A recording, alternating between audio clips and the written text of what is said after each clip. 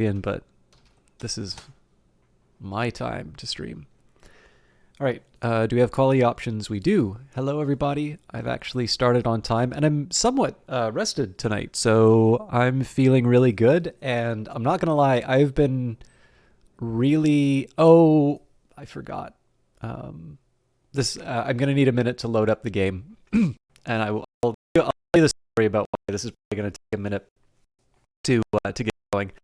I've been really looking forward to coming back to the save file that we've been playing. Obviously, I wasn't able to do Industry Titan last week, but I'm having a lot of fun with the new patch. I'm, overall just really, really enjoying Industries of Titan. This is, of course, the time I should disclose I was for professional purposes from Brace Yourself Games. Although I like that I am, my opinion is worth more than.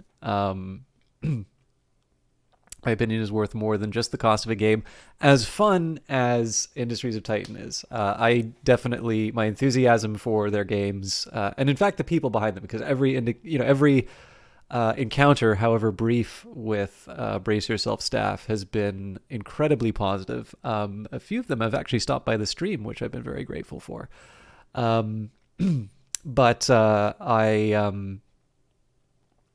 enthusiasm for this game is genuine.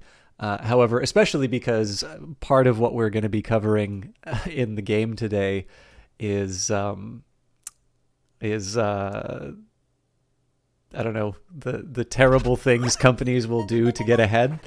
I figure I at least owe it to you to do proper disclosure. So why did it take a minute for the game to load? This is actually on me. So I really try. I mean, it depends on the game, but I really try to make sure that I put a good majority of the time of something that if not the entire time of something that I play that I was given a promotional key for, I try to make sure that time spent is broadcast time.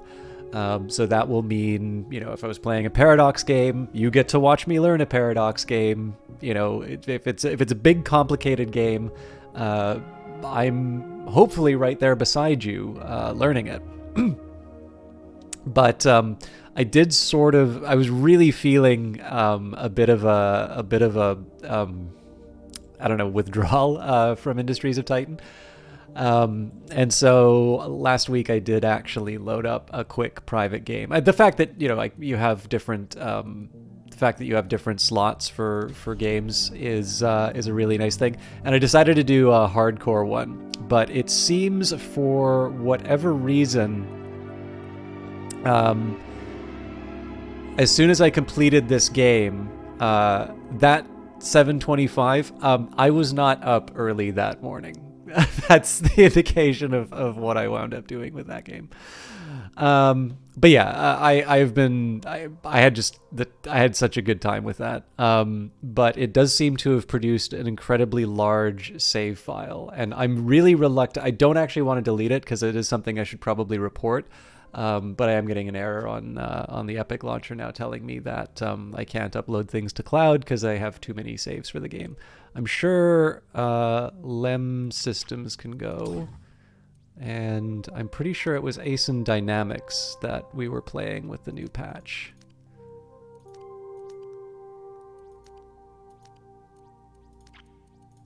Yeah. We would have had a manual save. But before I do that, I don't want to filibuster too much for the start of the game. But I did say for Industries of Titan, I did want to start reading the codex entries. So let's do. I'm still not 100% sure how I'm going to handle this because there's quite a bit, and obviously it's going to take us a while to get through all of it. But let's read a couple things about factions. Let's maybe read a character, and maybe we'll pick a building to set the theme for the day. So the Landfallers, origin planet Various, population 2,581, strengths industrious, innovative, driven. Leader none, first established 13 years ago. As the Titan gold rush ramped up, many startups and corporations from Earth, Mars, and the asteroid belt have scrambled to snap up ruin-rich land and start their own urban businesses. The Landfallers faction is this swirling, leaderless group of striving hopefuls from across the system. They're people who dream big and have probably tasted failure. They also share a common hyper-capitalist culture. Landfallers are motivated by their perilous position and the powerful rewards of success. Every once in a while, these ventures can be incredibly successful. A few are already on their way to becoming full-fledged factions on Titan. Fleeters. Origin planet None, population 674, strengths hardworking, adaptable, diplomatic. Leader Tanith Tau. First established, the date in which the first person was born in 0G has been lost to time. Fleeters are born and grow up in 0G. Because of that, their bones are brittle, they tend to be taller than average, and can withstand conditions many planet-born humans cannot. There are even rumors that they can survive exposed to outer space for longer, but the Luna Colony's Ethics Confederation put their foot down about experimenting to find out. One thing they can't do, however, is set foot planet side. Is it step? I always thought it was set foot, but step foot planet side is what's written. Their weak bones would be crushed by the gravity, and there are all sorts of blood pressure problems that arise. I really do love the fact, the way I'm reading this, and I really like the writing if so, that the idea that it is the fact that the bones getting crushed would cause blood pressure problems. It could also mean that there are also blood pressure problems, but I actually really like the idea that all of your bones breaking causes your blood pressure to rise, and that's the thing that's truly intolerable. They're often contracted by the Council to do work in outer space that planet-born people aren't suited for. Let's read about Vern Skull first.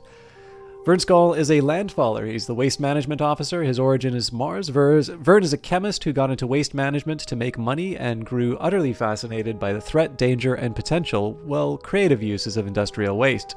Awkward and dry humanoid, he wants you to incorporate his strange and dangerous ideas into your city systems.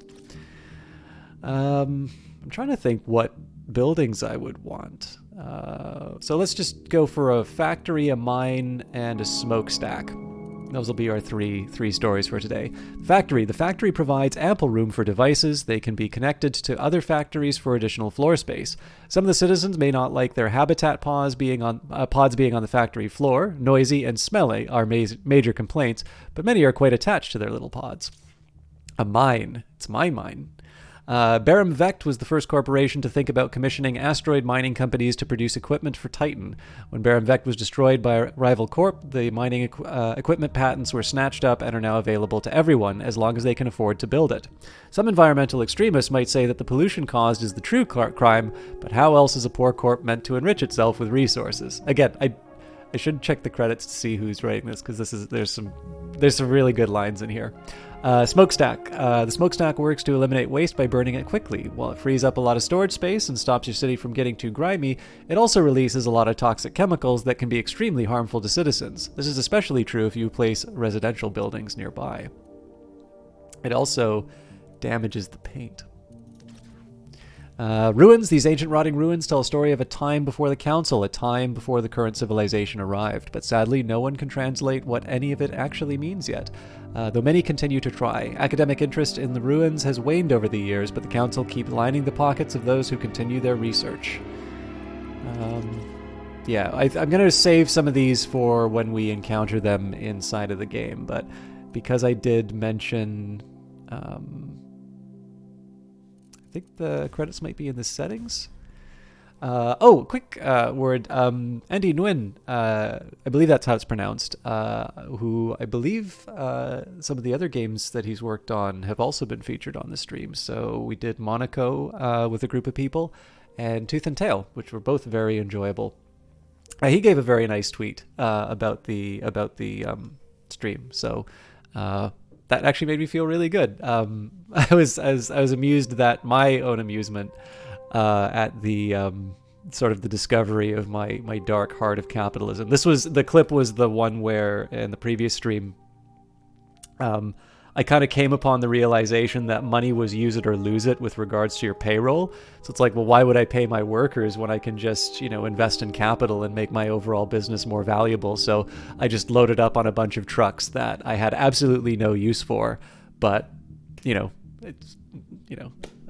next time I'll do a proper role-playing session of, saying to people that I consider the business a family, and, when times are tough, families pull together. But also Lulu Kadim I believe, is responsible for the... Oh, and also Laura Miche. Again, apologies if I'm getting the names incorrect.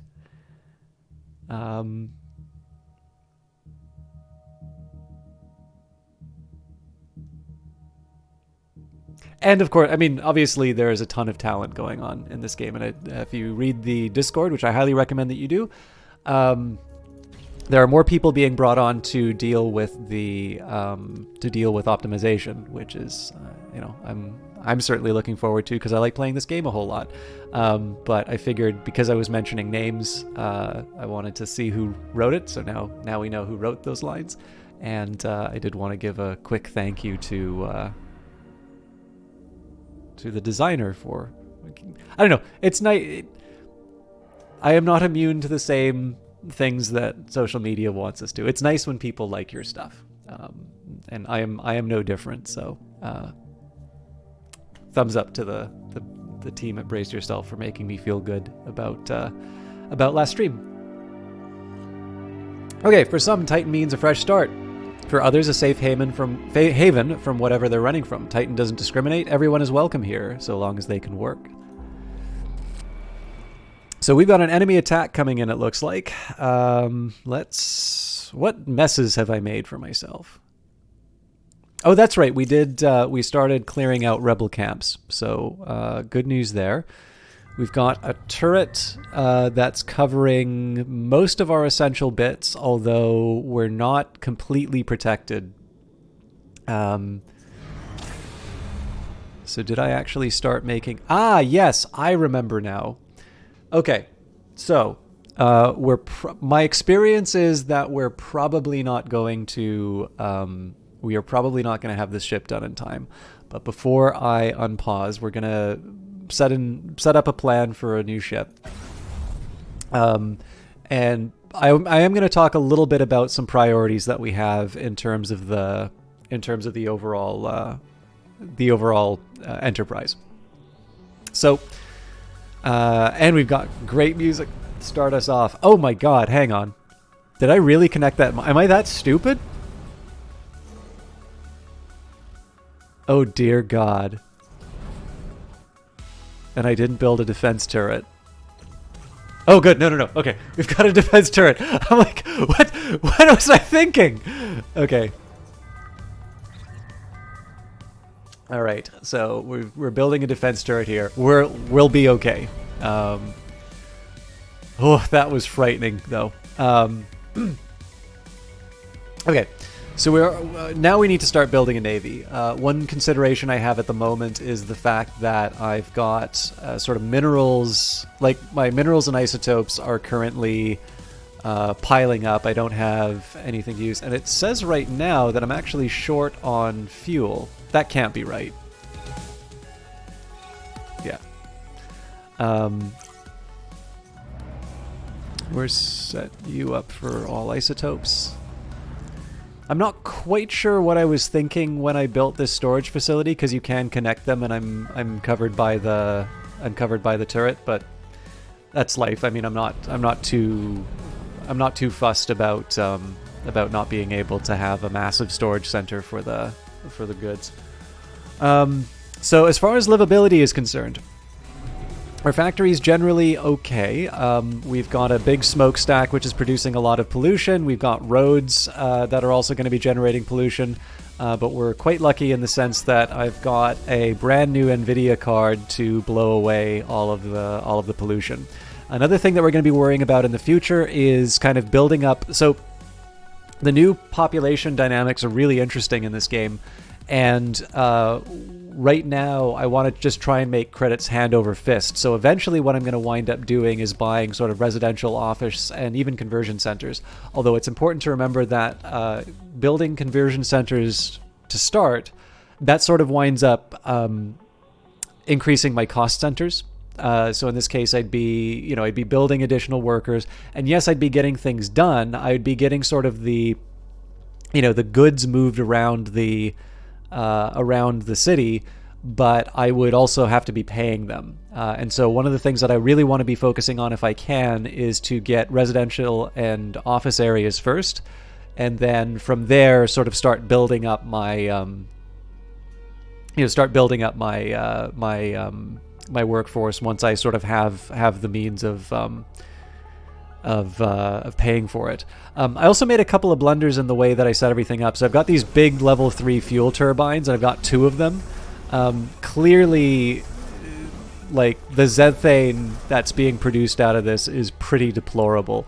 There is actually a small argument to demolish this one eventually and put it over here. Of course, that's also going to require its own defense. So, there's a number of considerations that are going to go into working through that.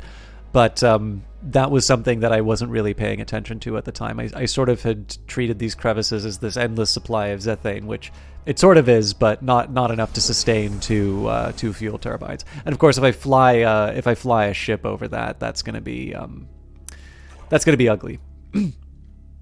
So let me just see what buildings I've got here, because I spent all that time playing. I got an energy plant, did I? Oh no, of course I would, because that's how I'm working with all of these turrets. Oh, interesting. We're at 0 power. I definitely need to build a new power plant if that's true, but I could be. Oh yeah, no, we're on our way to building it. Okay, so let's put down a second one of those. In fact, I might as well put.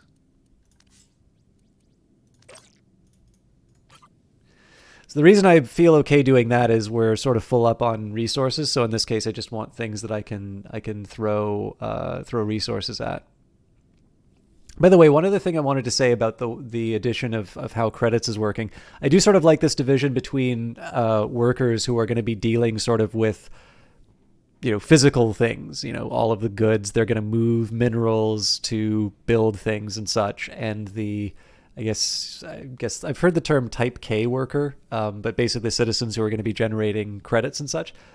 It's just a neat little division. And if you look at the roadmap for the game, there is going to be some expansion in terms of the population systems. But already, like, I kind of like where the division is going. Wrong button. Right.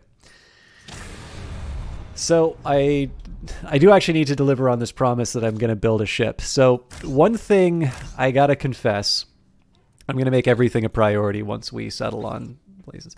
I am really bad at making ships in this game. They always wind up looking very ugly. And I think you're all just going to have to brace yourself for that. So one thing I tend to like to do, and actually I'm going to grab a notepad. I'm going to work this all out. If I was smart, I would find a way of connecting my tablet to my stream so that you could sort of see all the sketches that I do in terms of working out these things. But I'm not smart, so.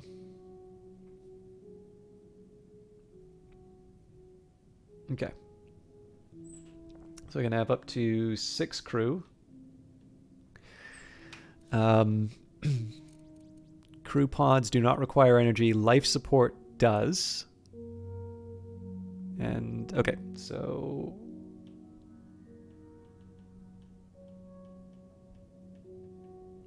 now it may be defensible to have just 3 crew members. This is one sort of important factor for me to keep in mind. I don't really need to. Okay, I can put 2 weapons in. So, I mean, so far as I can tell, there's only one purpose for ships in this game, which is to blow stuff up.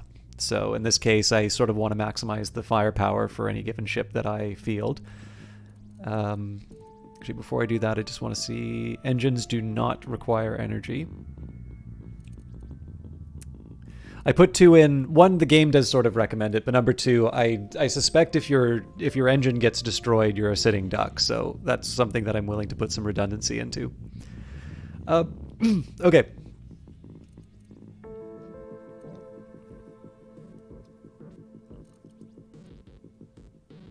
How do I want to figure this out? So let's think about what the minimum crew would be. So any given weapon is going to require 1 crew member.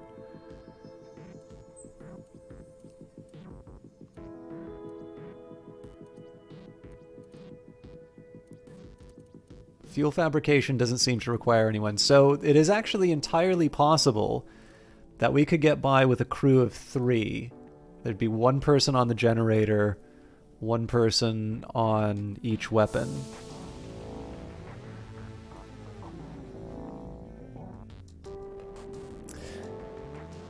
Okay. Yeah, okay, actually, you know what? I'm writing out, I'm trying to write out like a general format, but let's see if I can get away with a 3 crew member ship. So 1 life support. So that's going to be 1 energy. Medical pod.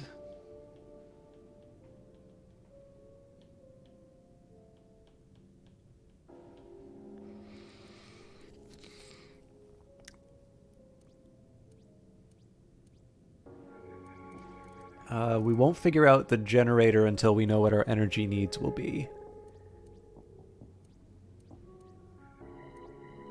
And with that in mind, I will ignore shield. Well, if I do shield, it's got to be automated, and if it's automated, that's going to add to the energy costs. So our energy costs will either be... I don't know if we'll have enough room for 2 large lasers. I know those things are actually kind of hard to put down. So potential energy costs, we've got 3, 2, 1. So maximum would be 6. Yeah. So for my ideal ship, the energy requirements would be 6 to 2. So... Oh, sorry, that's 6 to 2 for the... that would be 6 to 2 for the weapon systems. Okay, so I need to build a ship with enough energy for 8 to 4.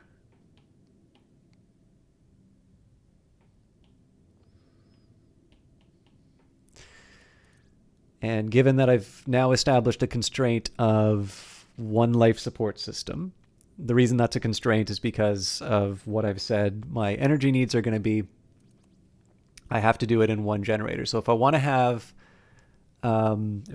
2, okay, so large generator configuration. And just to give you an idea of how unreasonable that is, like, there is not a lot of room on this ship to be able to house something like that. The best I could probably hope for would be to basically put the generator here and like build everything else around it.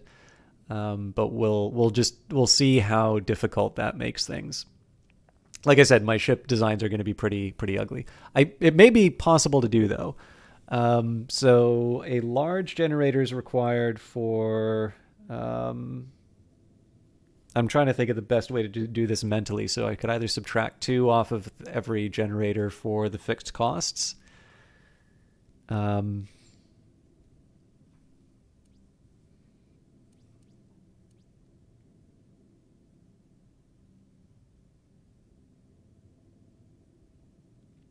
Okay, so large generator. Okay, so basically, if I want a large and everything but small,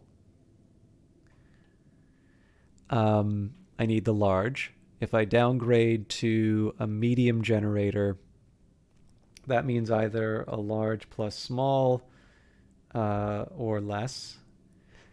And then the small generator, it's very small. Effectively, I get one weapon outside of that. So basically so again, this is... I'm really making a meal out of this, but I wanted to try and give a little bit of an idea in terms of how I think through these things.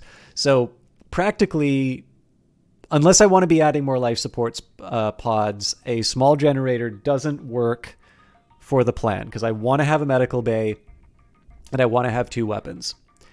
So effectively, I've now reduced the problem down to a large generator or a medium generator. So then I'm going to go back to the questions under which when would I want a large generator? Well, it's either with 2 large lasers, a large and a medium. And I think even with 2 mediums, I wind up getting covered. I mean, there's also something to be said with having redundancies in the system. So maybe if I went for a 2 medium setup, I would want to have the large generator to be able to generate more. I'd want to be able to generate some more, some reserves. But I don't know. That's a whole other consideration, which I'm going to leave aside for right now. So I suppose the question would be let's allow for a minute. C. McLaugh, Evening System Chalk, I hope your week is going well. It's been picking up. So this isn't related to the job application that I was doing on Monday.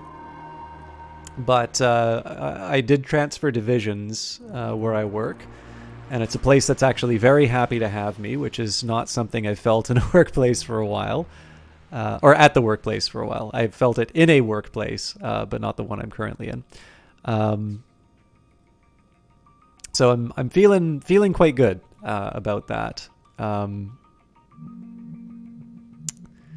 a couple of things that really make this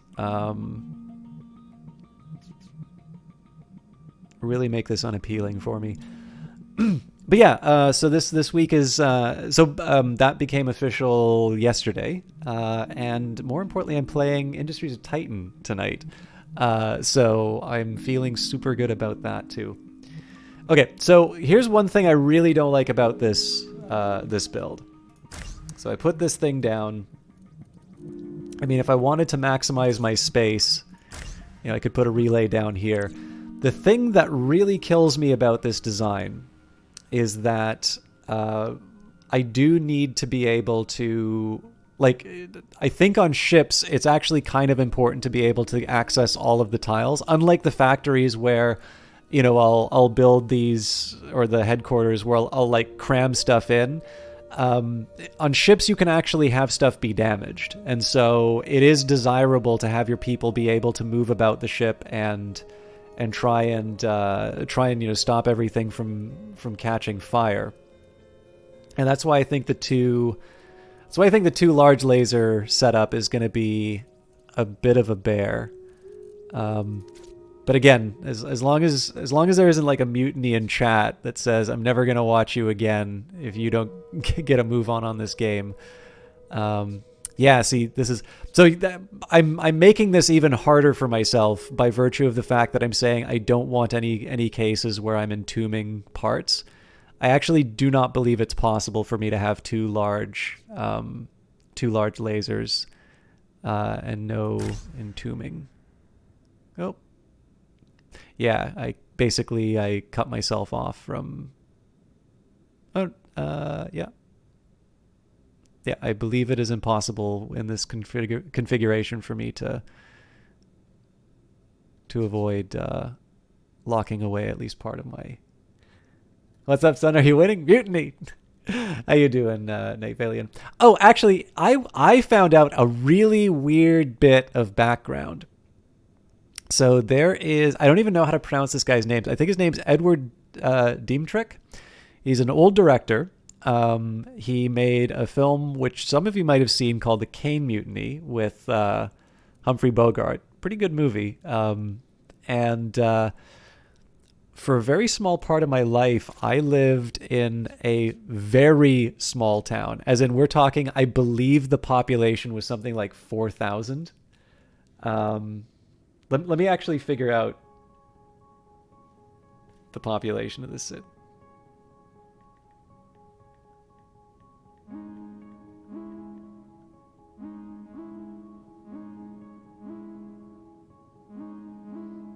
Jesus Christ, there's a Wikipedia page for it?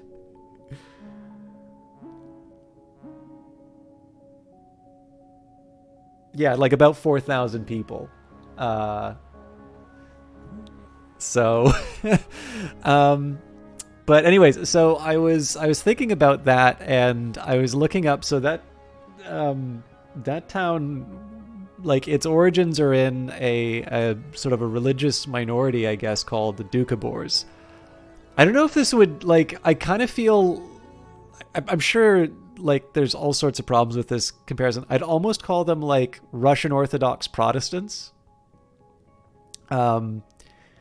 Anyway, so I was reading up on this, and kind of out of nowhere, I'm like, hey, I should check out the Kane Mutiny. Like, I was just thinking about the Kane Mutiny for some reason.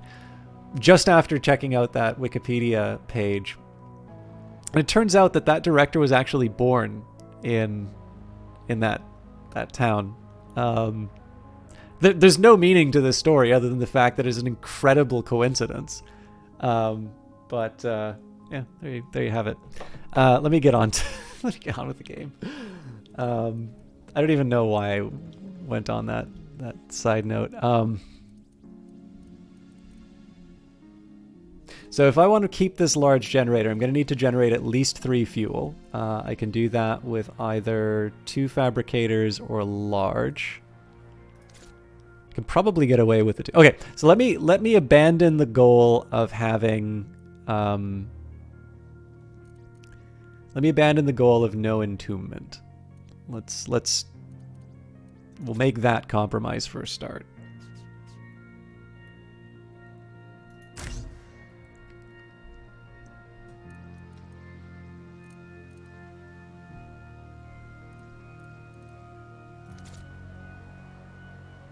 Yeah, I mean, we can start if we do that, we actually wind up opening up a few possibilities. So here's what I'm gonna do. I'm gonna put a battery here, a relay here. This will be space for a fuel fabricator. So these things actually become higher priorities than the engines.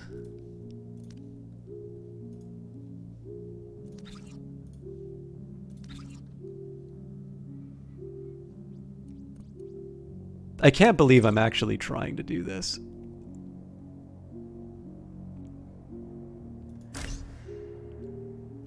Okay, so I gotta find a spot for the life support, I gotta find a spot for the crew pods. And then a second fuel fabricator.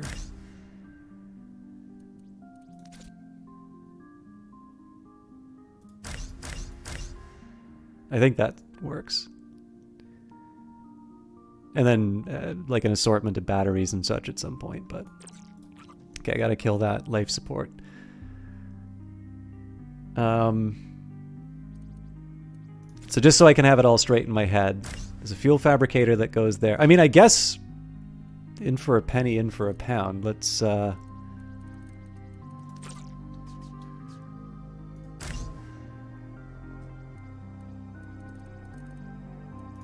I suppose at that point I could just put the fuel fabricator here. I don't think the relay would reach over there, so you know, you always put your fuel tanks beside your weapons. That's like the first rule of ship design. No, that doesn't work because I cut stuff off.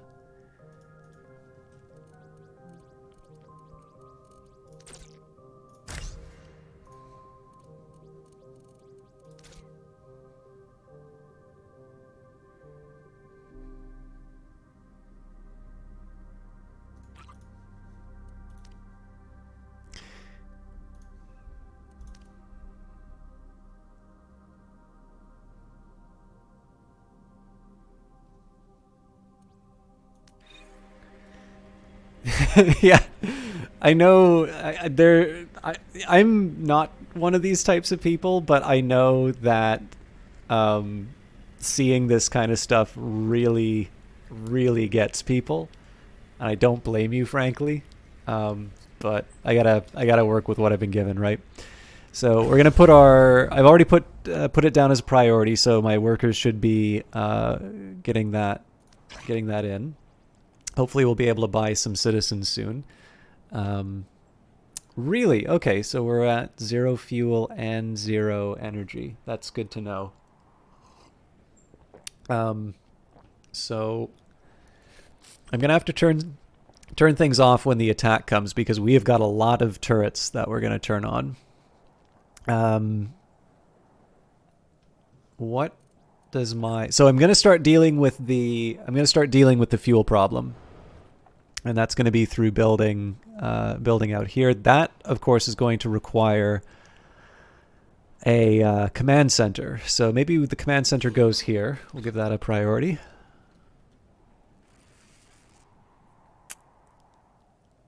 This is where all my residential stuff is going, so I actually don't need to clear this out quite as urgently.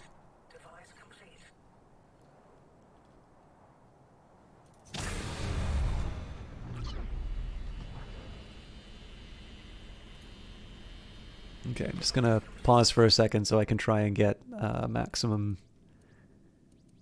efficiency of my workforce. Nope. We said we wanted to go for large lasers. There is one thing I will say for that's not obvious from this playthrough, but something that should probably be mentioned.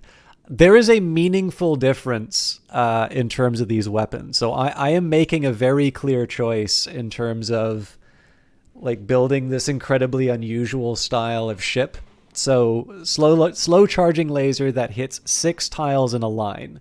So what I'm specifically going for here is a ship that takes a while to charge up, but when it hits, it means it.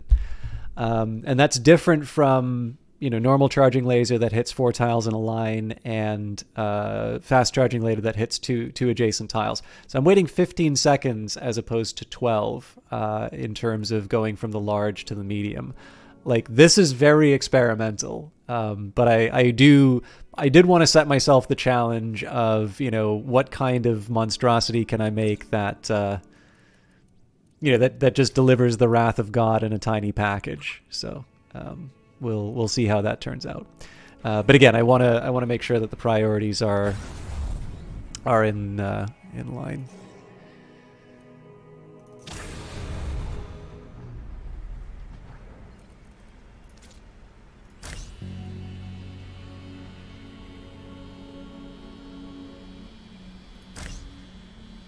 Oh, I forgot the medical bay.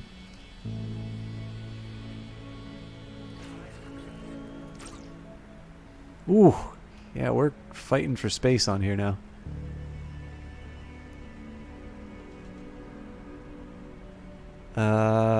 Crumbs.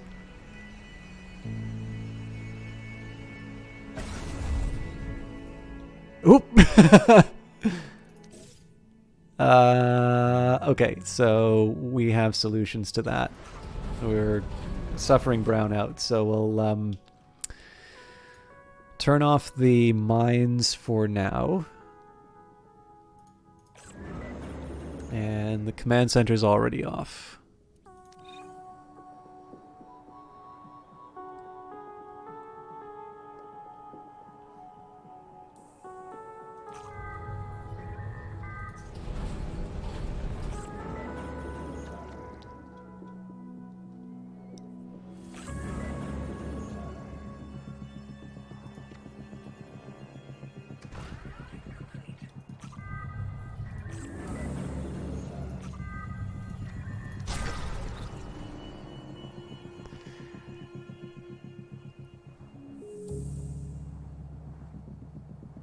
Yeah, so this fuel situation's getting pretty dire.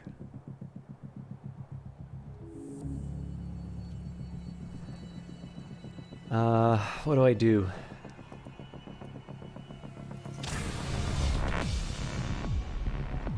Got 3 minutes for the attack. So kind of as predicted, the ship's not gonna... or we're not gonna be ready. Okay, actually, here's one thing I'm gonna do.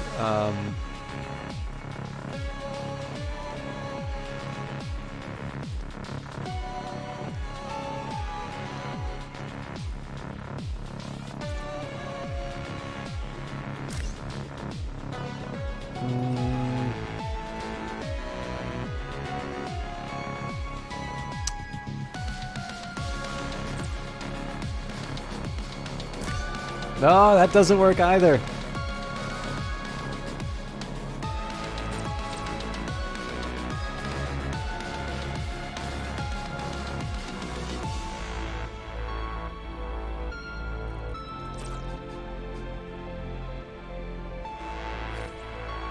All right, well, we're stuck with that.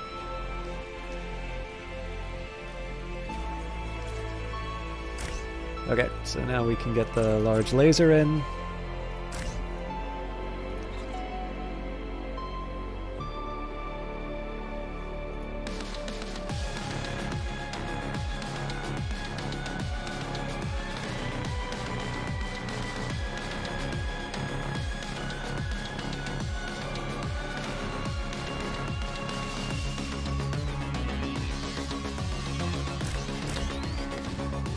know what? We'll cancel that one and give them full access.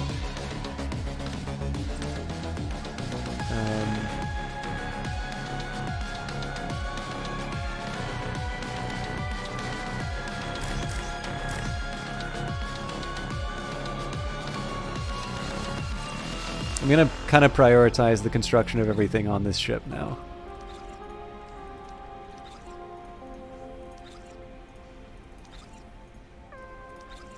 One minute. So I need life support and the medical bay. So if I put the medical bay down here, well, again, that means that life support closes off. We close off access, but we've already done that compromise, so I'll commit to it.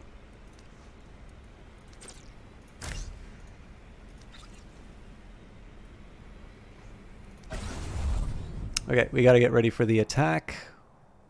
I'm going to be as careful as I can about... Oh. So we got to keep the level 2 for this one. I really want to... I'm going to wait for the actual alert that the attack is on its way, and then we'll deal with the problem when it actually shows up.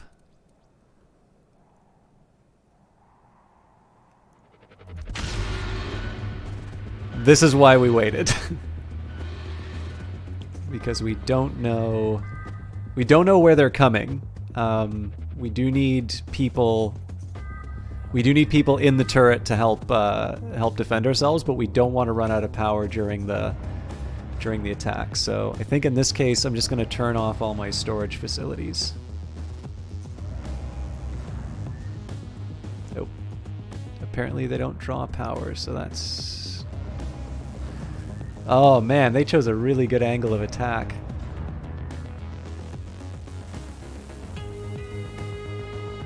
Okay, so we can afford to shut this one down.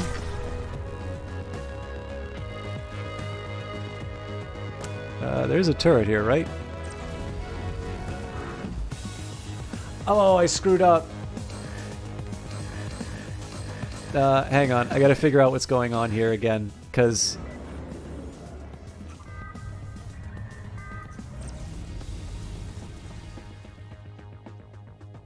This isn't connected, but it should be because... Oh wait, it's the fact that command center's not on. Okay.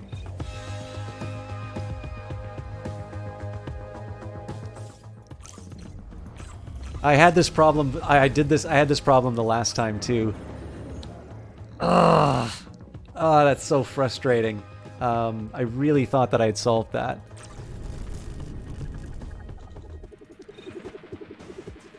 I wonder, actually, sorry, this is really scummy for me to do, but I'm gonna go back to the last autosave because I forgot that turning off the command center. I forgot that turning off that command center basically like shuts off my access to everything. Already, okay.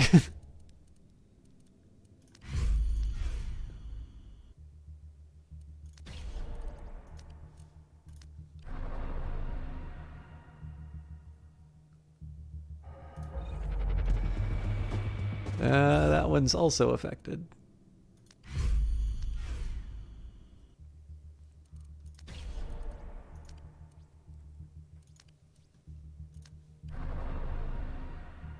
We may have to live with it.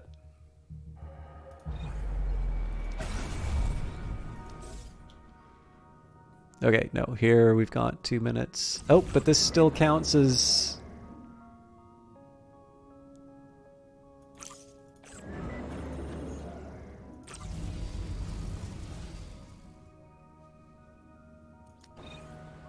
Yeah, so this thing doesn't count as being connected, I'm assuming, because the command center is still on. So I at least give myself a shot to... correct the error, but it's... I'm still going to have that problem. So let's say smokestacks off. Basically, everything that's not defense related needs to get shut off for now.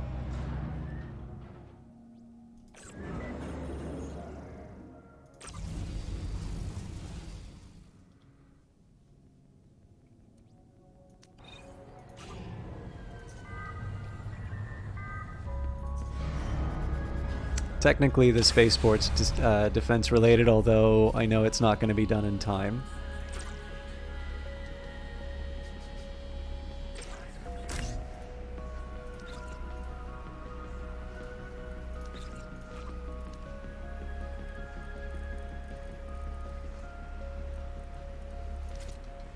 Oops.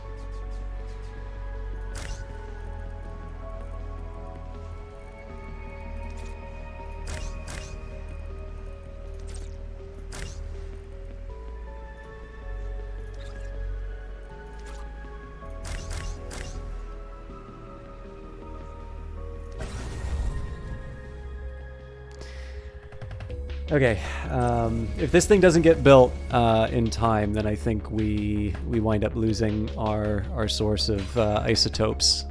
We'll be okay because we're covered in terms of all of the all of our stuff.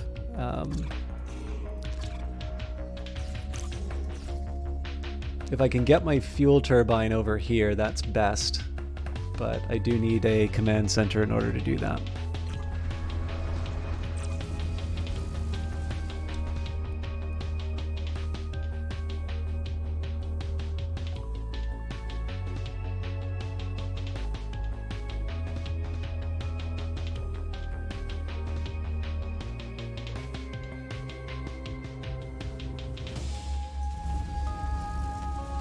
Okay, that's good news.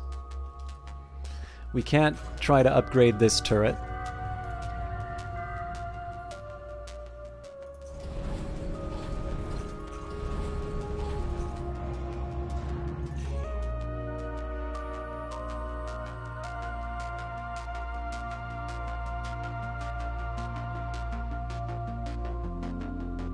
There is a reasonable question at this point, too, as to whether or not I just want to keep that energy pylon in place, seeing as I was a bit reckless in my decision in putting this one down.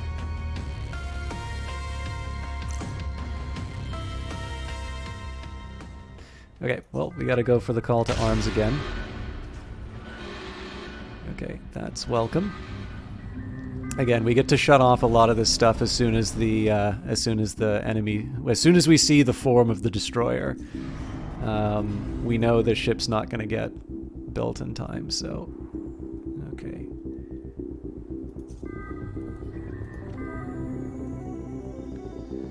We've already got a pretty big hit to our energy. Okay, so yeah, I feel safe turning that one off now.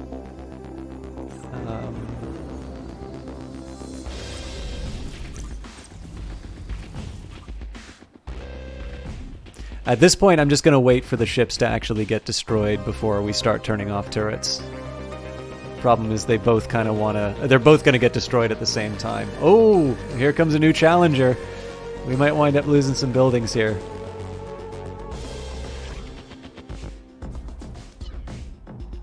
Oh, good God. Okay, this is like... This could be the game right here. Okay, fortunately this guy's about to be taken out. The fact that this thing's about to fall is probably going to be what saves us. But if we run out of juice before that happens, this is going to be a bunch of cascading failures.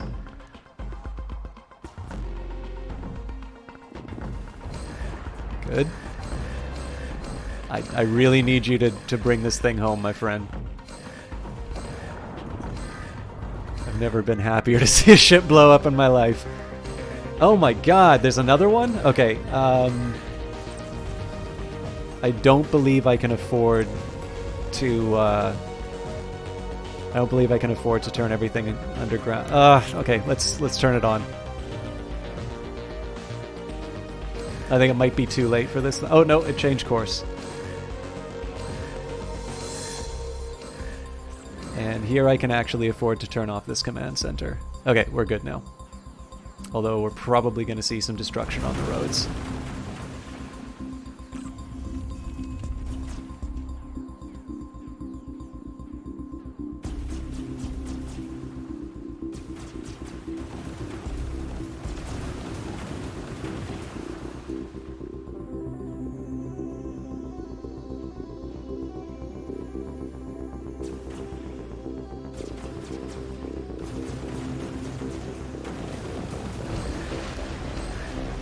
Okay, this is the time where we would play the Hallelujah chorus from Handel's Messiah if it wasn't under DMCA. Cascading power failure sounds like real life right now. Art imitates life. But yeah, we're all right.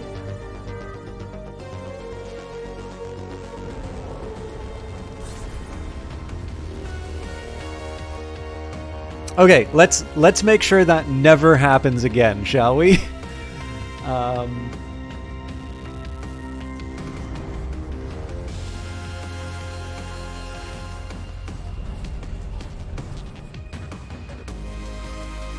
Actually, you know what? I'm gonna keep that mine off for now.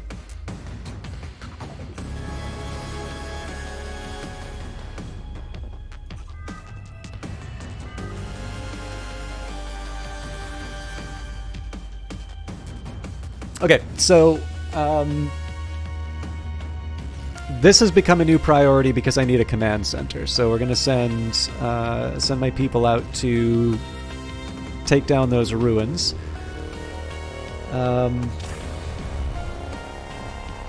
Obviously, if I can, I want to get a ship ready to go for the next. I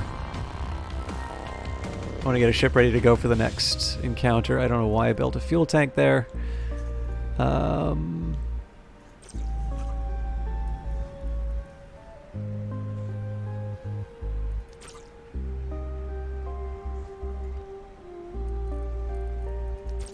Can I afford a new battery here? No.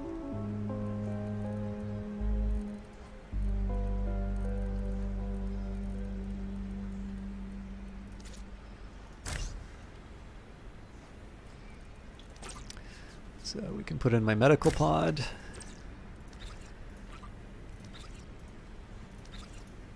Here I'm just kind of prioritizing everything so that I can get the ship up and running as quickly as possible.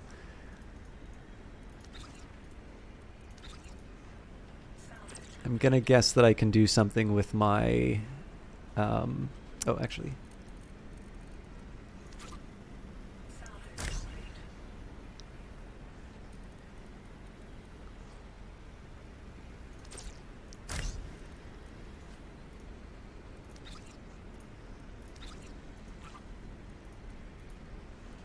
At this point, like, this is really all about just cramming the ship full of as many bits as I can.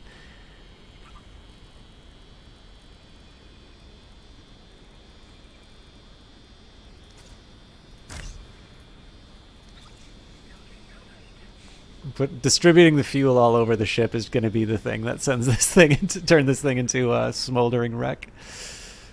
But I am looking forward to when that happens.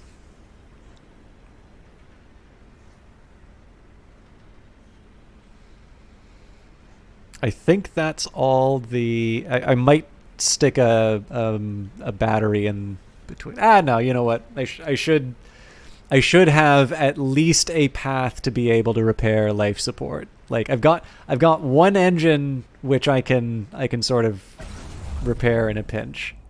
Okay, I'm reasonably happy with where we're at there. Now, I'm going to need to do some fancy footwork as far as my energy needs are concerned. Oop, let's go back to repairing. Nope, everybody's already on the repair jobs. So let's put repairs up on the list. For those of you who do plan on streaming this game, number one, good for you. It's a wonderful game, and I highly, highly recommend it. But number two, you may find that when you go into the employee manager, the focus for the stream is going to go onto the manager itself. So what I did quietly in the background was I just switched it from Industries of Titan Capture to Display Capture. And that's...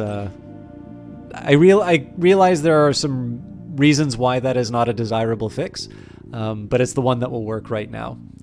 So in this case, I'm not going to let the perfect be the enemy of the good.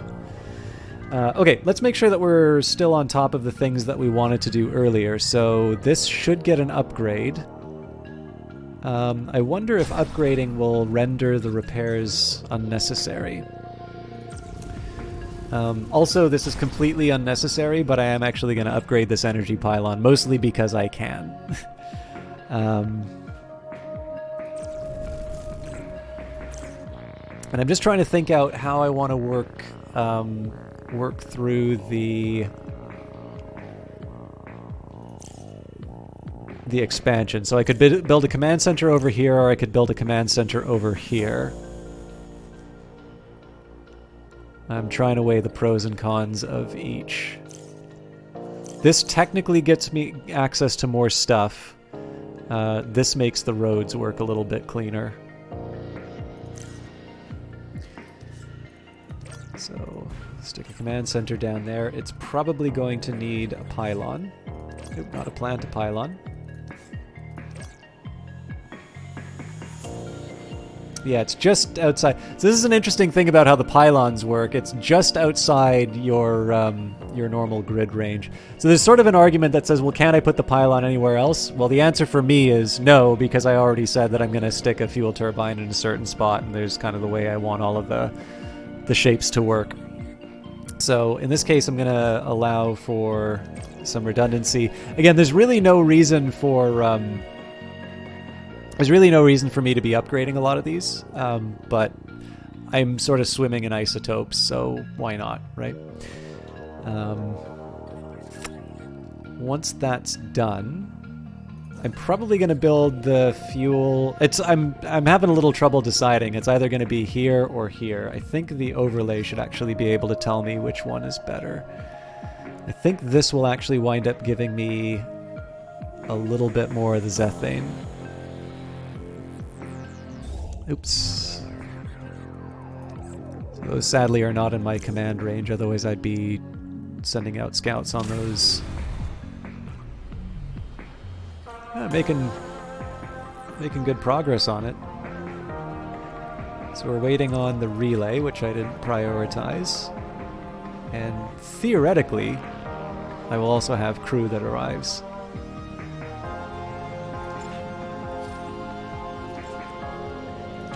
Let's put dedicated people on repairing.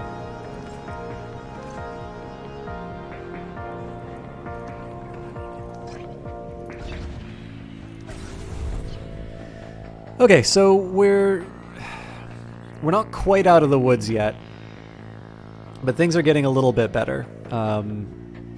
One small worry I have is the fact that none of my workers seem to be doing any repairs. I don't need to worry about that too much until the rebels show up. Okay, now we've got our dedicated people working on it.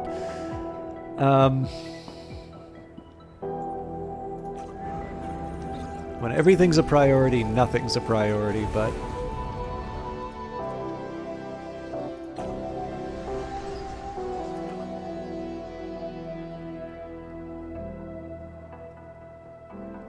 So I'm probably going to need a little bit of time to digest my... I'm going to need a little bit of time to digest my existing work orders, but these guys should be on the right priority. Nothing needs to be built, so at this point we are just waiting on the employees to show up. Actually, there is one other thing that I can do here, because it still gives me access to the life support. I do actually want to make sure that I have a few power options for the ship. You know, it's the same reason I'm putting the fuel all over the place as well. This does actually have use. This is something that's going to help me out if I wind up in sort of the dead zones. Oh Jesus, we're not taking advantage of our. You know what? No, we'll claim some territory because we're actually going to wind up using all of this at some point.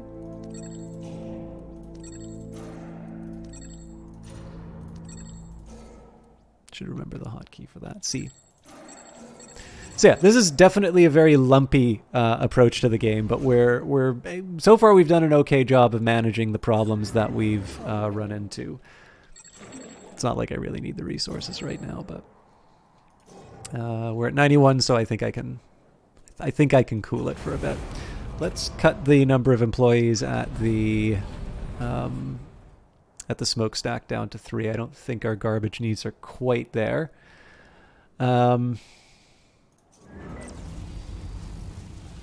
And yeah, at this point, it's actually cleaning out all the nonsense rather than building, it looks like. They're making a decent dent in the repair job, so that's good. We've got enough space for... Actually, here's a question. Can I get away with 2? So what I want to try and do right now is see how... basically see how low I can staff the smokestack before the trash starts piling up. I also want to keep an eye on ships because we've got 5 spots available. We had a few people die to pollution, but that should hopefully stop now because we are blowing it all in places where it's only workers who are affected by it. And again, if you take a look at the overall design, you're going to see sort of this big, oceanfront property. There's a little bit of a worry in terms of this spot over here. It does look like some of the pollution from the road. I'm guessing this is probably the road causing it, although it kind of spreads out enough that it could also be coming from the smokestack. But one way or the other, I may need to build up another fan because basically all of this is going to wind up being for residential and office. But we'll deal with that when it comes. At the moment, I'm still waiting to get to 6,000 space ducats.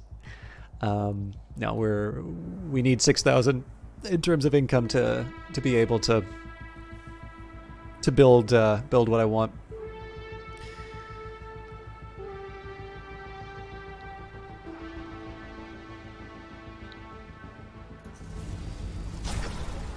Again, this is more of a get to it when you can sort of a job for them.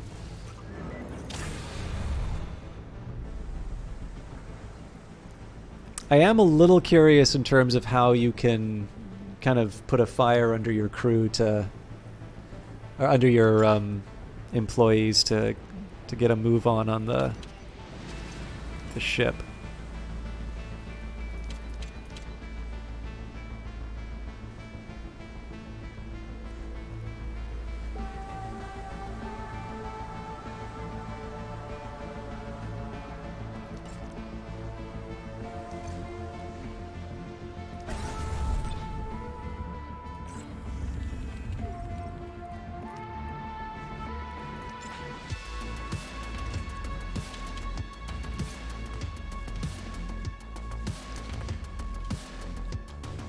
So this is by far the biggest priority for us right now, just to be able to get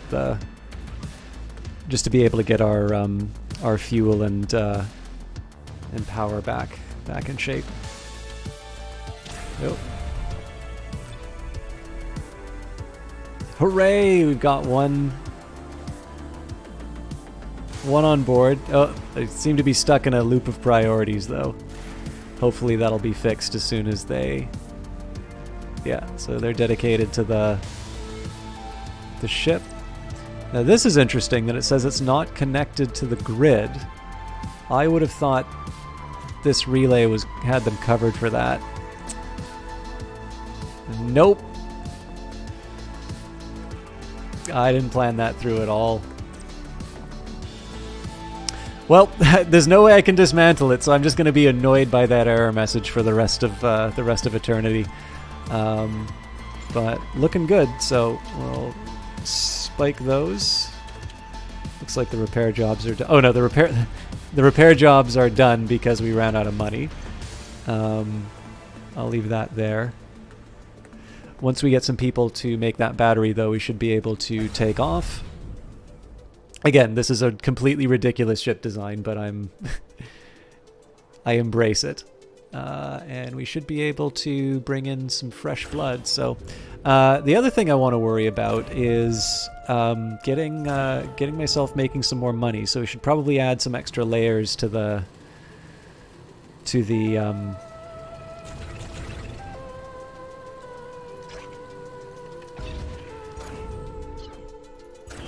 factory. I wonder how many we currently have. I did actually come up with a better design for when I was on this in. Okay, we filled out the factory. I may wind up building a second one in that case, just because if I'm earning 1,000 a day, that's a little too slow to make money. Like, there's other ways that I can be making that money, so I'll think about that over time. I guess the big challenge here would be that if it's a factory that I'm making, I'm gonna have to decide exactly how I pull this all off. Oh, actually, there's a couple things I can do here. So we'll destroy that. I'd sort of like to make sure that I get my logistics taken care of off the bat.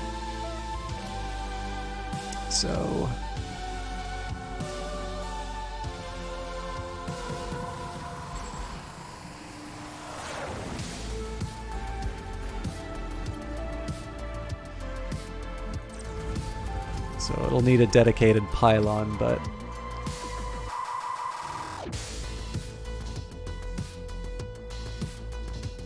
so I couldn't put office buildings here because they wouldn't be covered by the fan.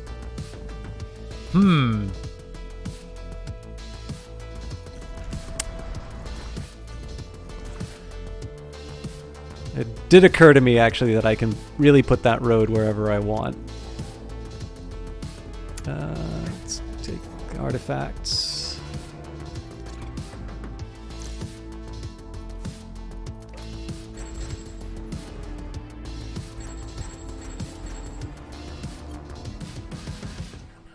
So the idea here is that I just kind of want to make sure that I want to put my road network down in advance because I tend to get a bit careless.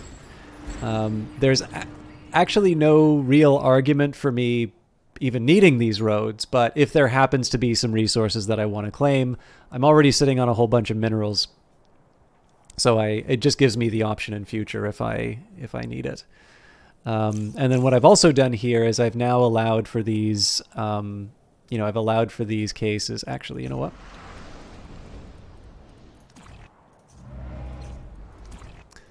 I'm going to slightly adjust this. So I'm going to be able to build another storage facility over here. Then the roads line up a little bit nicer.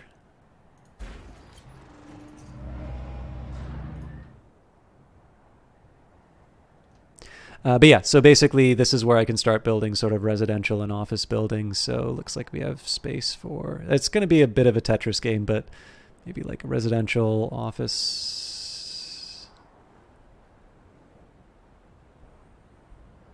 Yeah, so one sort of a 2-slot building. So you can fit 1, 2, 3, 4. Oh, perfect. Yeah, so two residential, 2 offices, or whatever the breakdown winds up being. There's, that's going to be sort of contingent on how much we get from some of these things.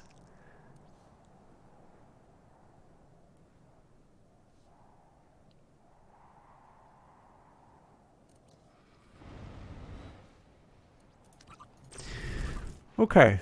While we wait for that to happen, this is really the kind of the key at the moment. I gotta wait till we're making money again. So no repair jobs to speak of there. Oh, we're ready to launch. What are we calling this thing? The Lazy IO. Oh, okay, that's really good.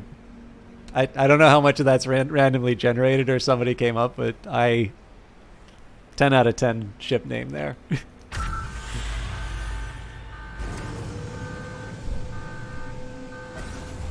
This is the most ridiculous ship I've built in this game so far.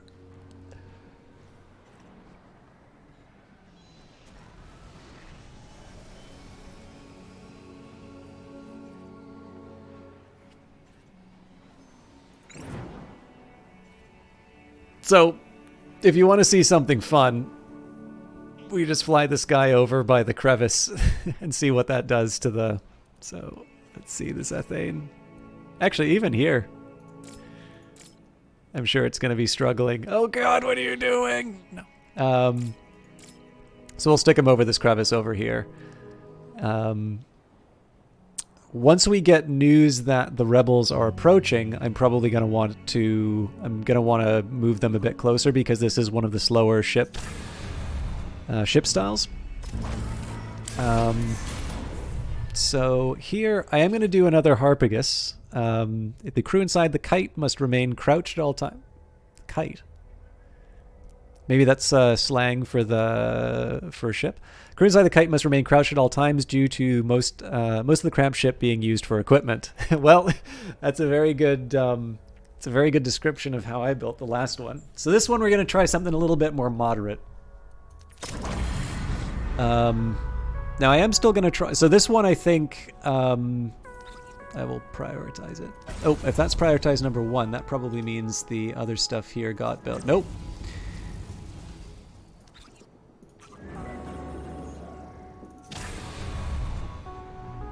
So we'll still do 2 engines over here, but I'm going to do either medium weapons or lower. No energy? I don't actually believe that.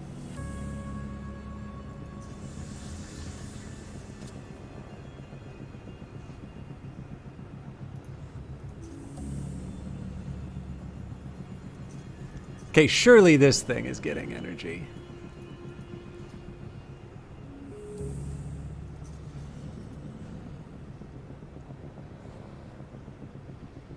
Like this is on me for not paying attention. Oh, it's because this thing's getting charged. But yeah, this is working kind of as intended. I am really weirded out at how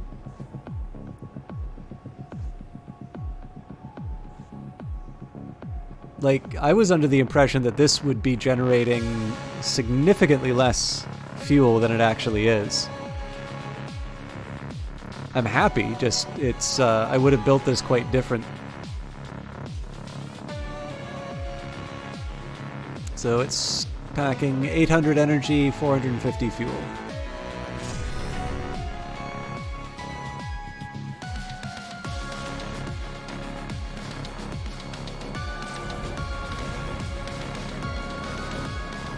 And how close are we to... Okay, so citizens are going to start heading to work.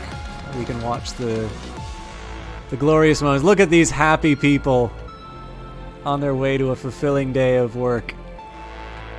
Truly, I have created a capitalist paradise. Never mind the brownouts.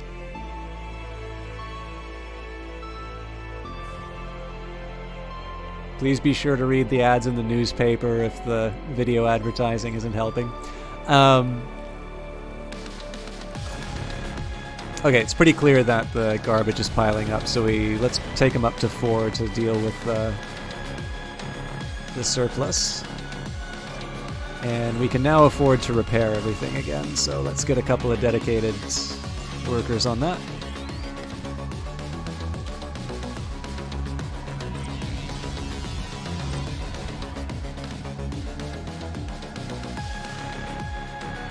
I'm a little curious why this counts as blocked. Oh, because the power...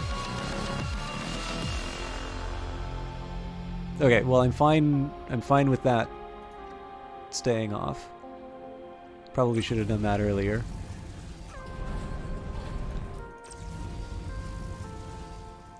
Oh, but that's probably why I can't build the nope, because this command center still counts.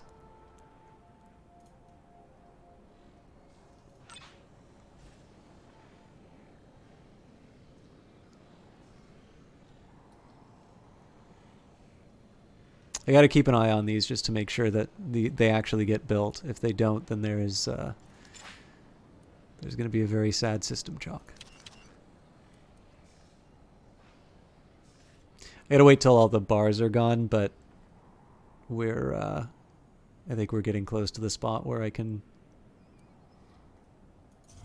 Really?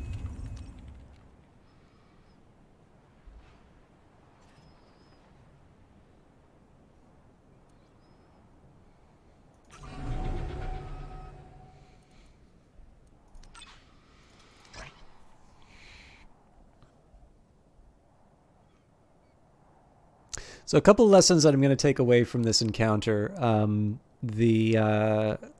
Number one, I'm just doesn't hurt to have overlapping pylons, because getting locked into this case where the command center is totally ineffective because it's not connected to a grid, like that could very easily have turned to a situation where we lost all of our fuel. At which point, of course, we would have lost our power, and then we wouldn't have been able to defend ourselves. That should fill our ranks to 50. The other big lesson, of course, is that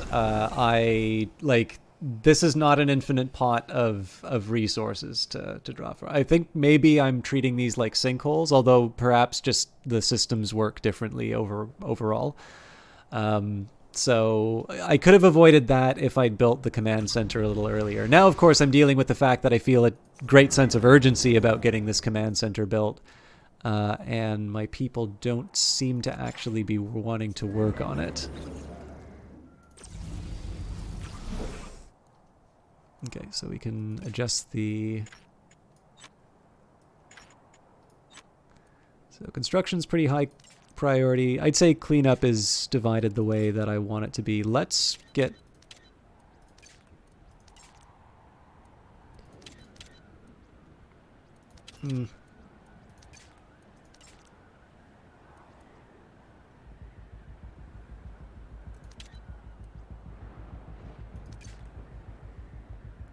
We might be short on workers. I'm not 100%.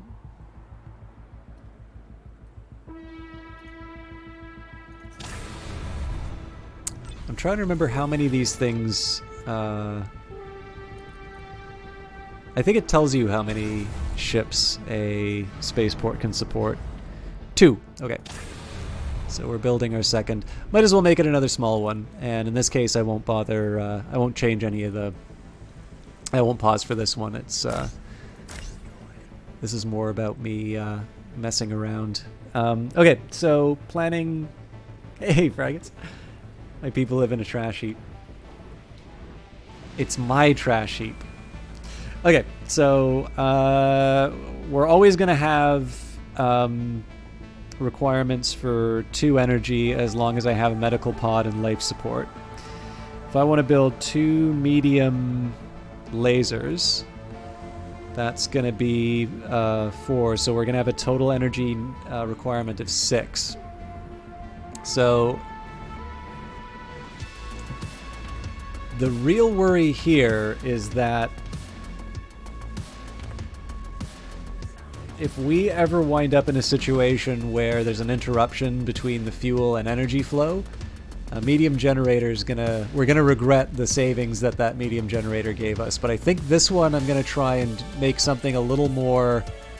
I'm basically gonna try and make something a little leaner this time.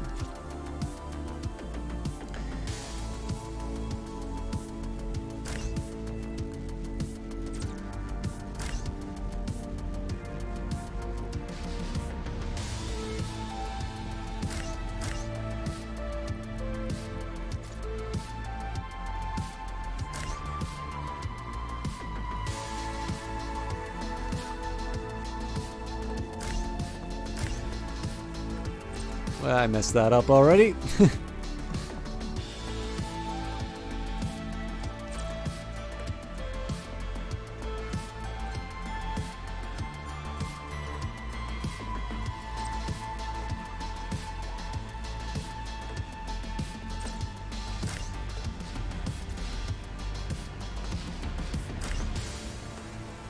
So this is going to kind of operate on different principles than the previous one. Like this is going to be very much about making sure that you can access everything on the ship.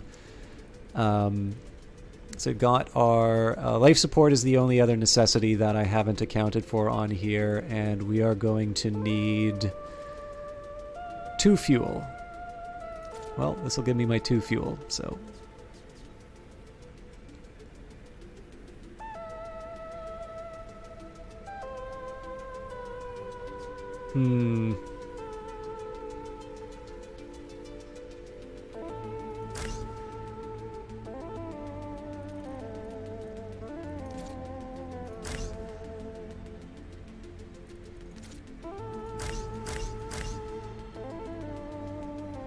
I may regret doing... you know what, let's not get too cute.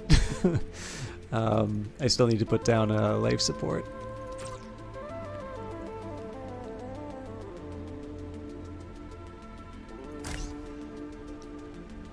No, we can do better. I actually think if I put the life support... I can put it down in the middle... Oh no, I block stuff. Okay, this is getting a little crowded, but this still works. There would be an argument for putting some kind of shield here, because there's so many critical systems, but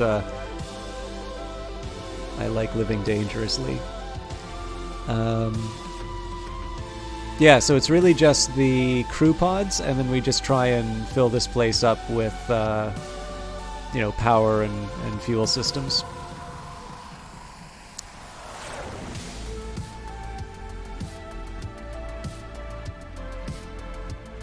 That works for me here, for reasons that will hopefully be apparent in a minute. In fact, I wonder if I go crazy and put a large one down. Yeah.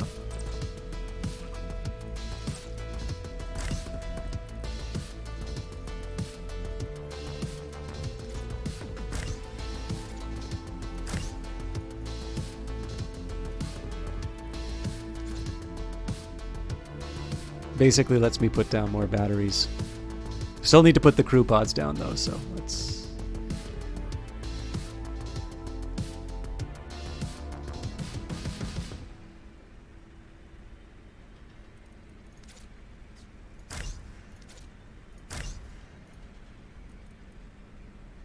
And it probably wouldn't hurt to have a little more fuel storage than I'm putting in.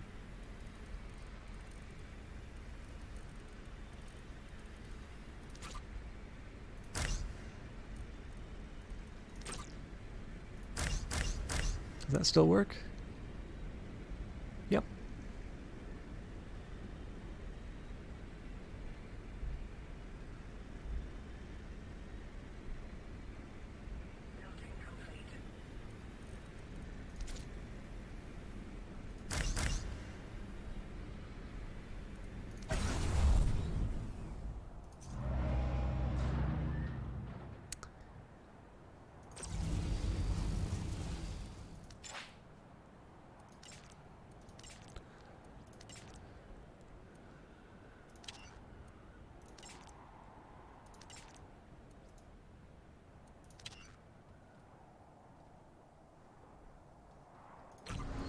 Alright, so why aren't you being built?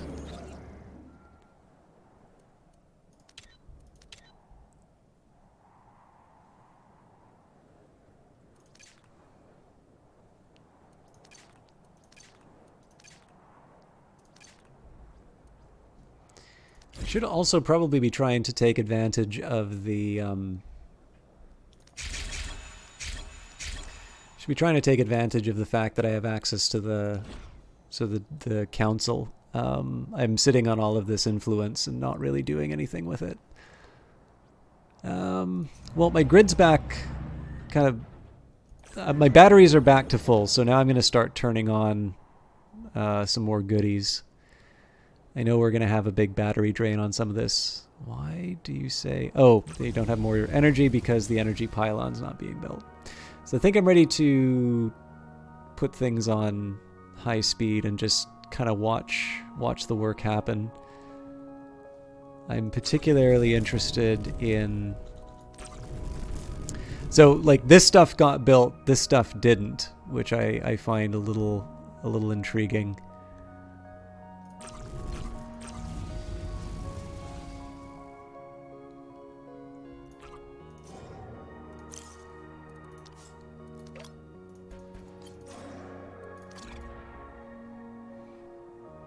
So that's just, you know, again, setting up my road.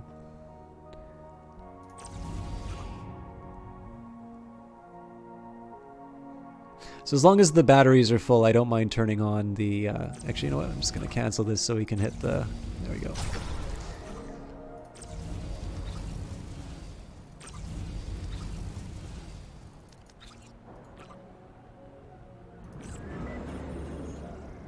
So if this was command center related, that should be fixed now. I guess we'll really never know the underlying cause, but if we don't get a command center up here, we're not going to be able to build the fuel fabricator that we so desperately need. Also, someone died on my watch. I wasn't paying attention. Oh, this is insulting. Work on the pylon, I want you to. It says it's complete? That's not true.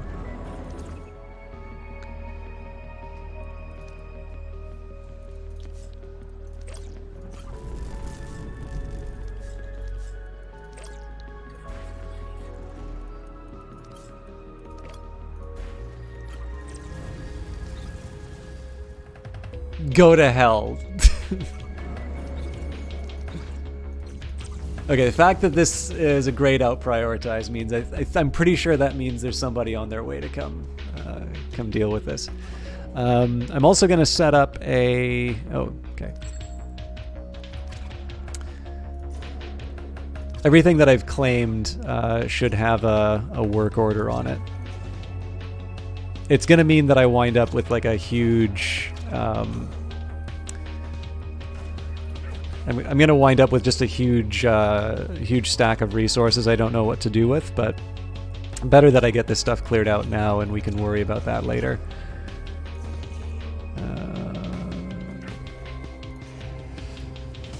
I don't exactly have a hard and fast rule in terms of when I go for... I mean, actually, sorry, the rules that I have for myself in terms of when I go for the artifacts and when I don't is actually very arbitrary and stupid. It's if basically relative to the level of the thing that I'm interacting with. So if it's like a level 3 ruin and I see that it has 2 red artifacts, that's not that exciting to me. If it's a level 1 ruin and it has like 4 red artifacts, I don't even know if that's possible. But yeah, if it's sitting on those, if I have a lot of a particular resource out of one of those ruins, I'll tend to pick it up. What I really should be doing is considering it relative to my current position. But honestly, like, I'm sitting on 51 red artifacts. I'm not really going to be expanding my workforce until I get a lot more people on the planet. Speaking of, let's get some more money. All right. Well, we knew this was going to happen. Oh, actually, you know what? I should probably cool it on these upgrades because that's going to hit my grid. So what I should be focusing on is finally getting this. We're already going to claim it.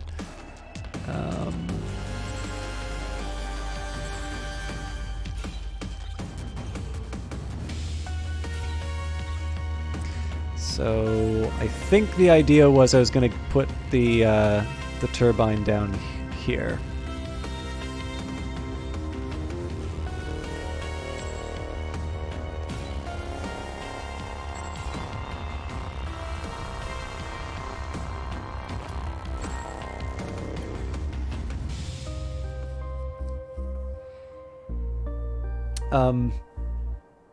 Yeah, so the reason why I'm not doing any of the upgrades or anything is I want to make sure that the turbine's down first.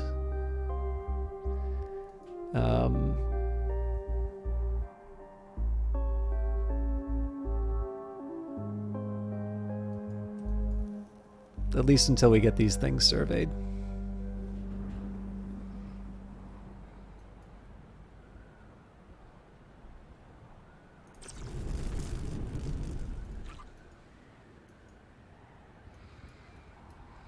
The other thing I should be considering is where my secondary fuel sources come from. So this is a little tempting over here, but it does invite the question, like, how am I going to get there?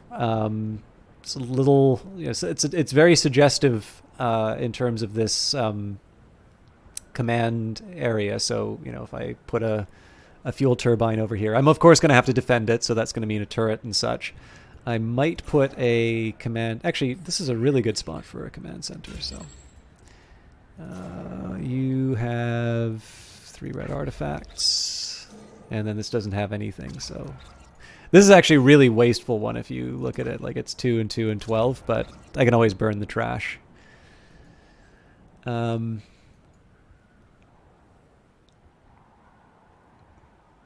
I don't know if they're actually going to get the work done. I'm going to test something here. Once one of my workers starts working on this, I'm actually going to hit the upgrade on the command center and the pylon. Okay, so if I get you upgraded now... Okay, they'll finish the job that they've started. That's good to know. I do want to upgrade these, because obviously the last thing I want to do is mess with my grid when the, you know, when I'm actually making the thing. What else? So I'm waiting on this thing to get built. We're gonna be waiting a while for this, for these things to come online, because we're definitely fuel constrained. Okay, and he's gonna ignore this job because it's probably not within my domain. Nope, he's still gonna go for it. Surely I can't. Yeah, I can't build the fuel turbine though. I am eventually going to have to put some thought into defense as well. I'm probably just... It's probably going to be the easiest choice I can make. Just a good defense turret right here. I'm trying to think, you know, how else I might be able to use this space, but honestly, I don't really... Like, I'm obviously not going to want to make the same mistake with the fuel turbine again. Actually, I guess maybe the turret here, because at least in this case I have an option of doubling up buildings.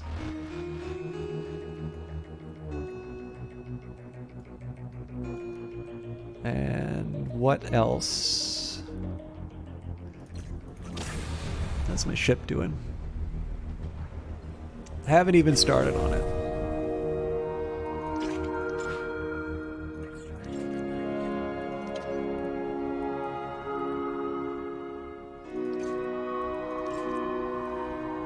Just want a quick view on, so we've got 7, 9, 10 dedicated, 14 with the smokestack. Yeah, so it's about half my workforce that's in dedicated jobs. I'm okay with that. Also, it looks like we did manage to get down to 0 waste, so I'm gonna pull back on the smokestack to 3 employees. I think when we went to 2, we wound up with too much waste. Now, that might have been a bunch of extractions that we were doing, but I think 3 should be a good equilibrium amount for what we're trying to accomplish. I am going to hit the command center and the energy pylon.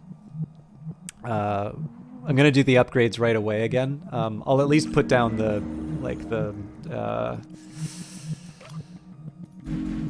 I'll put down the groundwork for the fuel turbines to be made, but at this point, in my view, it's better that I just rip off the Band-Aid now, and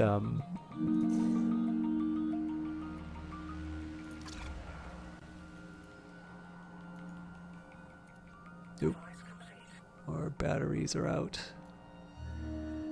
Well, that'll stop when I think that'll stop while we're doing the upgrade. Let's see. Nope. Let's hit the smokestack then. I think we can afford to go without. This is, it's maybe not so clear from the context, but what I'm dealing with is the consequence of my tendency to build the best of every building. I'm not sure if this is intended or not, but there definitely seems to be, like, I get the impression that you want to be a little bit more thoughtful in terms of the upgrades that you do. I, reflexively put the best in because I am the best. I need the best. But, there's a... this thing takes a fair amount of energy. Wait, that's the grid. I was like, 200 energy for it? That can't be right. 32 for the smokestack. And I mean, in the end, it's only partial efficiency. Now, there is an interesting argument to make to say, well, wouldn't it be true that you have lower energy consumption if you're, if you're working at half capacity? I think that's true. But, the question is, is the choice one that makes for an interesting game, which probably is the first consideration for anything. I don't know if there's anything added by making those demands, or by making the energy use variable. The reason I say that is there's a game that I really enjoy, and it's not like it's this sort of. I'm trying to think of the best way to talk about this comparison. I don't intend to make the comparison. This will seem like a stronger comparison than it actually is probably what I'm trying to say. There's a really good game by Mohawk Games, whose new title is also an Epic exclusive, Old World. And it's kind of Soren Johnson's return to the 4X genre. So Soren Johnson was programmer, AI, and I think there might have been a little design work. I'm not 100% sure. In any case, on Civilization 3, and definitely was the designer on Civilization 4. And there's a really interesting GDC talk he gave, actually, on sort of the idea of what you inherit from genres, which I thought was really interesting. And of course, once you know about the existence of Old World, I think it's kind of easy to see why that talk was given. Oh, that's interesting that they're building it even though I don't have the territory. I'm happy they're doing it. It's, it saves me the trouble. In any case, I'm guessing it's probably the ruins. No. Oh, we're back to 0. Okay.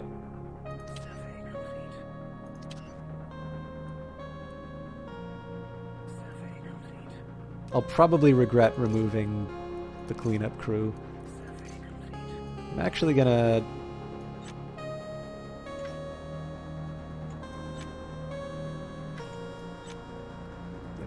No, I want...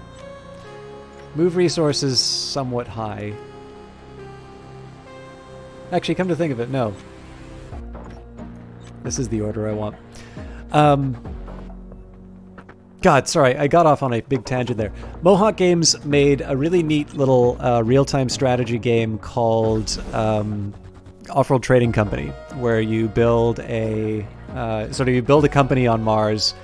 And I don't know if there's any other examples in this genre, but it's an economic RTS.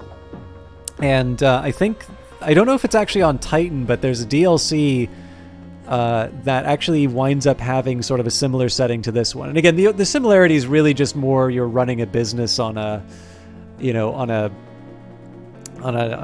off-world venture, basically. It's not the similarities between these two games are almost non-existent, I think. Particularly because Off-World Trading Company is intended to sort of be a game that you play against others. And again, I wound up talking about Off-World Trading Company and forgetting why I brought this up in the first place. So maybe this will be the audience interaction part while I try and get back on my train of thought. Has anybody played Off-World Trading Company? Because if you haven't, it's a very good one. But this is what I hate about my tangents, is I start going off on the little details and then I forget the main point. Normally it happens when I'm really tired, but right now I just I actually got distracted halfway through. It's huge. How are you doing tonight?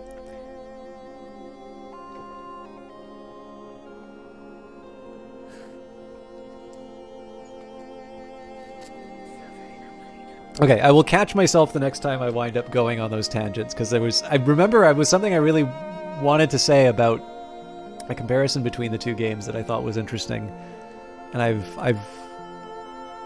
lost it, and I'm mad at myself for it. Oh, no. Okay. Now I remember what I was going to say. So, the idea here of upgrading the smokestack. Here's an idea that I actually think is really interesting from Off-World Trading Company. And it's not so much that the idea is similar in the sense that these are two similar styles of game. I just think it's kind of neat.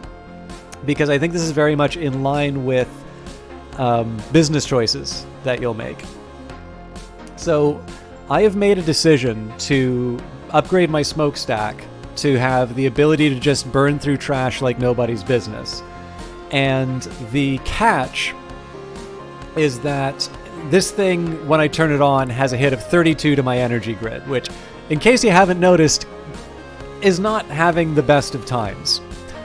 And likewise, in Off-World Trading Company, if you decide to approach a particular strategy, maybe you look at like basic inputs. So like you're gonna get a lot of iron or something like that instead of making refined goods like electronics or something like that. Apparently there was a lot of feedback to Off-World Trading Company about the idea of undoing decisions that you made before, and that was actually something that they stuck to their guns with and kept in. And I like that idea from a business planning point of view, because think of it, ideally, if you're running a business, you don't hire people and then like fire them a week later. Like ideally, if you're making a hiring decision, I mean, the fact of the matter is that like labor is a variable cost, right? You can reduce hours, you can let people go. In practice, of course, if you make a habit of that, it's also very unlikely that you are going to be retaining the talent that will make you, very competitive. But, maybe this isn't the time to go on that particular tangent. But, in this case here, I've kind of committed to connecting my smokestacks. So in this case here, I can't burrow it underground. I'm going to rely on the turret to protect it.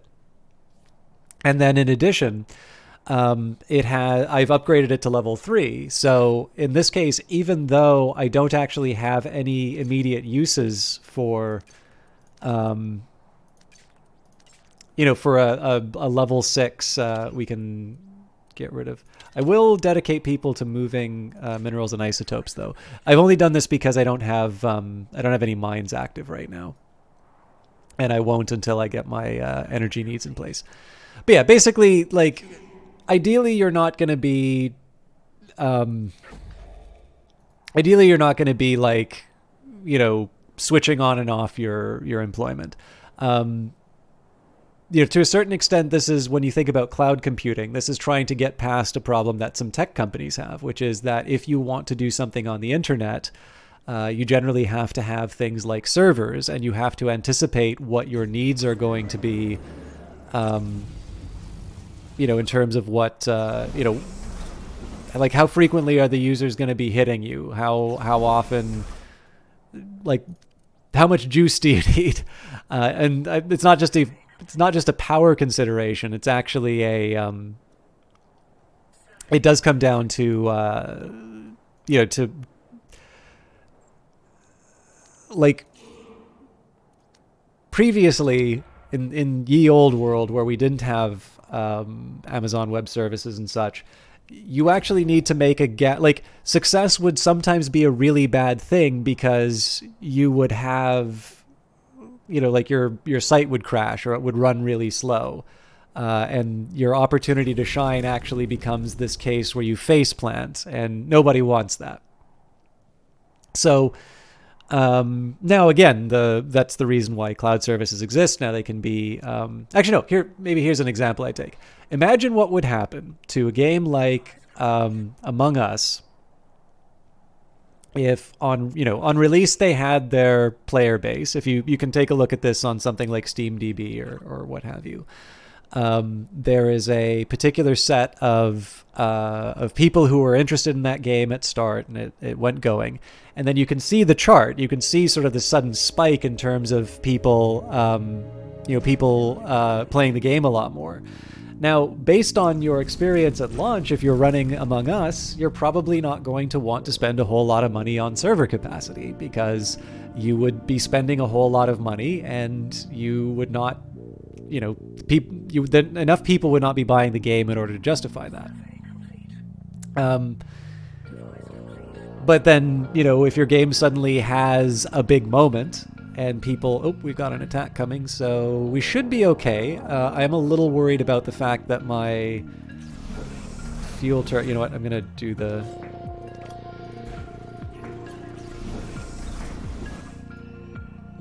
more of a precautionary step than anything. This turret's probably not going to come online at the time that I need it to, but let's... I'm not going to combine them as a precaution. But we are sitting... Like, we've got enough fuel now so that if... We're not going to have to worry about the energy plants dying and us getting hammered.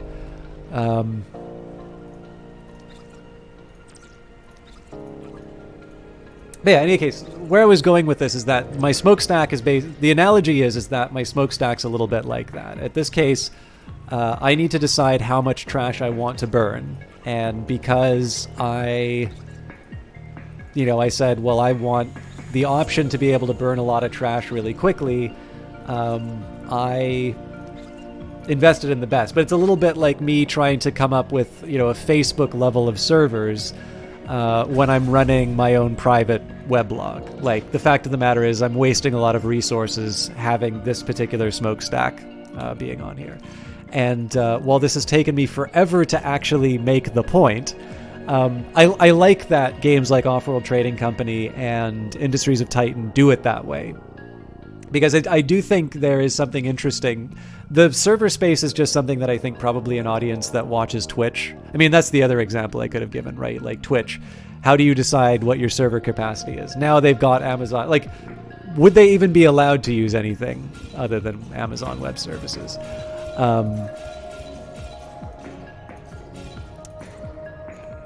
You know, there's lots of examples in terms of when you're going to have to decide. You know, what kind of office do you rent?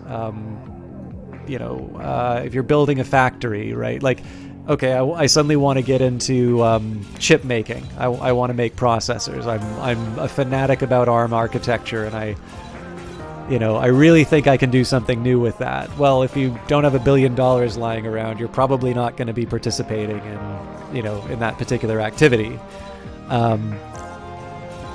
So the fact that these games, and again, one's an economic RTS, which is sort of player versus player oriented, while this one is a little bit more of a simulation along the lines of, a Dwarf Fortress or a RimWorld or Satisfactory or Factorio might be another couple of examples. I just kind of think it's neat that you've got these two games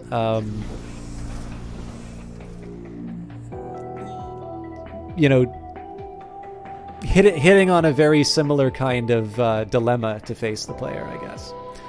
I think I'm ready to kill this fuel turbine.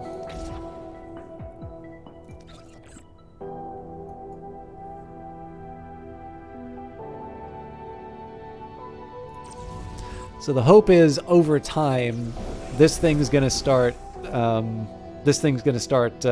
generating more.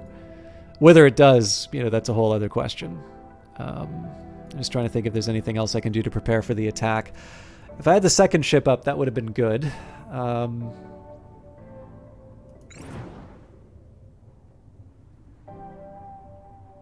would have liked to have had more power. I really felt like I would have been able to make that work. Maybe if I canceled the upgrade. Yeah. So I can just turn one of these things on. We're still generating a surplus of fuel, but we should be able to get a little extra power to carry us through the attack. Most importantly, though, I want to see how the ship... This is so that I can actually spend some time seeing how the ship combat turns out. I don't think that number's true.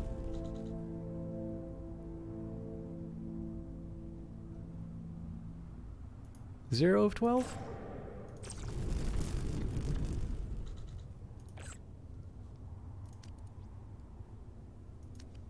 It feels like it's consuming the fuel. We were plus 14 originally.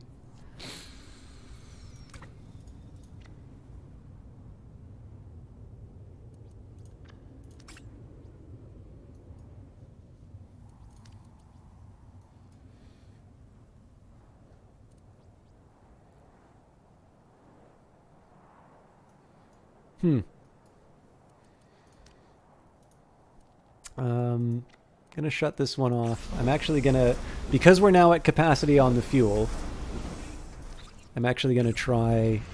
Oh, hang on. No, that's a stupid idea. Not until the defensive turret is up.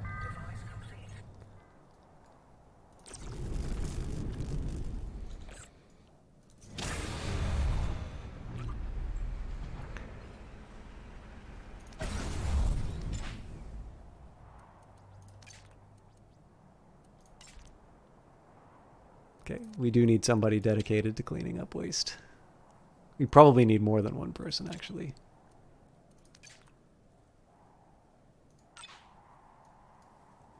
I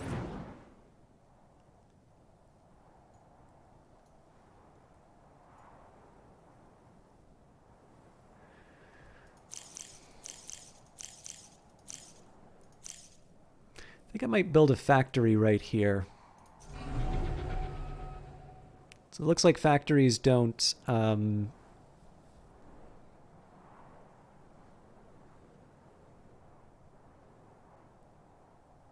or a factory here. What's the... That's methane, not pollution. Yeah, this is a minor worry about the pollution on this side. But somebody's going to get hit by it, right? That's...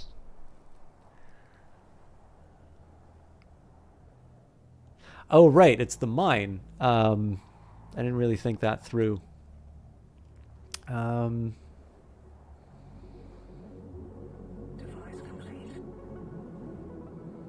mean, maybe I wind up building another industrial fan over here.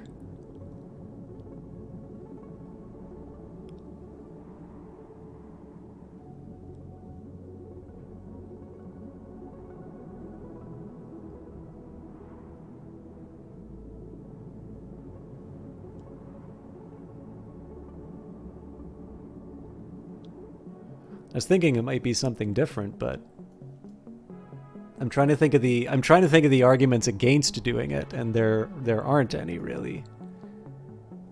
Because I already sort of sectioned all of this stuff off for the...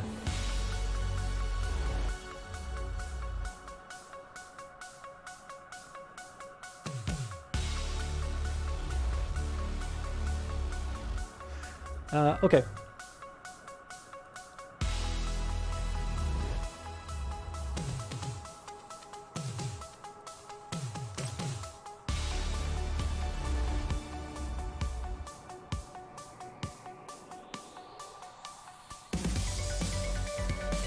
I may need to wind up doing some kind of... oh yes, I also need to find a way to defend it. That's the other problem with that, that strategy. We're sitting on a fair decent stack of credits, so if we need to bury these turbines, we can get away with it. Let's bring the lazy IO a bit closer to the action.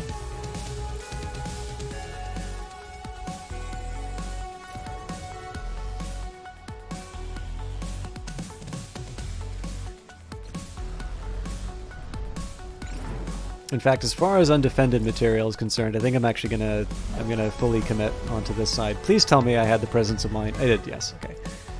I thought for a second I didn't upgrade the. Okay, there we go. The energy plant is doing what it's supposed to. So I don't think the grid's going to be able to sustain all the turrets at once, but we should be able to mess around with the. We should be able to mess around with our all the different buildings.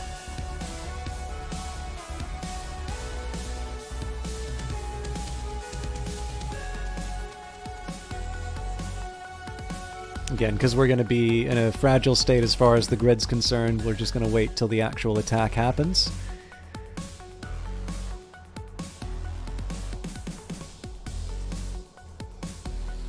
And again, the lazy IO is going to be a special one because it's going to take a long time to load up, but when it hits, it should really mean it. So, call to arms. Ooh, that's a scary number. Okay, so smokestack goes off.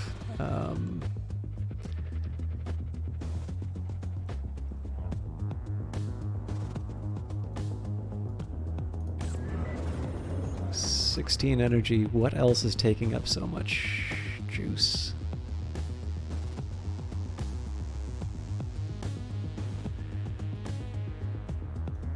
I gotta make a decision quick.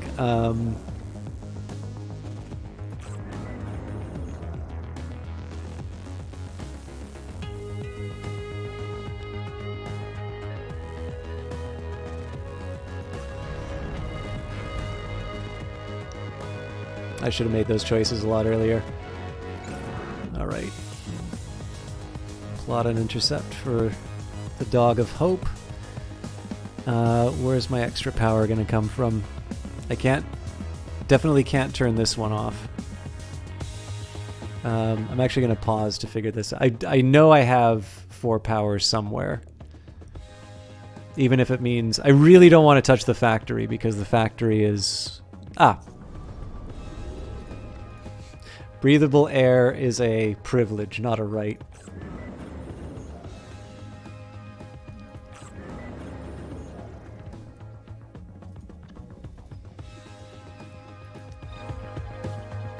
Fuel's gonna be a problem soon, though. Oh, come on!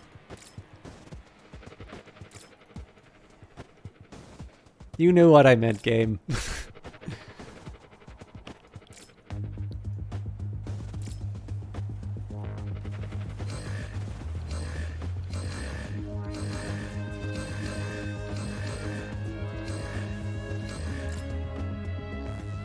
Okay, so we're gonna do...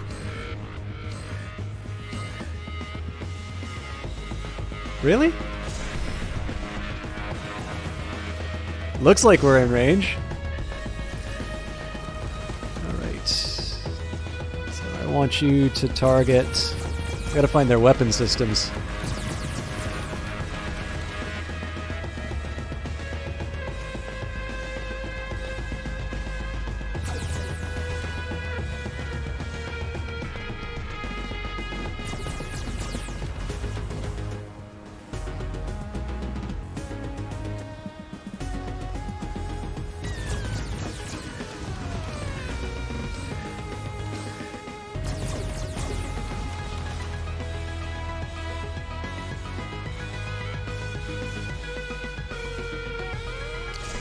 Large lasers offline, huh? Oh well, this thing's already destroyed. So I gotta get my new new ship online so I can repair this thing. It's a little inconclusive in terms of how the ship performed. It seemed to take a lot of damage. We can afford to shut these things off.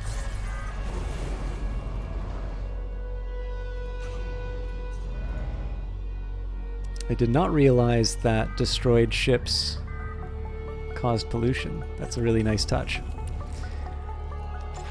Alright, so put repair right up to the top of the queue.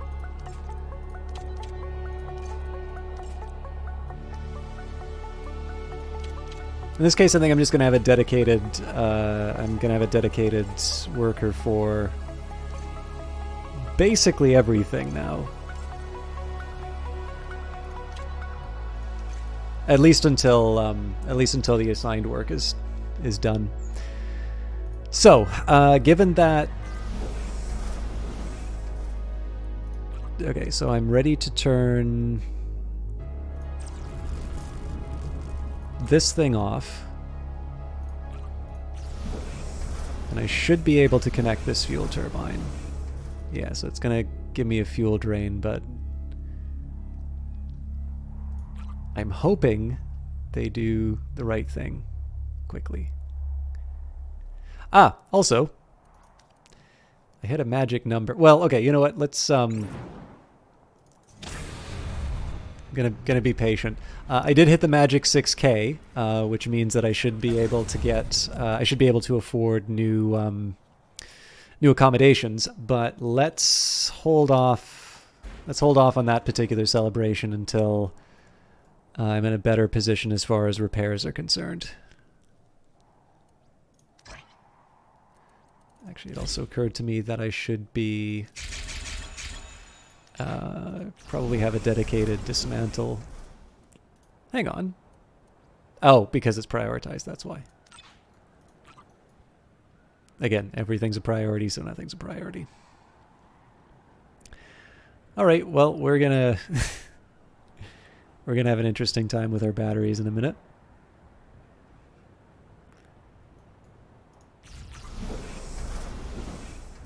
It would be interesting to see if there would be a way to sort of push something up the ranks. So like under your prioritized tasks to be able to reorganize them. Because I kind of feel like I hit prioritize a lot to just make stuff happen for me, basically. And I feel like, I say it constantly, when everything's a priority, nothing's a priority.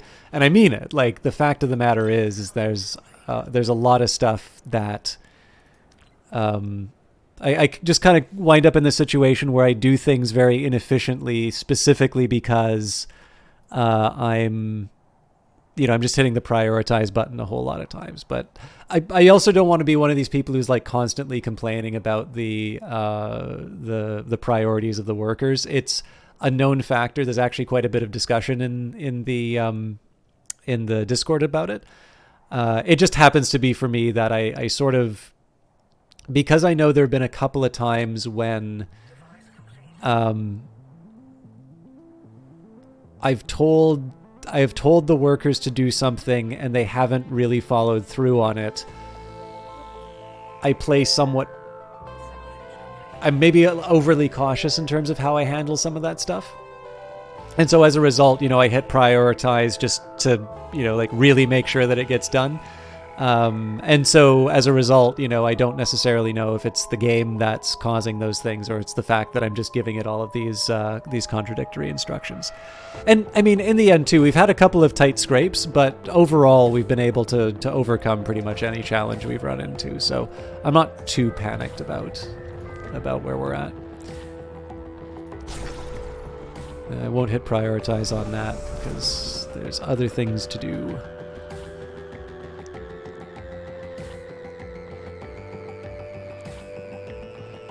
I mean, I can cancel the fuel turbine upgrade, but this has got to happen at some point. So I'm going to grin and bear it. And oh, you know what? It's probably all the jobs in the it's all the jobs in the shipyard that it's waiting through. All right.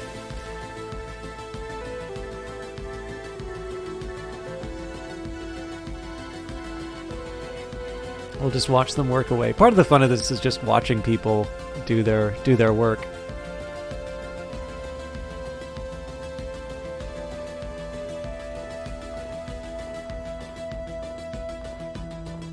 We don't really have a real read on where the next rebel base is going to be. We've already kind of made a decision in terms of where we're going to expand to next, just in order to pursue some more fuel. But again, just the way I've managed everything. I got to get myself back on a sustainable path as far as my inputs are concerned. So as maybe a recap, once the fuel turbine's up and upgraded, I'm going to bring more of these power plants online. That's going to allow me to make a network of turrets. That's going to allow me to put down some extra command centers.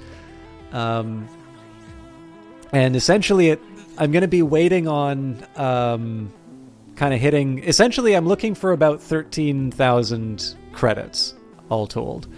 And that will allow me to buy the residential building as well as the office building. And once I do that, that's when I can start bringing tons of people onto the planet, the moon, and just letting them enjoy fulfilling work.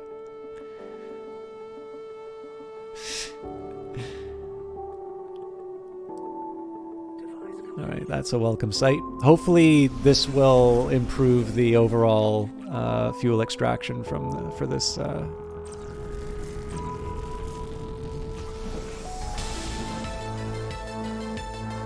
Okay, I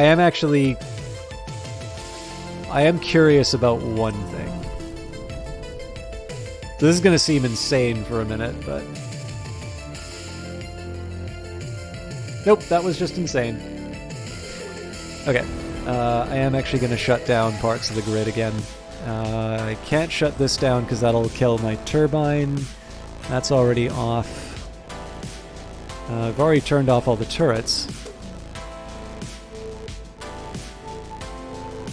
Yeah, it really is the fact that... Okay, no, but this thing's getting upgraded. Okay, so I'll wait for this thing to actually refill my fuel stores, and then I'll show you the next plan.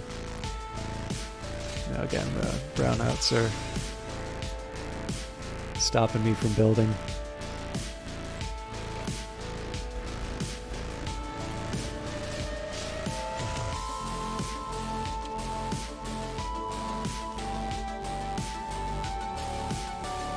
Okay, things are looking a little more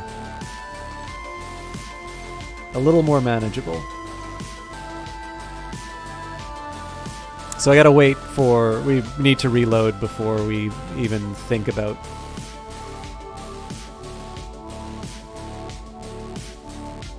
any of that funny business. We are able to turn everything back on, though.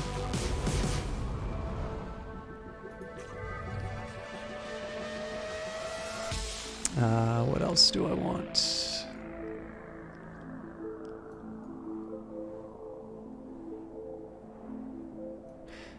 You know, just out of curiosity, I want to turn my mines on and see what kind of a hit. All right, well, that's a very welcome sight. I'm gonna have to turn this off for when we go to upgrade the fuel turbine again, but I don't think the Zethane's gonna improve quite that quickly. But I'm gonna be curious if there's enough to sort of disperse out, or if we just sort of drain that thing for all it's worth forever. Oh, hang on. I guess my people have earned breathable air again. What's the pollution look like? Yeah, sorry about that, guys. The fan fan will save you in a minute. Okay, so let's turn this thing off for... Oh, okay. Good to know.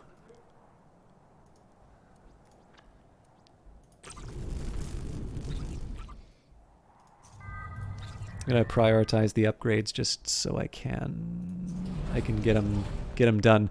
The reason why I started prioritizing those upgrades are so that I can have a more realistic idea of what the demands on my power are going to be. This factory actually is a question. This would actually be a really interesting... I wonder if it... Yeah. It'd be interesting if you could get a read as to the power consumption on a specific building. So like this headquarters, it would be interesting to know exactly what... it'd be interesting to know what it's... yes, actually, I know how I'm going to use these two...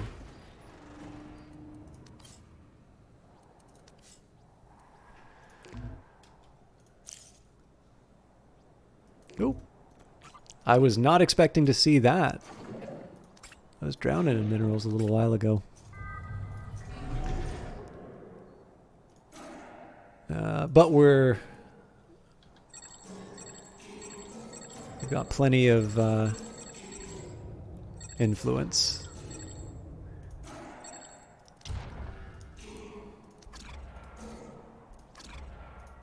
So again, this is really a question of poor planning on my part. I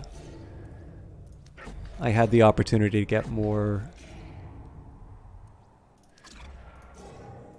resources much earlier than I took advantage of. I was just preoccupied with other things, like trying not to have the colony get completely destroyed. Yeah, so the plan's going to be... So I'll admit the original plan was going to be that this would be a little bit more residential focused than it actually is. But then it did also occur to me that I built a mine here, so that's automatically going to have an effect on the livability of the region. This is still going to be the primary industrial focus, I think.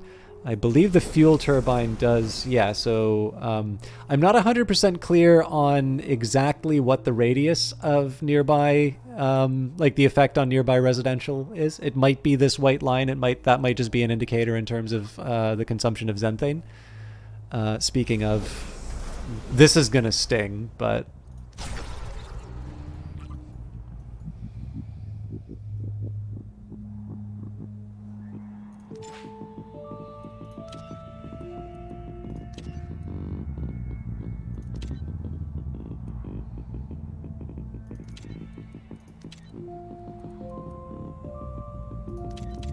I'm going to try assigning 5 people to this, because I don't actually think I have 347 construction jobs.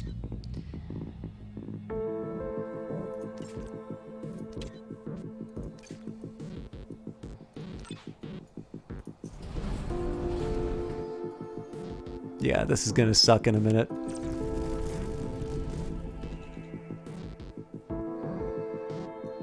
Oh.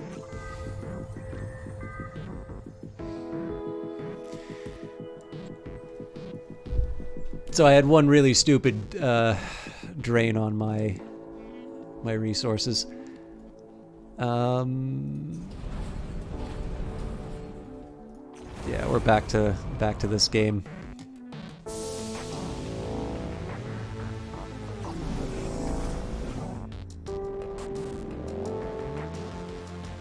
I'm just gonna have to tough it out. We are going up to... Oh, this is what it's taken to get to level 2. All right, well.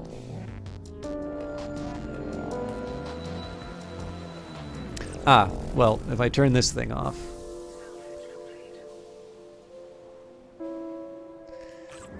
So let's turn off the command center because we don't need it at the moment.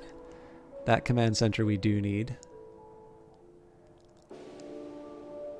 Yeah, the problem was I didn't turn off this energy plant. Otherwise, it would have been fine.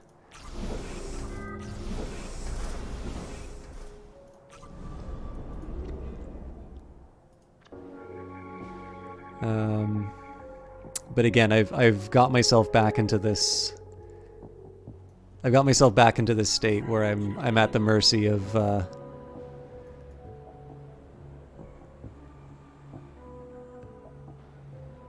I'm at the mercy of the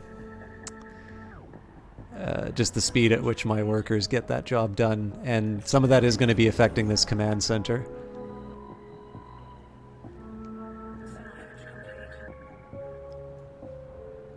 I suppose the good news is we won't have any more mineral problems.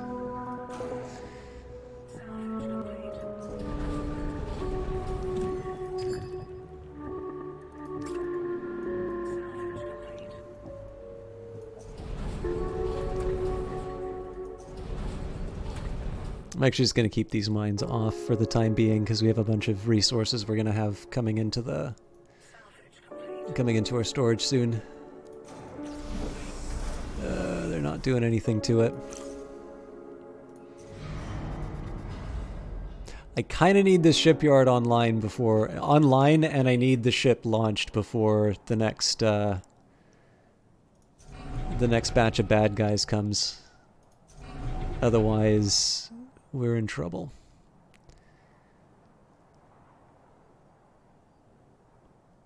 Well, not fully in trouble, but I feel like this ship could be more effective in its...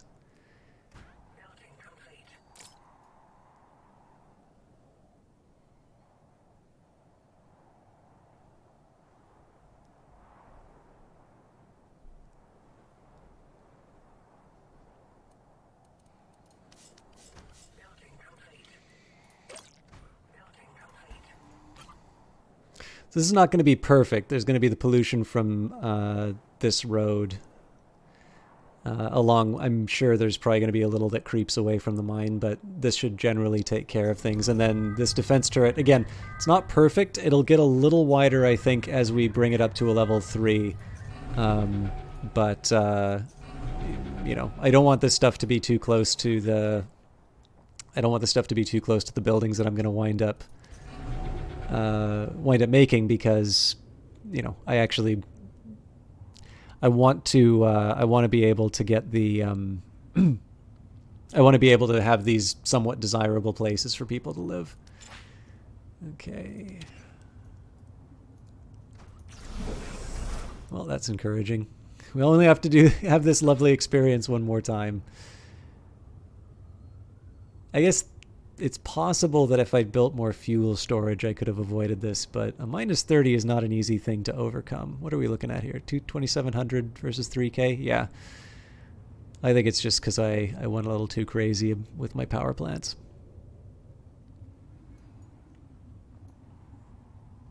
But that's fine. I mean, it's taken me longer than I had planned, but really this is all about resolving the problem that we were talking about earlier on in the playthrough. It's better I have these problems now while the rebel attacks are relatively weak than to have them at a point where I'm like, oh Jesus, I might be losing I might be just losing my whole base. So, you know, things could be worse.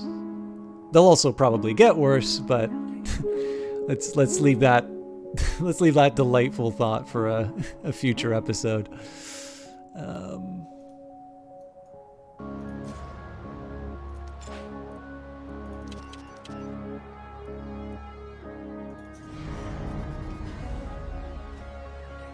I'll be patient. I'll turn that thing on when I'm good and ready.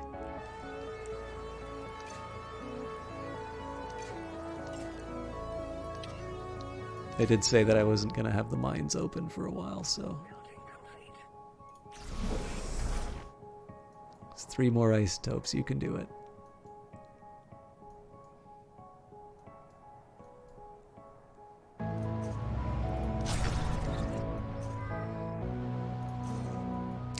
Something's going on with these... It feels like they haven't been doing any of the extractions on the...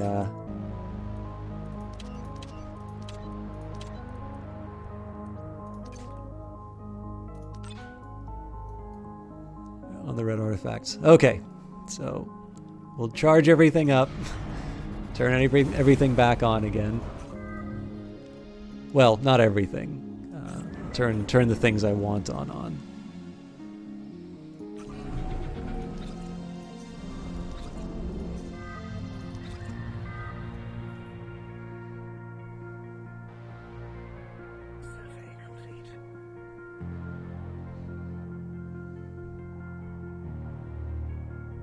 We lost all the money. So that unfortunately was a function of the of all of the power outages, because obviously the workers couldn't get their jobs done. I mean, there's nothing to be done about it, right? Either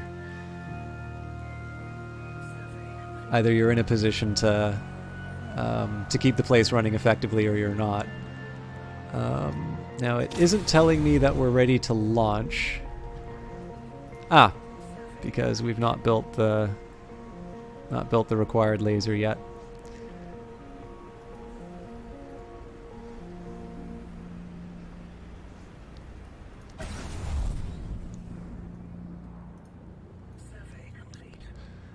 So I suppose the question I'm about to ask myself is, why am I not upgrading the fuel turbine? Everything's where it needs to be. Nothing else is being... Well, okay, so... I am an idiot.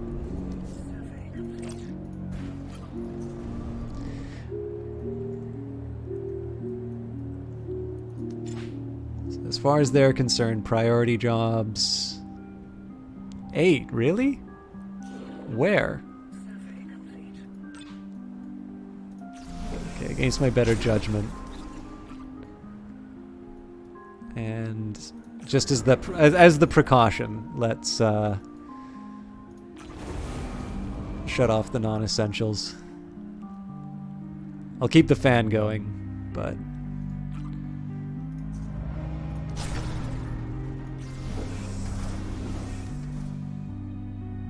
Oh, also... Oh no, these things are already off, so... yeah, we just kind of... So, basically what's going to happen here is we're going to have the fuel drain. That's going to give us a little runway. So notice... maybe unintentionally in some ways, This is going to be a slightly better managed version of the sort of the drain on my resources. So the fuel drain is going to happen gradually. That's because we only have one power plant rather than two running. Once that happens, we're going to have our batteries, 3K worth of energy. Now, again, once the fuel drain happens, this thing just shuts off. Like almost my entire ability to generate energy is taken out when that happens. This thing generates 216 energy, so there is stuff that's being generated inside of the headquarters, but not nearly enough to keep this place on. I am actually really alarmed that we don't have isotopes headed toward. We've got an industrial fan, which is not a priority being built, but not the fuel turbine. So yeah, the idea here is that we've got our energy reserves. So it pains me to do so, but we will shut down the shipyard just to try and get a little extra time. But we are very much in the case here where it's a downward path, and unfortunately, we're going to get hit by the vicious cycle. However, we do at least have a few bodies that are working on the fuel turbine now, so hopefully the time that we're without power is going to be, or the time when like stuff's shutting down is going to be a bit shorter. But again, like if I knew what I knew when we had the people doing the repairs, remember how I kept that 6,000 credits to let the repair jobs happen? I probably should have bought the residential area at that point, because in the end, we're still not paying our workers, but I would have been up the asset for it. So that's what I get for being a nice guy. Okay, we don't need to extract the minerals. We've got plenty lying around on the floor here. When you're outside, it's called the ground. We've got plenty on the ground. I think probably moving resources should be a higher priority. Yeah. I'm going to put cleanup as a bit of a priority too. And we need a dedicated upgrader. We're a third of the way.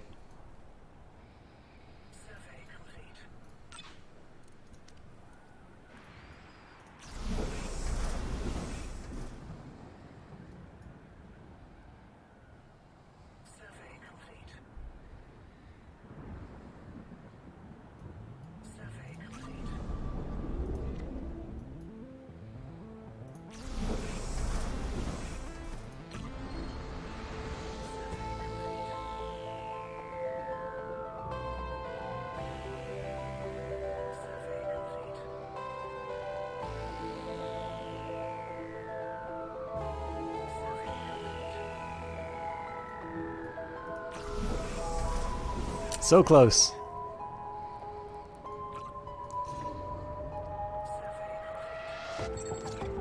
Every time this gets close to 100, or sorry, past 100, I'm just going to pick up another detail.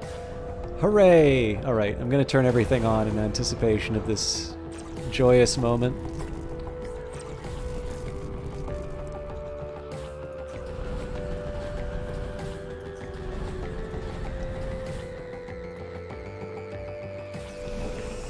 Very own level 3 fuel turbine.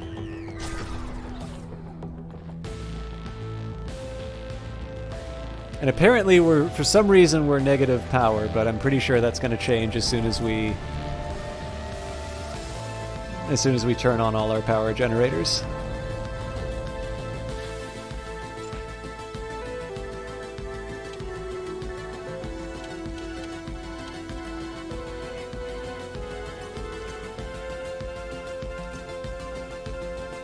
Okay.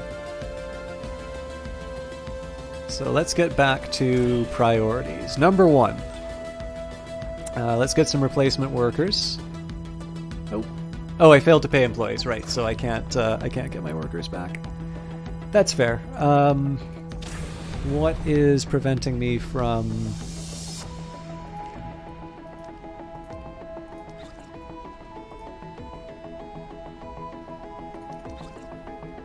Hopefully somebody wakes up and gets ready to do this, because otherwise it looks like that ship's ready to go. I think Yeah, as far as the priorities of having everything be accessible, maybe if we put something here, we could get one more item. But I think I'm willing to go without that little bit extra. I think we're ready to turn the factory on too.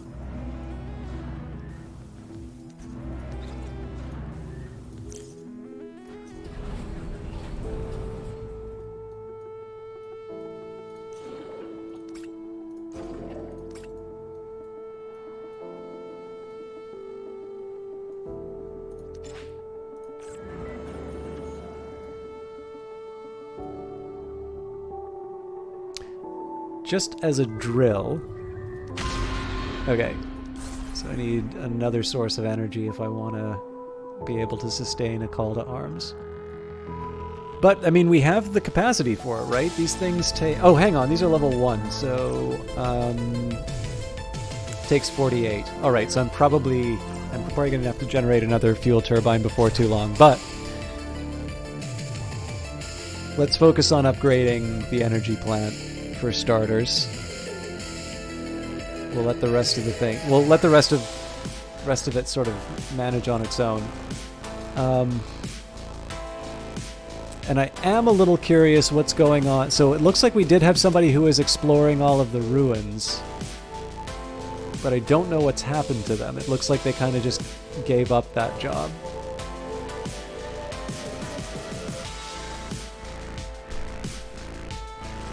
Okay, so we'll get you up to level 3. I think we should still have some surplus fuel, but I don't want to, I want to be a little careful on what happens there. Yeah, we're really just one mineral away from the... You know what? This is a precaution.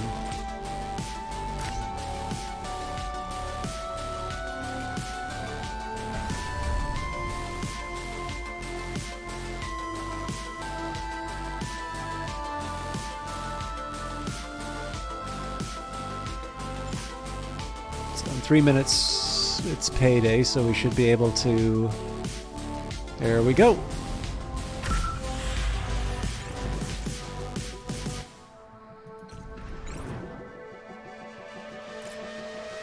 This is the Fated Python. So I'm a little curious what's going to happen with this guy. Now, if memory serves, it costs credits to repair these things. So that's another... That's going to be a future consideration for me. I do want to see if I hit this repair, what happens to the stuff that's hard to reach.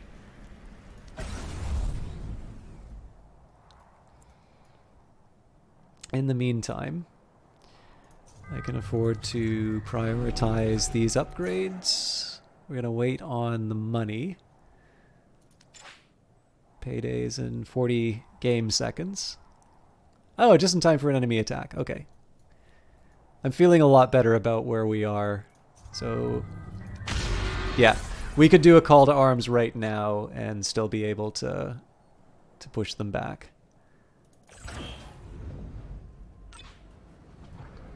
Wrong building.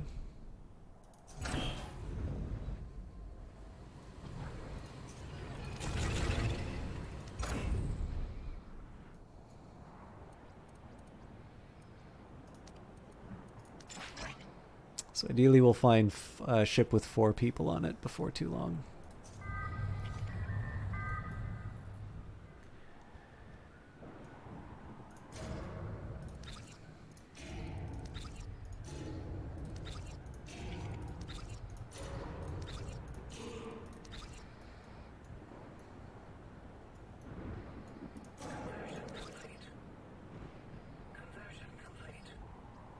So what I'm doing there is I'm removing the extract ruins. It says there's 3 hiding, which I haven't found yet. So the plan there is I'm making it so that the priorities are handling the extract ruins, and that way I don't need a dedicated employee. And what I'll probably do after, I'll probably wind up doing the same for the the surveys. For the time being, though, I will content myself with this extraction. So the plan here is to eventually put down a command center. I think that's, yeah, just at the edge. Could have put it down here, but I want to be a little mindful about where I want to be putting some other things. So this is a decent enough spot. I'll have to think a little bit about my roadways. Actually, speaking of, I usually like just putting this stuff down so that I essentially force myself into the decisions I'm making when I'm actually thinking about them, as opposed to the ones that come out of necessity. Okay, I'm a little alarmed by the fact that the repairs... So it says repairs underway, but it doesn't actually seem like anything's happening. That's a worry as far as the attack is concerned.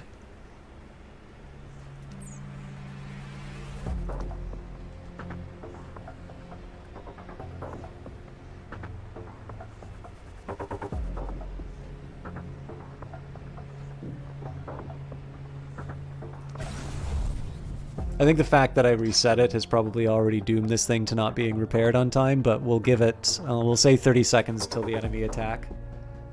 If it isn't started repairing by then, we'll just pull it out and make it part of the fight. And if we're lucky, then we're lucky. As far as infrastructure is concerned, so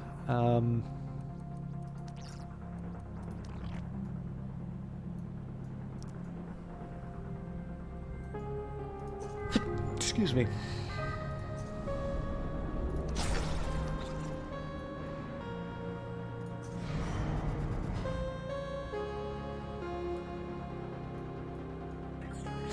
Excuse me. I'm still thinking probably residential and offices in this area. It's going to depend a little bit on what the Zethane winds up looking like. Excuse me. Okay. I'm not quite sure I can put a fire under it to get better at repairing, but we got to get ready for the attack. And we have the energy to be able to do a call to arms. I'm going to move the lazy IO up to protect this factory, which currently doesn't have turret coverage. It'll probably will by the time the bad guys show up, but best to be on the safe side.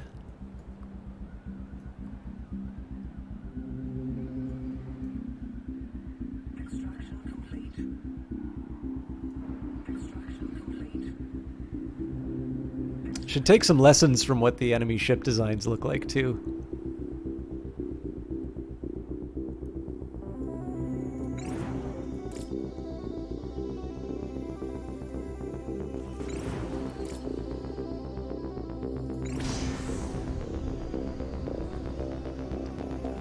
I need you not in medbay right now.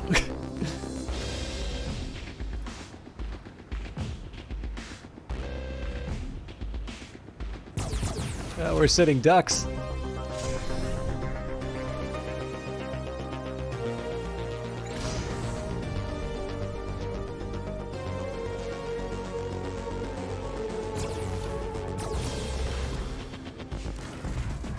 Now you decide to repair?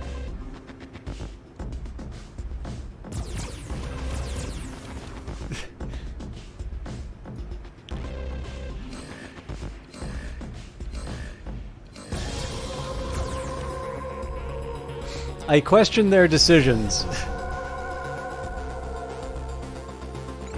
At least these guys seem to be doing a fair enough job.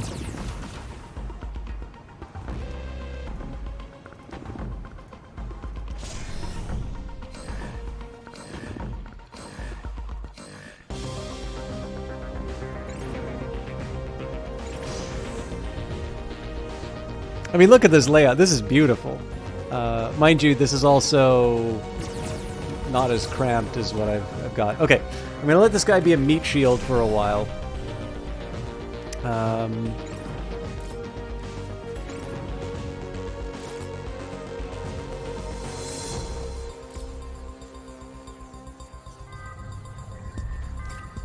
You guys can join the party.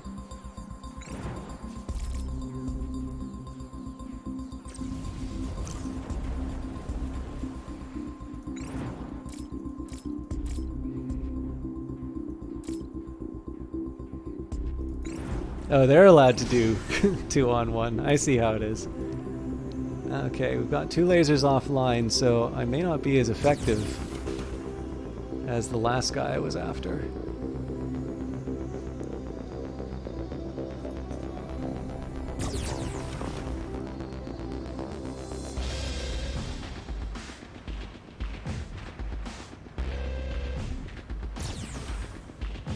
I mean, it's really neat that they move slower over it. I'm fascinated by the fact that they are prioritizing repairing the ship over, over taking out the enemy.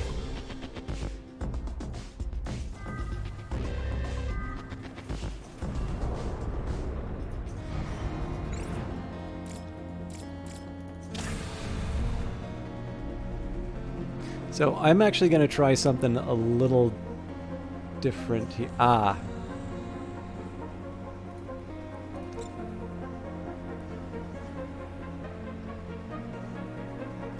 Well, I just made a really big bottleneck here.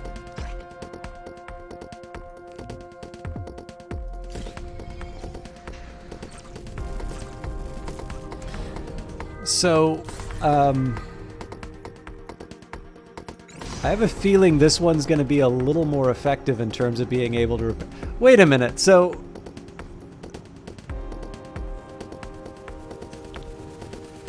Like, I feel this guy really should be going to medical, seeing as he's wounded.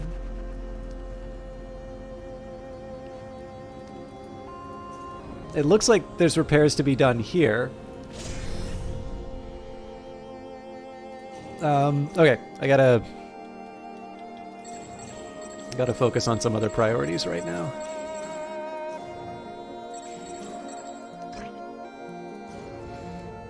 First of all, let's get our conversions done.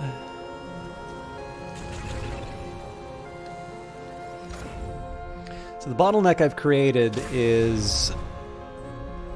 it is very unlikely this ship is actually going to be in a state that's ready to repair.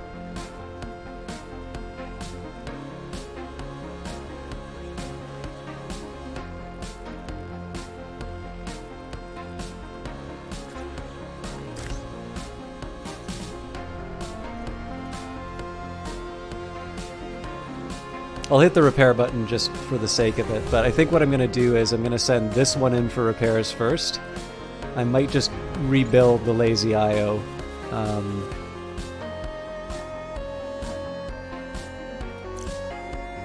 Oh! I didn't even notice that my fan got blown up. Oh yeah, and I should be repairing everything. Sorry, I'm totally out to lunch on...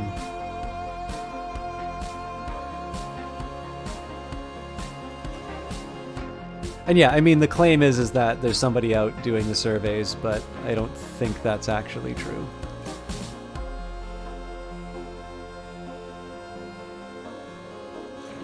I'm going to cancel the minerals jobs. Reason I say that is I think we have enough people in a position to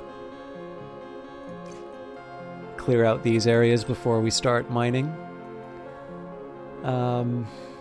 What else can I do to try and bring a little more sanity to the... Oh yeah, we can definitely deal with this minerals patch. What else can I accomplish? Ah, yes. Get some expansion going. Okay, we're gonna need an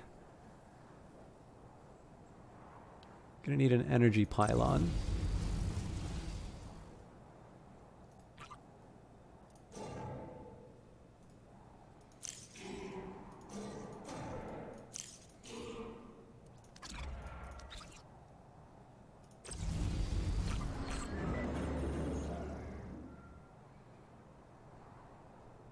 Yeah, that'll work.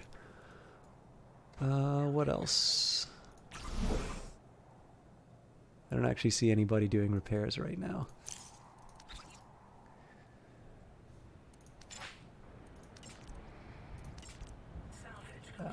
Because repair wasn't the one that was brought up.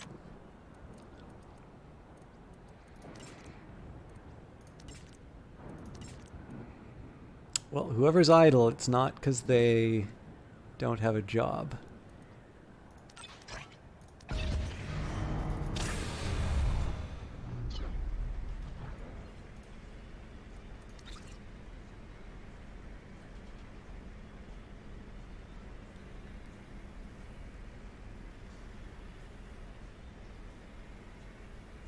Maybe I should just do the rebuild now.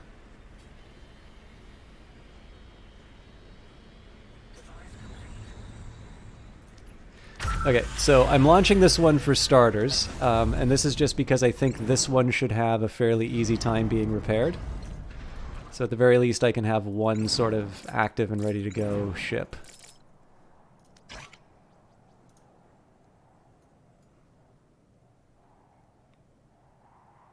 There's no excuse for these guys not to be repairing right now.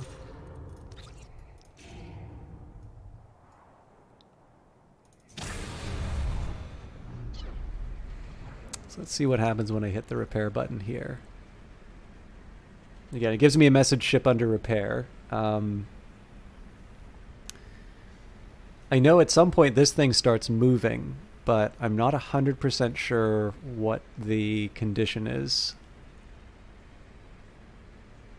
for repairs to start. And I don't really want to just sit there and watch the whole thing, so I'm going to assume that that does what it's supposed to at some point. What I do find a little unusual here is that I have repair as the #1 priority. Oh, you know what? That minus sign. Nope. Never mind. So I've got repair as the top priority, right? You would think that any new jobs that are being assigned would be to people who are, who are focused on that. But I'm actually having a really hard time finding out exactly what these guys are up to. This is where I kind of start talking about how I'm forcing through a bunch of repairs, largely just because I feel it's the only way I can actually get stuff done.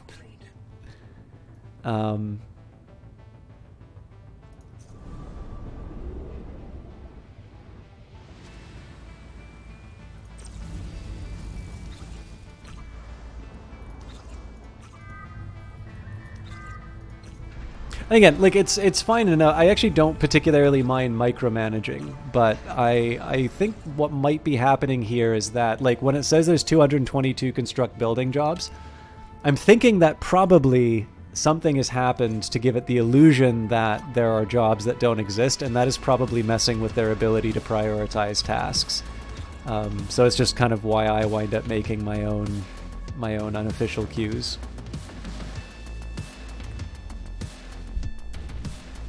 We're also really letting the garbage pile up. I might need to throw... You know what? Let's just get 6 people working on that.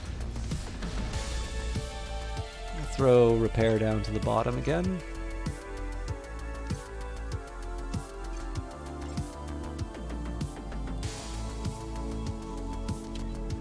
I wonder if the ship counts as repair military. So far as I can tell, there's no way to designate a ship for priority repairs. As much as I would love that.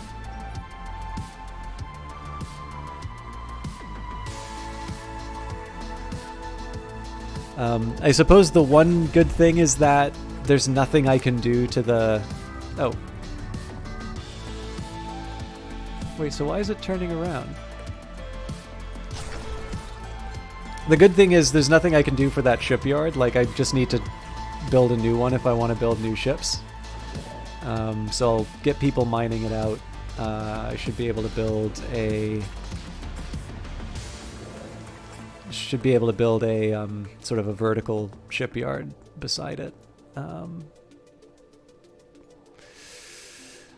Okay, let's think about next steps. A command center on the way. Let's get a energy pylon up. This is so I can build another fuel turbine. I also think given the interesting situation with the ships, I'm going to rely a lot more on turrets to save the day. And what I really need to be thinking about right now, because I'm sort of already on a path to getting to my 6K, I've sort of neglected the factory, but that's going to be back online.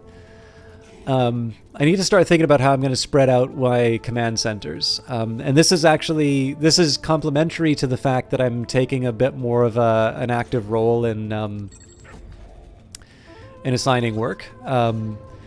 The idea here is I'm going to be... you are more useful for scrap.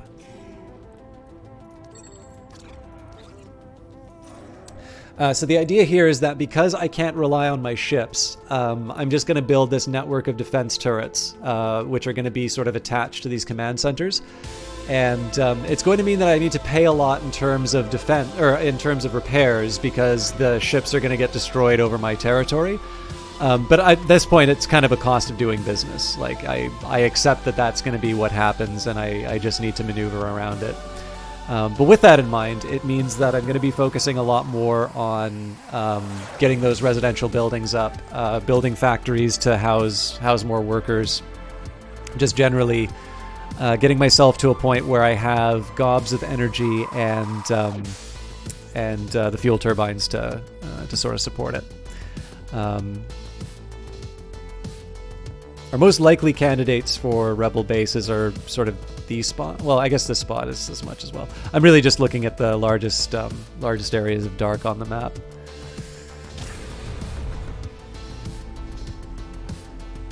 Huh. I'm really trying to think of how I can nudge this to do the repair work. There's even a dedicated military repair assignee. Okay, well, that's life. Got the worker ants on their way to build my new command center. We are doing very well as far as energy is concerned, so no worries there. There is going to be a little bit of a worry in terms of how we simultaneously defend the command center and the pylon as well as the fuel turbine, which will be going here. But even then, I think once we get the vision that comes from the command center, we should have an idea about where we want to put the roads and such. Speaking of, let's just get the basics out of the way.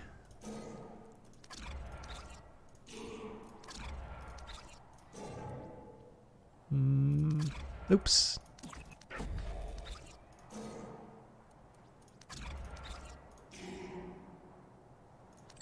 At this point, I'm just kind of prioritizing everything because, like, it's just a question of throwing bodies at my problems at this point. If they're given a priority job, I know they're going to do it. And given that this is a kind of a bit of a downtime that I have right now, if I just kind of send a mass of people to go handle, even trivial things like surveys, it's better than just sort of having them promise that they'll be done at some point and then never actually see it materialize. Should remember to use hotkeys. So Z for salvage and T for prioritize.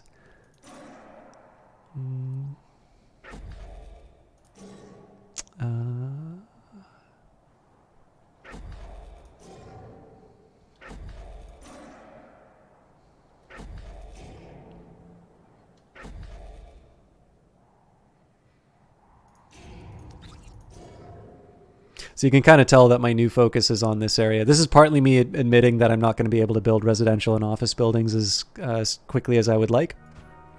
So as a result, I'm putting the effort into expanding out the areas where I think I'm going to be getting, I'm going to be building more industry. I guess the one bit of good news is that we're not hurting for resources. We're doing pretty well as far as minerals and isotopes, and I'm actually really, at this point, I'm finding difficulty in getting rid of them. Although that's a nice problem to have. What building just got finished? Oh, command center. Well, if that's the case, we can upgrade you right away while we're waiting for the pylon. Okay, that's welcome. So I'm basically gonna follow a similar pattern for the factory here. It'll also have a bit of it's gonna have a bit more fuel inside of it, I suspect.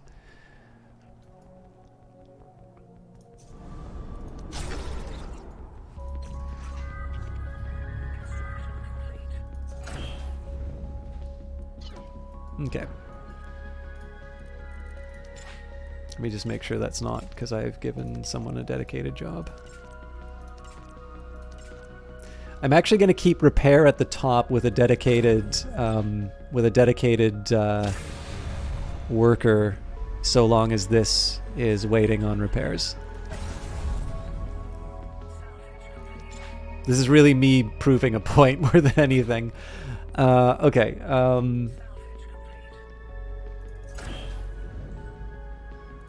So I just want to make sure total job. So it's 50 and 50. So the plan from last time worked pretty well. And here I'm just going to try and improve my layout a little bit. So we'll start basically for every habitat pod you put down 2 monetization stations.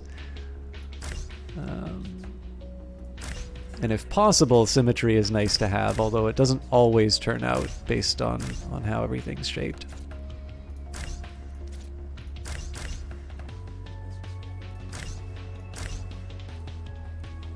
And the innovation over the plan that I have right now. So if you take a look, we've got these, you've got kind of a string of pods over here and monetization over here. There's a little change that I can make to that to just cram a bit more inside. So I think it goes. I have no idea where that mess came from. That's not one of mine. Okay. So if we do, I think it's a habitat pod over here. And then I can do a pair of monetization stations like this. And I believe if I put relays like so.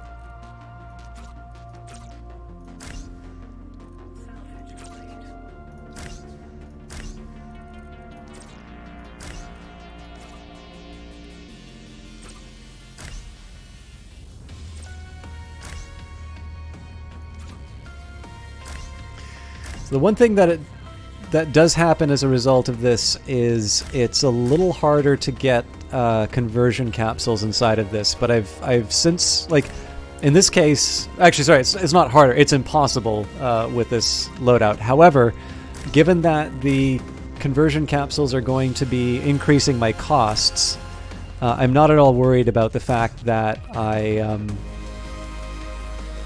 actually not worried about that factor.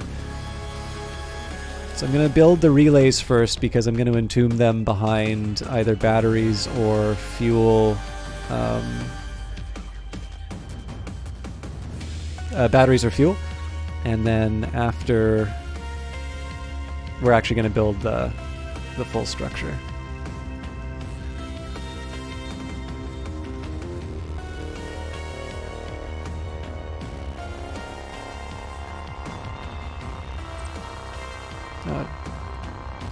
I thought I was prioritizing these relays, apparently. Oh, I screwed that one up. Okay, well, these are going to wind up built last. Fair enough.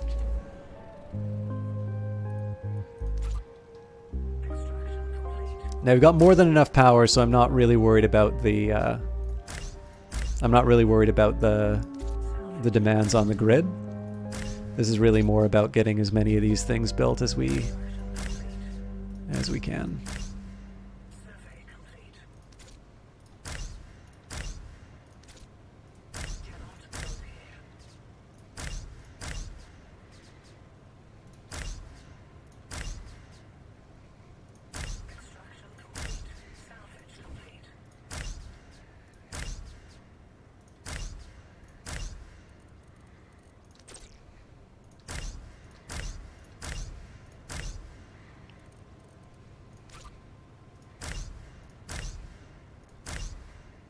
think that's because I didn't have a...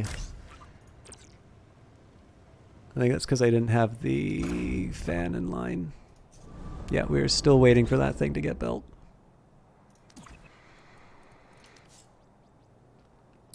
Nuts.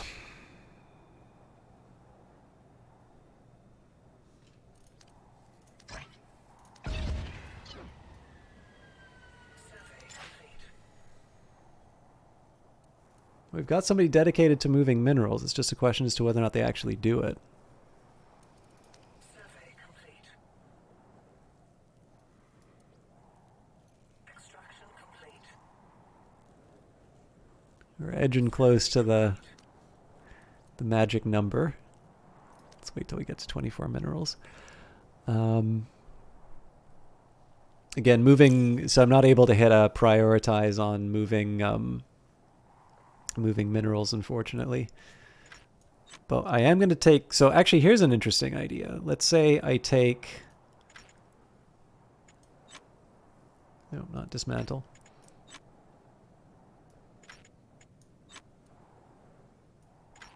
Actually, moving resources is a slightly higher priority for me right now. So all the things that I can't manually assign a top priority job to, I'm going to put at the top of the queue. Construction, everything else along those lines. That's something that I can get. Let's get the residential. I won't be able to pay my workers, I'm pretty sure, but it's locked in my... hello, isotope node. Okay, that's a welcome discovery. I do want to build a fuel turbine, but I do want to get my fan built before anything else.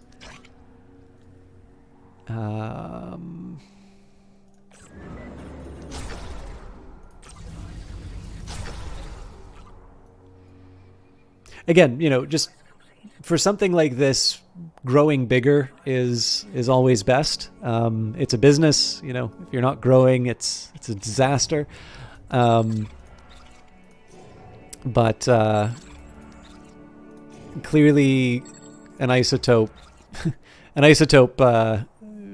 mine is not my top priority right now. My top priority is to get a fan up, and hope to God that we don't lose too many people to sickness.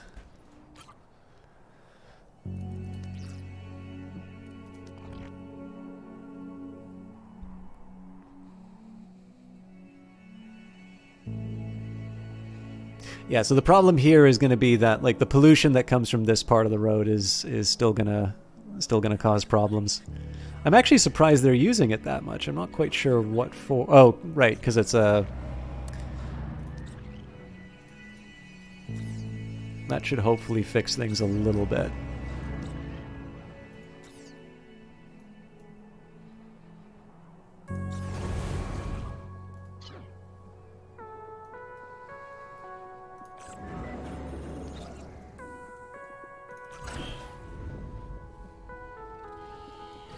Well, more progress than I thought we'd have, to be fair.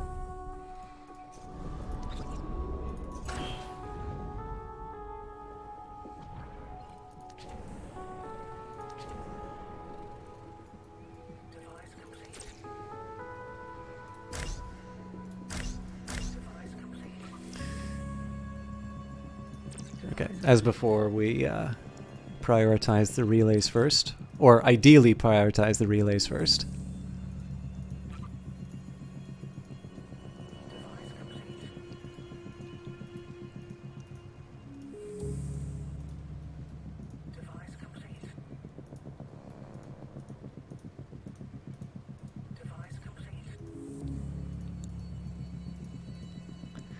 Okay, so I think we're good to go for floor 2. Eventually we're going to need to put industrial outlets, but until the relays get built, I can't really do anything about those.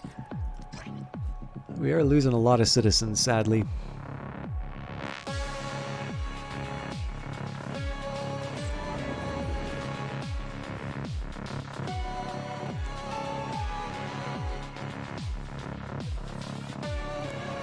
It is a little frustrating to see so many minerals just lying there on the ground, knowing that none of the workers are actually bothering to, do the work assigned to them.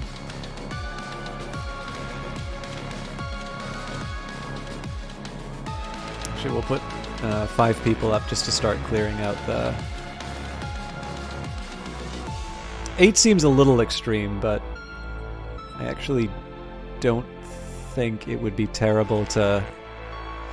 So I think probably the idea here is going to be that I burn through all of my trash, and then that should free me up to have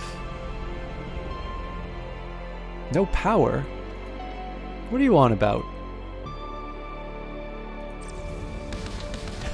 Ah!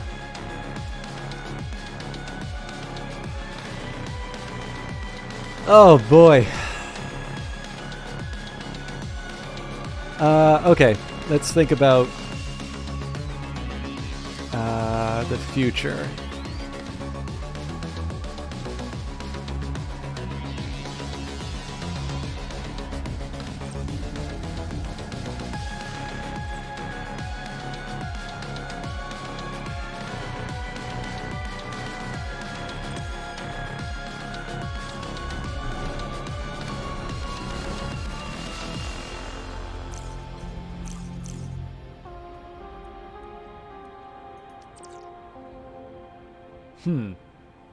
Yeah, I really didn't leave myself that much room for...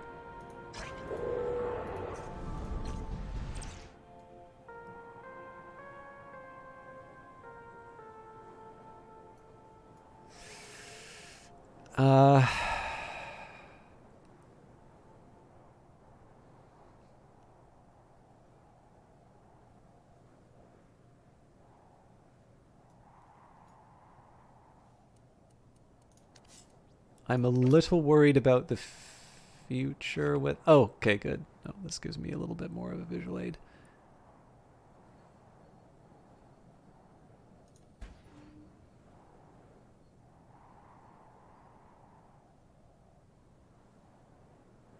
I hope I'm not making a mistake putting this one here. I think it should be fine. Okay, what else do I want? Enemy attack coming up. I mean, we've got our ships. I don't think they're going to do much.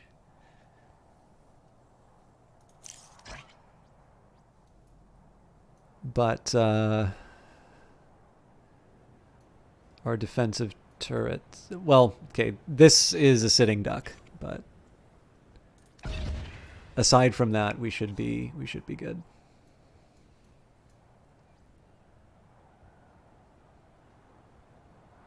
We seem to be making some decent progress on the trash, at least. Not so good on getting the fan built, unfortunately.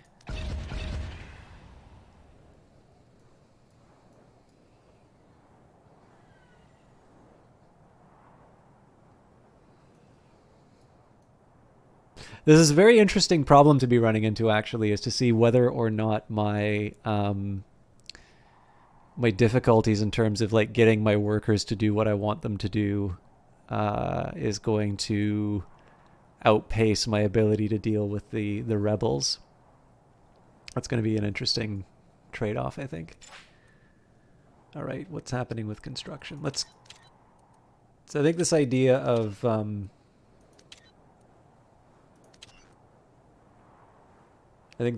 getting rid of dedicated people is probably run its course. I probably should get back to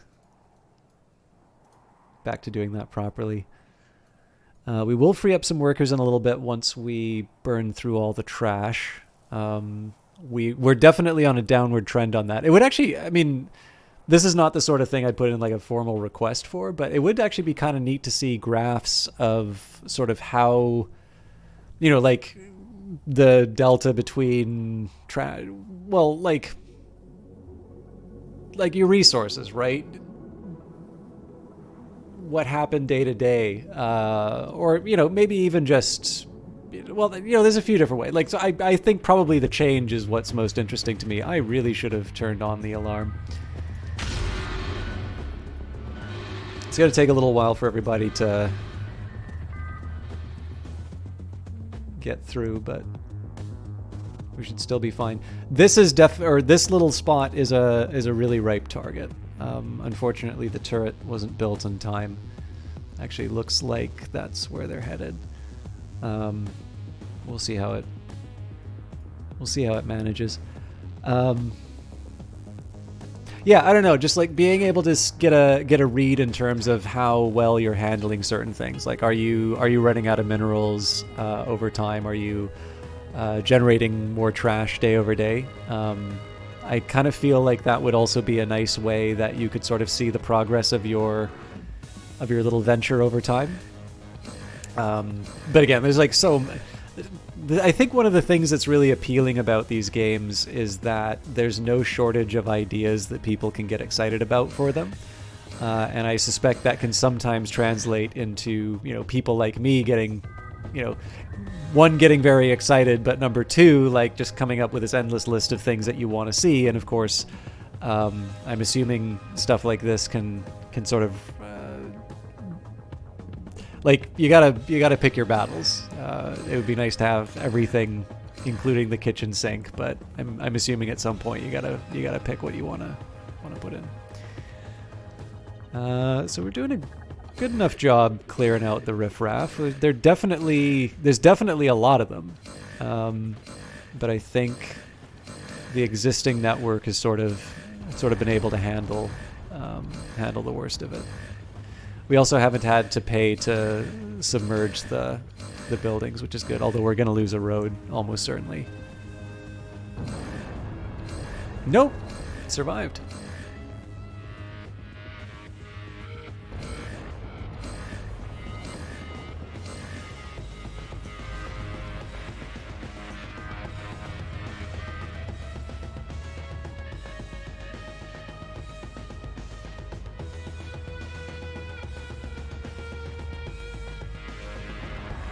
Okay, cool. Ooh, good. This is, by the way, where my my obsession with prioritizing everything is going to come to bite me, because it's going to take a very long time for all of this to get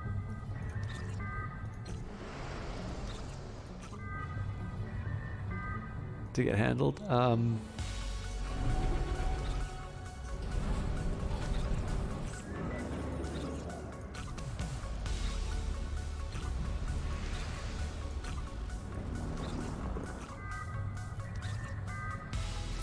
Okay, we are sitting on a bit of a stack of... I mean, the minerals could be better. How's the construction going? Not as quick as I thought it would be. I think we're going to ignore floor 3 until the rest has been constructed. So what are you maniacs doing?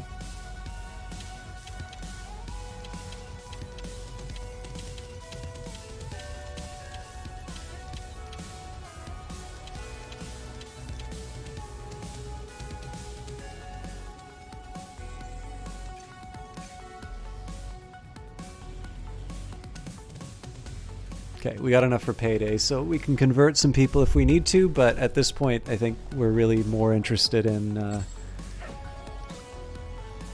bringing in new citizens.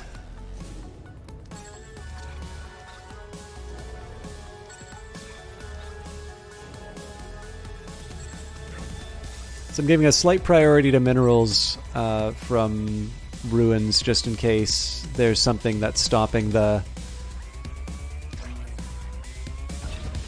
AI from picking up the stuff that's already on the ground.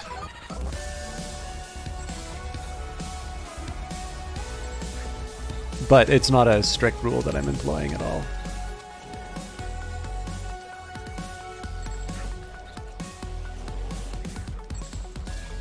So that was not a bad example of a tile which, whether or not I need the ruins or not, or the artifacts or not, the fact that there was only one red artifact and there were so many other resources, I just kind of picked that up because one of the bits of reasoning I have behind it is essentially, if I, barring like an emergency for those resources, over time, kind of the balance of errors I make on that will sort of work in my favor. So I'll wind up usually making the right choice. So an individual, like basically, I might make a mistake on an individual ruin, but for those times that maybe I took some resources when I didn't really need them, or I took a particularly good red artifact one at a time when really I'm just dumping influence. The sort of the expectation is that over time the work's going to get done, and it'll all turn out in the end. This is, of course, a time that I really wish I had a lot of workers running around, but I made my choices and I'm sticking with them.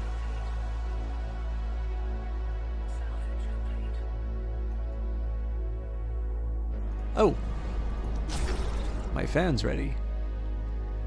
We'll still have a ton of sick people and not actually get the thing built in a while. But it's nice to know that it's on the table at least.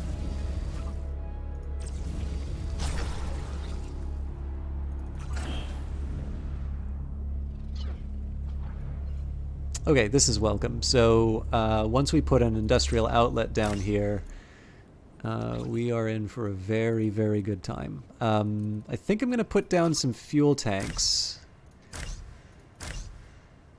Not here.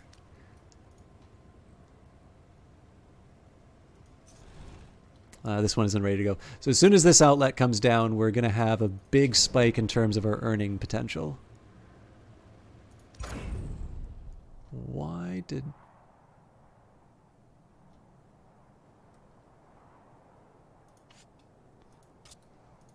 So what is grid number 2?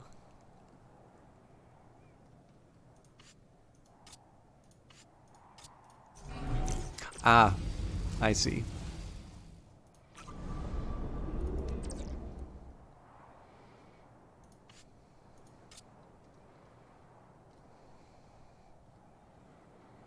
I'm assuming grid 2 is are these little spots that have been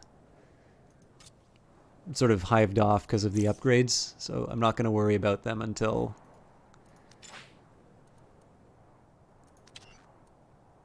Really, you there's no buildings for you to make.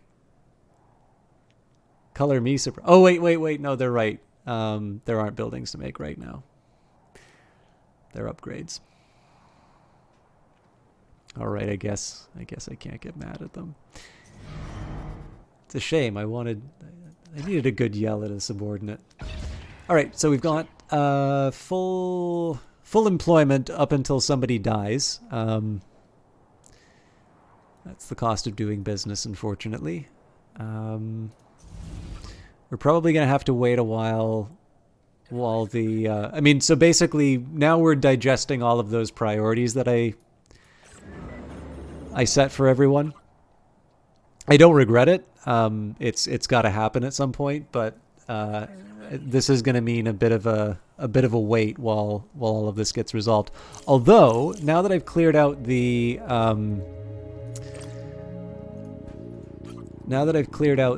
minerals, we can put down a shiny new shipyard so that we can have some... We can make more boats to stand in front of the enemies and take fire. Device complete.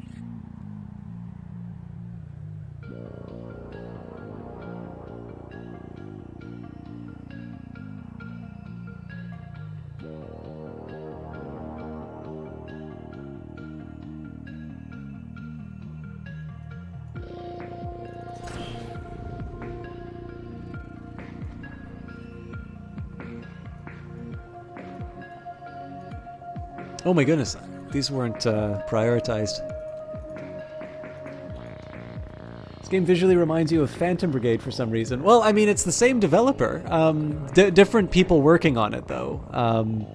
So there's, if you like the visual style, I don't recall what their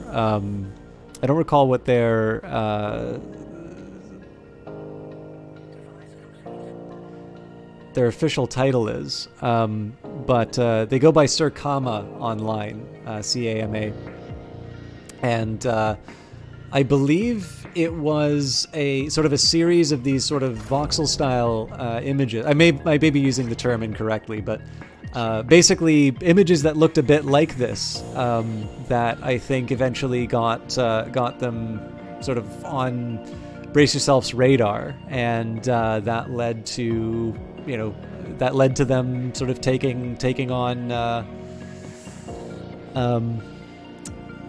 Industries of Titan.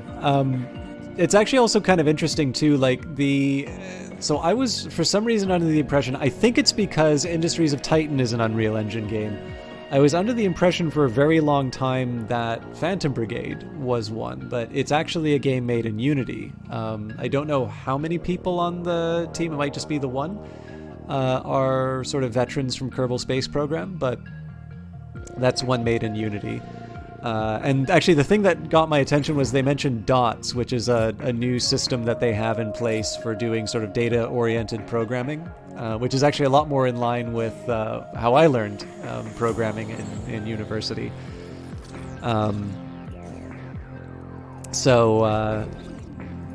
Now, obviously, I mean, the choice of engine in that has absolutely nothing to do with the visual style of the game. You know, you pretty much,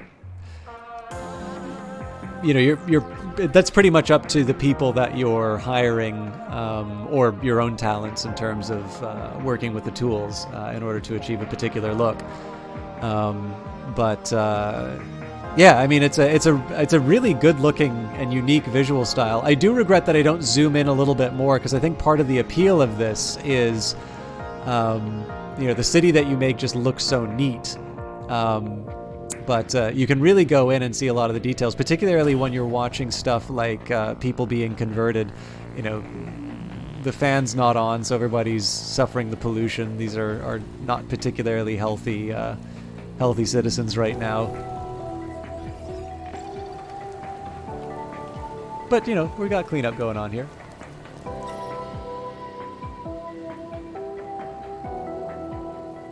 There's also nice little references in terms of, or little details that I think are nice. Oh, what am I doing? I want to be in HQ.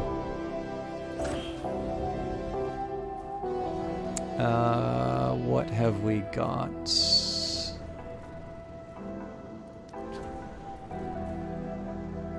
Oh, I didn't make any? Wait a minute.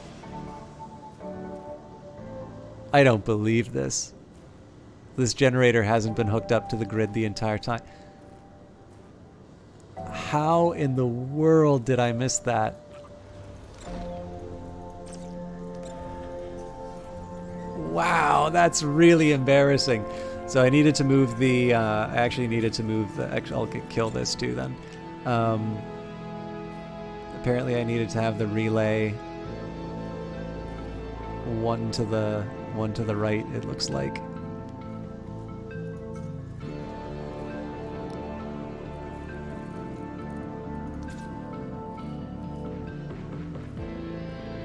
Yep, man. What a clowny mistake.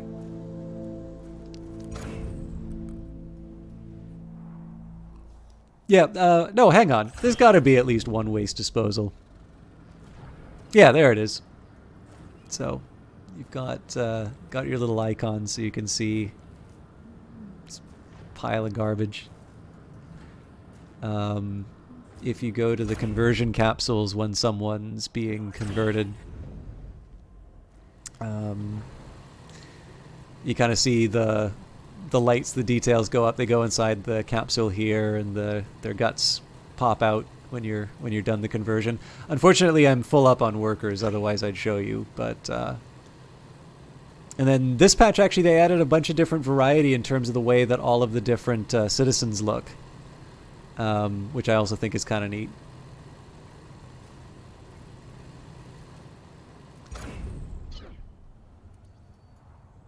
Okay, is there anything else I want to be working on right now? Actually, it's slightly suspicious to me. that things seem to be so calm for my workers. Like, I'm kind of wondering what they're up to. There should be a lot that they're doing, and they don't seem to be doing that much.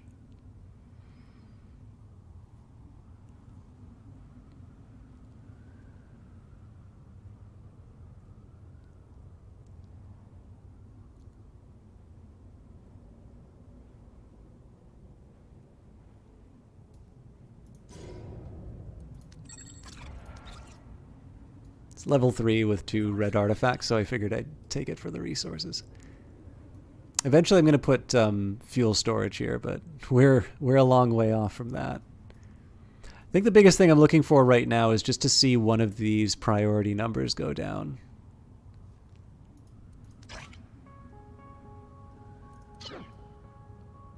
So we're getting close to... Well, not exactly. I gotta wait for the next cycle. So we're gonna have payday, which is gonna cost us a fair amount. So 2 or 3 work days, maybe. We'll see. I need 6.5 to get the offices. Once we do that, then I can start filling up sort of this region with other. Okay, nope. The priority numbers are going down slowly but surely. So.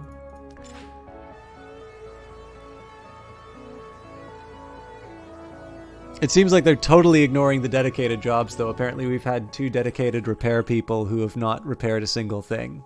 So at this point, it feels like the priorities, like, it's a convenient fiction that we, we're holding on to. Like, it doesn't actually seem to reflect what my workers are actually doing. We do have a stack of minerals, though, so let's... I will occupy myself with some Legos.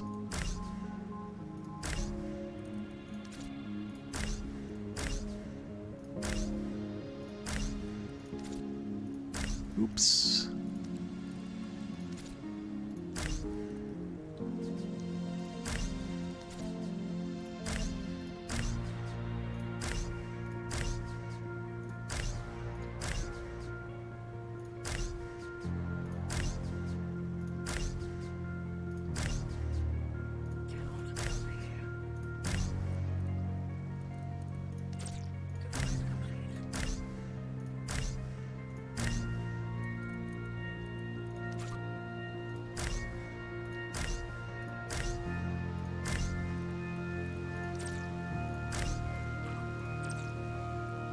Want to make sure that priority gets in first, and we'll finish the rest of it when we can. I'm obviously going to be waiting a while for that to happen, so I'm not in any particular rush to get the rest of that built. I was really just doing something while I waited for the rest of the tasks to get finished. So it looks like there were about 4 or 5 tasks that got done while I was waiting there. Uncle Crank. Oh, sorry, we've got a few people. So, Irrepressible says, new to this game, what's the elevator pitch? I will give you an elevator pitch in just a minute. Uncle Cranky says, Chalky, how goeth the rampant march of capitalism? You're actually disappointed that you haven't forcibly mechanized the citizenry. So you actually have to pay for your workers now, Uncle Cranky. You missed out on a really fun discovery last stream. What have you been? I've seen you in Street Fighter, or maybe it was Steam. I noticed you bought something new for Street Fighter.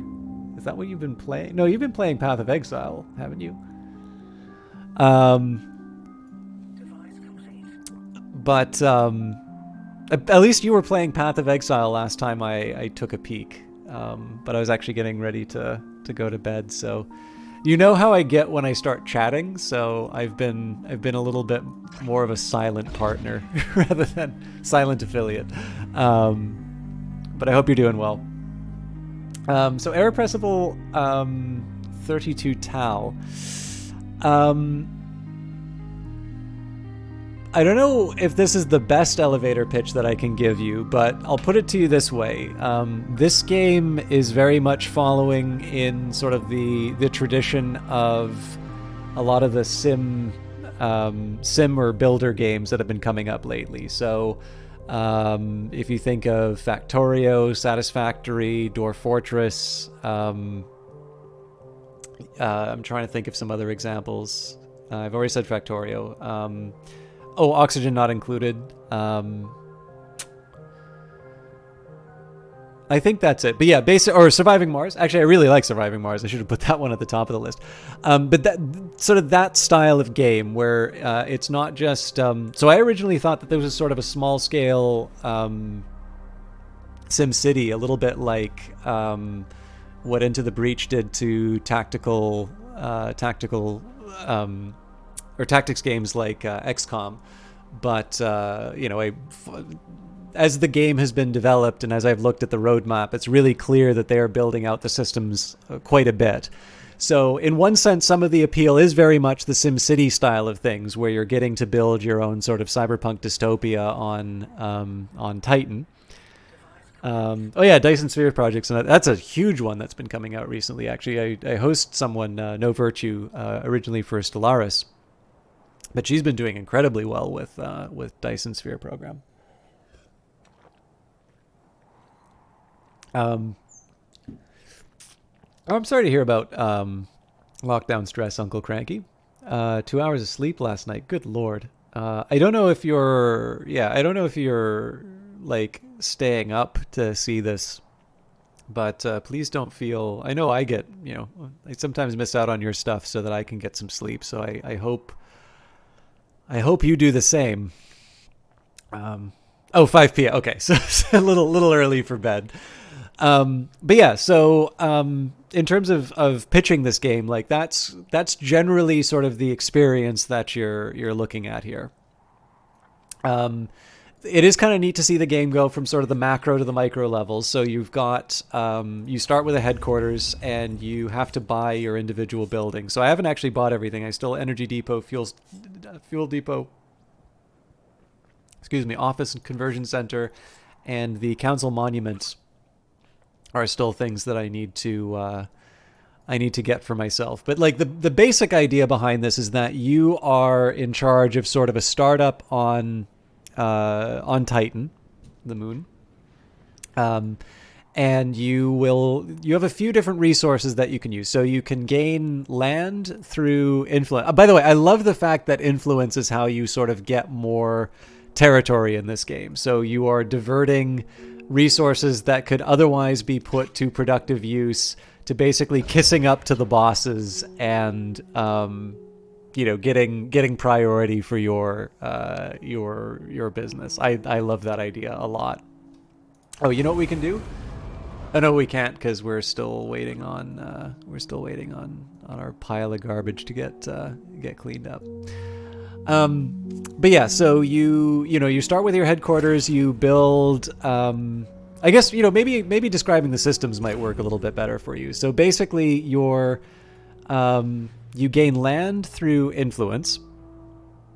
Your buildings will operate, through energy, which I've got here. Energy is generated through generators, which require fuel. Fuel comes from the atmosphere of Titan itself, and you get sort of a read on it here. This is really short on Zethane because I used to have 2 of these fuel turbines, so they were basically sucking up everything in the area. I'm trying to distribute them a little more intelligently now. And then you have basic resources. So the things that you build out of will be minerals and isotopes. And a byproduct of what of your sort of industrial activity or your having citizens is waste. So you'll gain the raw materials through either ruins, or every once in a while you'll find mineral and isotope patches on the ground. And then if you're lucky, you will find nodes. So nodes basically have an infinite amount of those resources. However, they're like, the more you mine it, the lower quality the deposit becomes, and so you don't quite pull out as much from your buildings as much. Finally, one other important resource is credits. That's where you buy new buildings as well as carry out repairs. The way that you get your credits will be by having citizens who will then sit in a cubicle and kind of click on advertising all day and earn money. So, you know, it's all well and good for me to talk about, you know, comparable games, right? But obviously one of the things that matters in this type of game are the systems and how they interact with each other. So the most recent update to this game added some more population systems. So one nice visual touch is that there's a bit more diversity in terms of your citizens. They have a work cycle now, so they'll work from 8 to 4, leisure from 4 to 2. Leisure and sleep are effectively the same. It's time that they are not doing something useful, like making money for you. One thing I think the game is lying to me about, by the way, it says that these are disabled, but I've got full citizens and full employee. Oh, no, 25 offline. Fair enough. Everybody's finishing up work, so it's, you know, makes sense that these things are closing down, but as you can see too, there's other little details here, like as people are moving through the environment, if there's garbage, it's slowing them down. That's also true for my, you got off the elevator ages ago. So you'd rather not hear me talk about it then, I guess is what you're saying?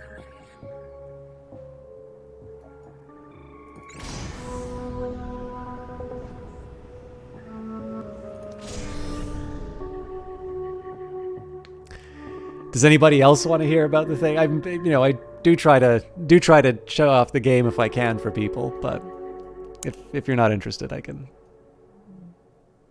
call it. One sad drawback that I have here is I'm just shy of what I needed for my next building. Unfortunately, payday is going to come through, and well, but by the end of the next day, we'll be up to 2133, so we'll be able to get all our new stuff.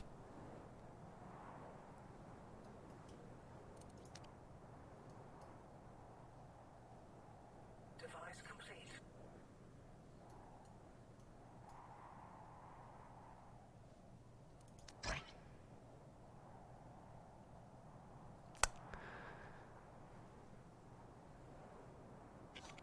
Hello, Joshy man. Device complete. Well, I could actually use the rain because the pollution system is built in such a way that if you have rain, it actually gets it takes the pollution out of. I know what you mean, by the way, Joshy man. But if you pollution, if you have highly polluted areas and there's rain, it will actually take it out of the sky. Oh, hey, Joshy man's the one who made it rain, so we should actually be able to see. Yeah. It's creeping in. I'm curious if the smokestack... Yeah, smokestack's not working, so we should see the pollution recede. It'll come back. I mean, we've got a bunch of roadways churning out exhaust. Device complete.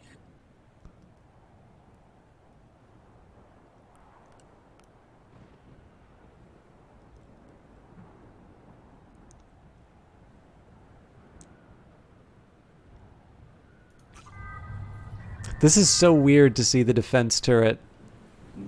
Like it's Heisenberg's defense turret. It's operating and not.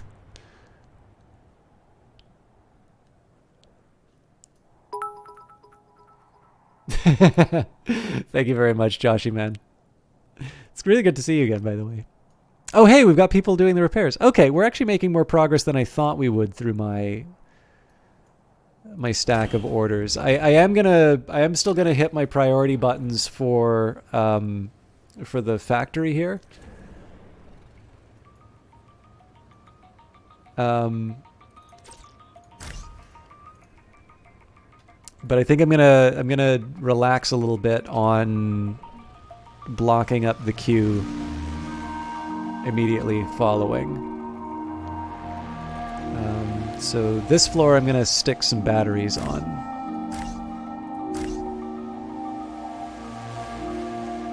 So one funny thing is it's entirely possible that this floor will actually finish before... No, sorry, it won't finish before floor 1. And then...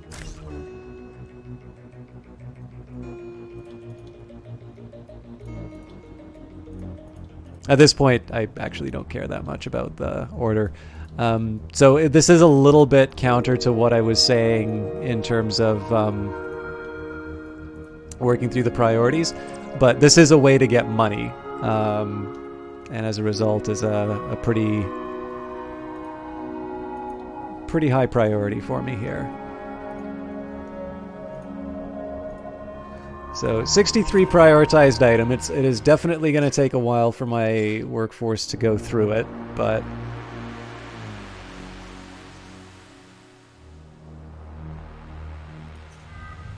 oh, this one wasn't prioritized. Damn it.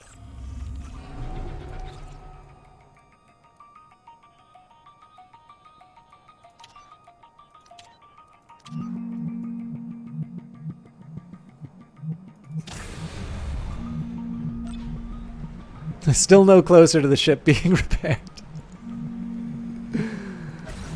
Okay.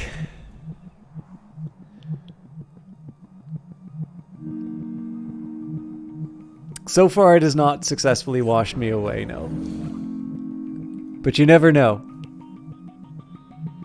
I believe there may be a few people who consider me a form of pollution.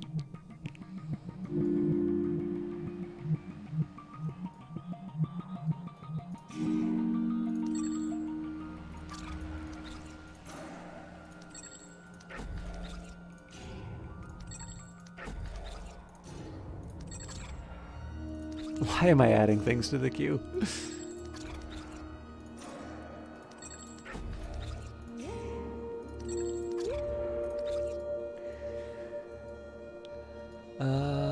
Okay. These idle... Yep, this isn't my fault.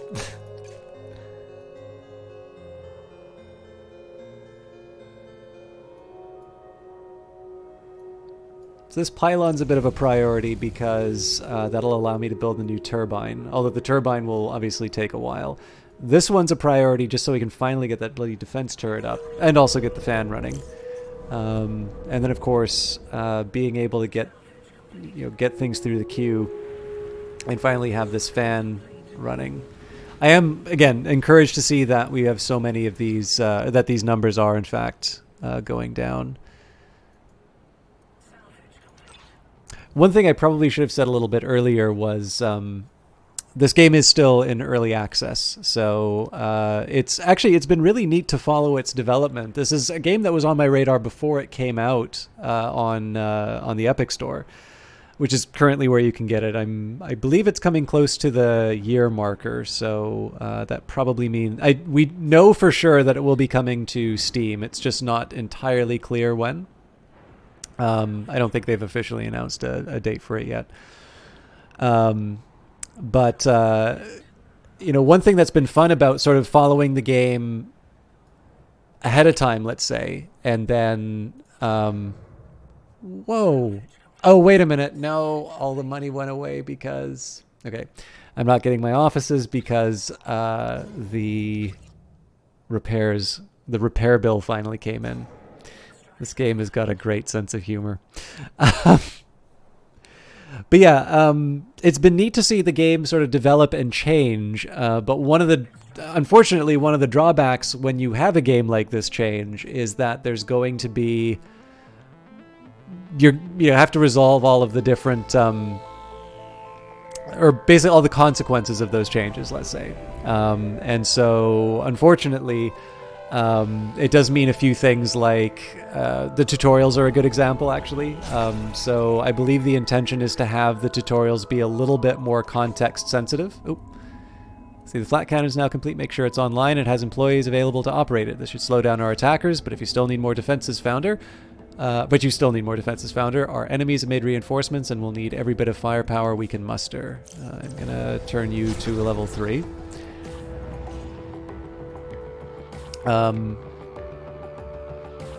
Oh, hello. So, just to give you an idea, because I've been waiting just to digest through all the stuff I've had in the queue for so long. So, right now we're generating gobs of energy. We're not quite at the top where we could be. We could do 2 upgrades to our energy plant. And having now expanded, kind of expanded my horizons a bit, we do have the potential to get a new source of zethane. Now, I suppose the perfect spot would be... Oh, you know what? This is in my range. Yeah, so I'm actually going to build it like this. Because I don't believe it needs to be connected to a grid. The turret that defends it needs to, but not the...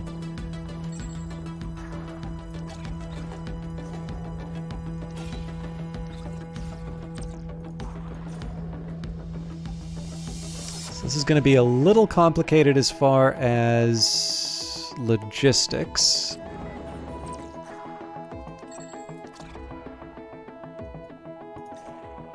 So the reason I'm claiming this and dismantling is I want to run a road through here.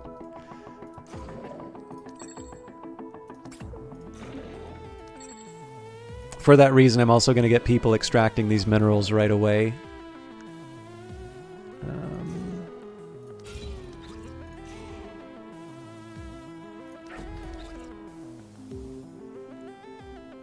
Okay, so the layout's going to go something like this. We put the mine in this place, we put the road through here, turbine on this side to pick up the fuel. Once we get that fuel, we'll be able to upgrade our energy plant. And that will... I mean, that's kind of covered us for our next few command centers and turrets and whatnot. Can they just siphon electricity from you? You heard...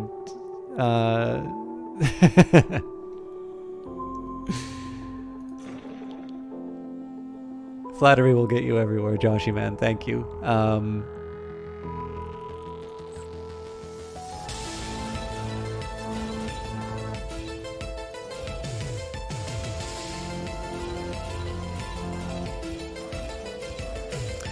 The ultimate objective, for those of you who are curious, there are rebel camps, so there's 4 in the area. They're constantly going to send people to come and attack me. We're probably going to wind up overwhelmed, if I'm honest. But I'm going to fight this. I'm going to fight like hell to make sure that the commies don't win. We've taken out one of them so far.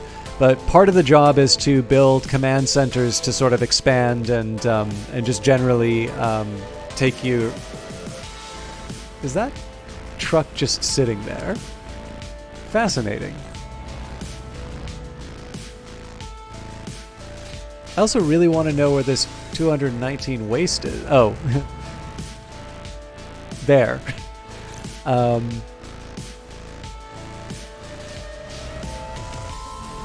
Wait, so if that truck's there, and I've got 9 trucks parked here... Curious. But yeah, so the aim is to basically take out the rebel camps before they overwhelm you. And sorry, I was talking about following the game through its development. So one of the neat things is to kind of see how the game has expanded and become...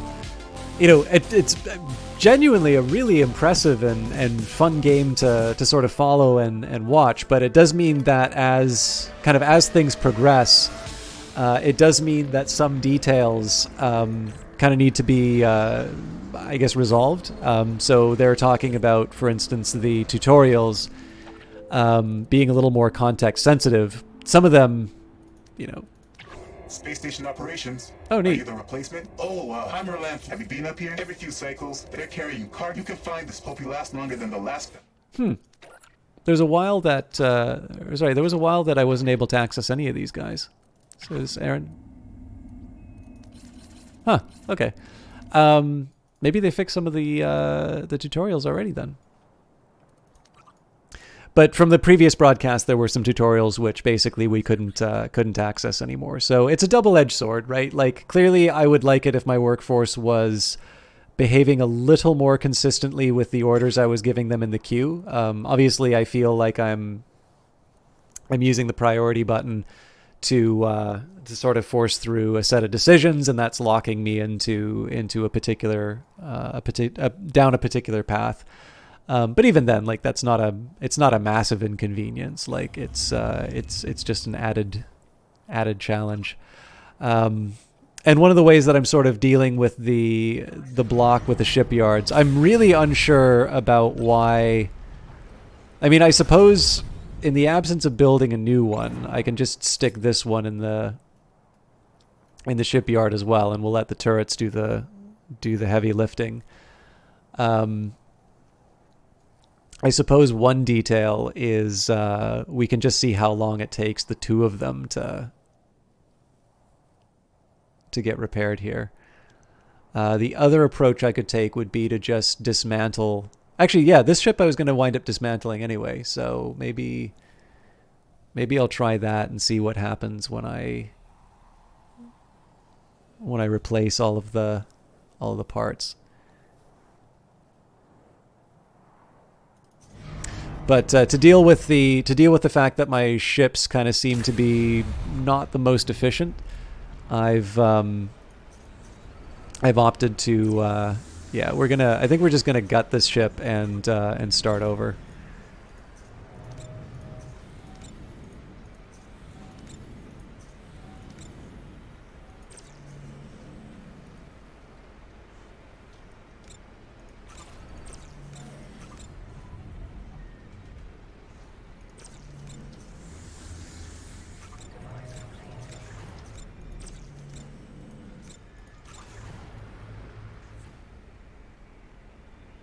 Hey, oh man, this is interesting. So I can get more workers by dismantling ships.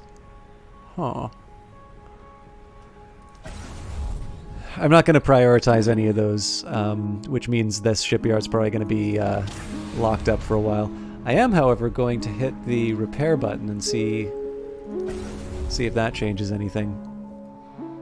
The idea that it's even possible that I need to dismantle a ship before it can be worked on is like more than I bargained for. Like, I just simply wouldn't build ships under those circumstances. But I am a little curious. I'm a little curious to see if I can force the desired behavior. So 2 minutes before the bad guys show up. I do want people working on stuff for as long as I can get them. So once let's say once we're down to the 20-second mark, we'll put out the call to arms. The reason why I'm waiting or giving a little more time before battle stations is simply because we have a lot more defense infrastructure and longer distances to go, so I can't really afford to wait for the bad guys to show up. All right. So let's see if people get there on time.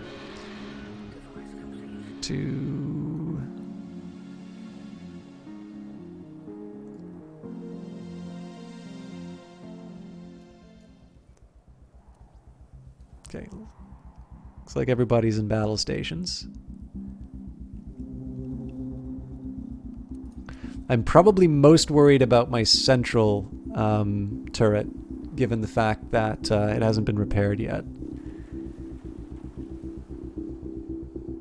I also probably have a big debt bomb waiting for me after this combat, because again, the ships are almost certainly going to blow up over my territory if I use my turrets. I'm really weirded out that there's only one. Okay, so there's another one coming here. This is the worst spot that they could come in. Although, if I'm lucky... Yeah.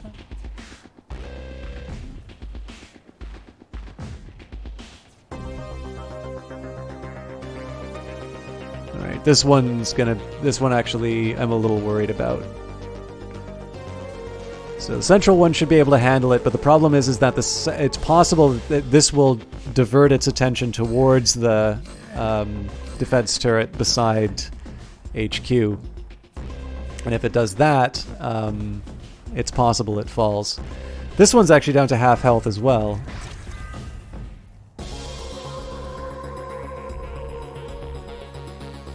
So the good news is that there'll be at least some chip damage on this guy, but it does really look like they're gunning hard for this defense turret over here. This is actually a bit of a worry.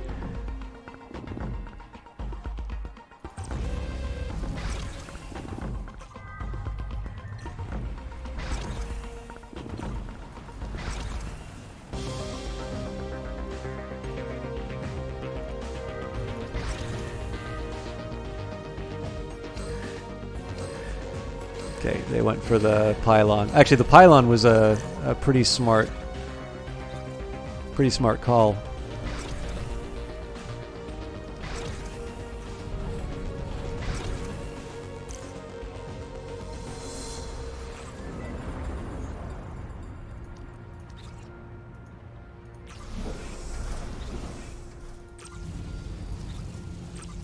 If that pylon went down...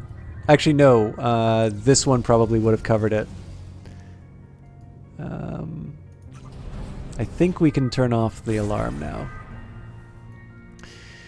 Okay, so once we clear these out, we get our fuel turbine. In the future, I will build a mine. Like, there's going to be a mine here and a mine here, but clearly that's not a priority right now.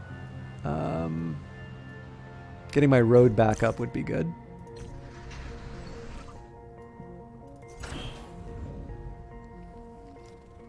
How long until I get an outlet? Wait, what? Oh, hang on.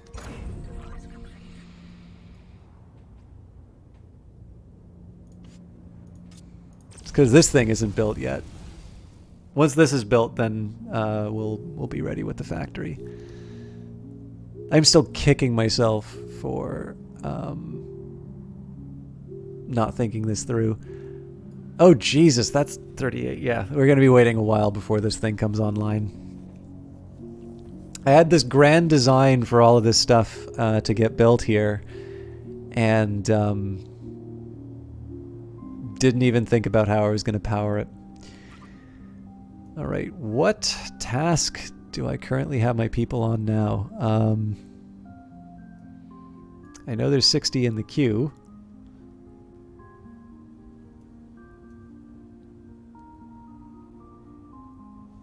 What are they actually working on?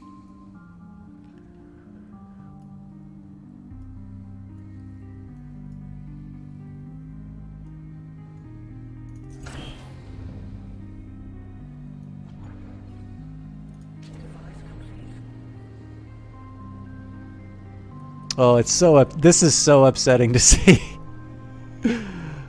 Okay, they're building floor number 3. Yeah, so the reason this is so upsetting is that all of this doesn't matter if I don't have the power to run it. So we'll hit the speed up button. While we're doing that, let's think a little bit about what expansion looks like. So we're at the edge of the map here. There's no rebels to speak of. There are empty areas here, empty areas here. I mean, honestly, the enemy could be anywhere. I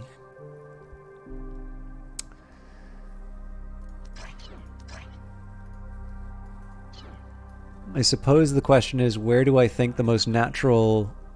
So one of the things that's going to be driving my expansion choices is also going to be where I think expansion is viable. What I mean by that is clearly, like, I'm going to have to get through the ruins and like handle all of that expansion and such. Actually, so that tells me the natural plot. This is the natural place to expand. Because I'm going to have a grid there when the time comes. This will be slightly inconvenient so far as the plan to kind of make residential areas and such, but it looks like I'm going to be able to build a fuel turbine. So I'm figuring we probably do like a command center, a turret, a fuel turbine. All of that stuff sort of lowers property values. And then we can use them to sort of defend the area. We'll also have a better idea about what all the pollution looks like.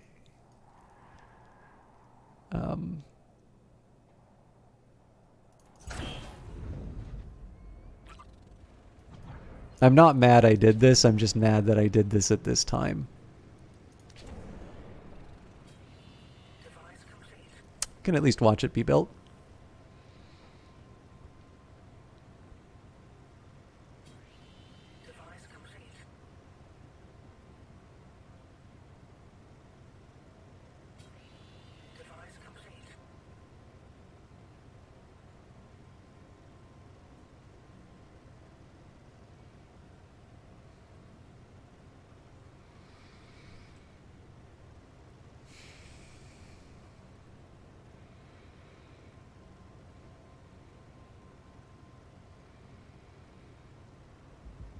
trying to think how I might have done the logistics better so that they don't spend so much time running back and forth to get minerals. But there's just so many minerals lying around in the ground anyway that I don't see how I could have done any differently. The good news is once those relays get put down, I'm going to be able to put some fuel storage. I'm putting the fuel storage here just because we have lots of energy already. I have a feeling fuel storage is also the building I'm least likely to build. So basically for this factory I did first floor was fuel, second floor was batteries, third floor was fuel. And then if I build another factory, I could probably do the opposite, but I don't think I'm going to build another factory like this. I'm hoping that I'll be able to build office buildings. Look at that sub 50 health. Okay. I think it's going to be a few days before we can afford the office buildings, unfortunately. What I'm hoping, though, is that we get to 6.5k before the repairs start. If we get there, we're good. And if we don't, then I'm going to be sad.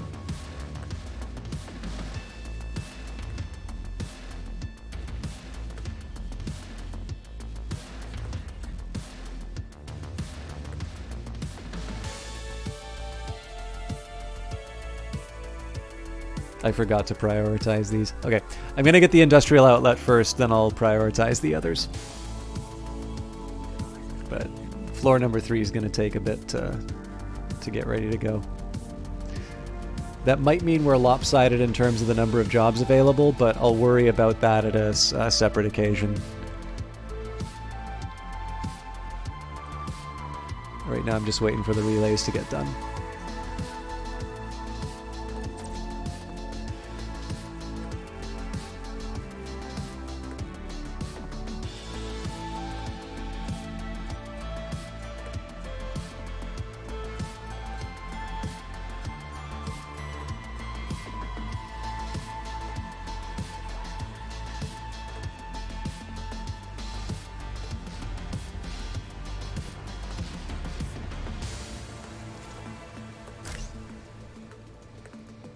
Okay, so that gets priority first, then the monetization and habitat pods. The reason I'm doing it that order is if I don't have an industrial outlet, then it doesn't matter that I have all this other stuff. Okay, and I did promise I was going to put fuel tanks, so, but that's obviously not essential to the operation. It is kind of interesting to see how the factories work. So right now, factories have sort of been like low quality housing and works sections. I get the impression, because of the things like refiner, centrifuge, purifier, conveyor belt, I'm getting the impression that factories are going to be a little bit more than that in the finished game. But right now, it's sort of been the micro level for something that eventually you build up and you just build dedicated buildings towards that sort of stuff. But again, it's a neat one just because it's fun. It's actually a little bit like, I realize this is not this comparison may not always be considered complimentary, but I mean it in a positive light. It actually reminds me a little bit of Spore, how you sort of start off as a single-celled organism and then eventually you're doing interplanetary exploration or conquest, or I never got to that part of the game, so I might be speaking out of turn. But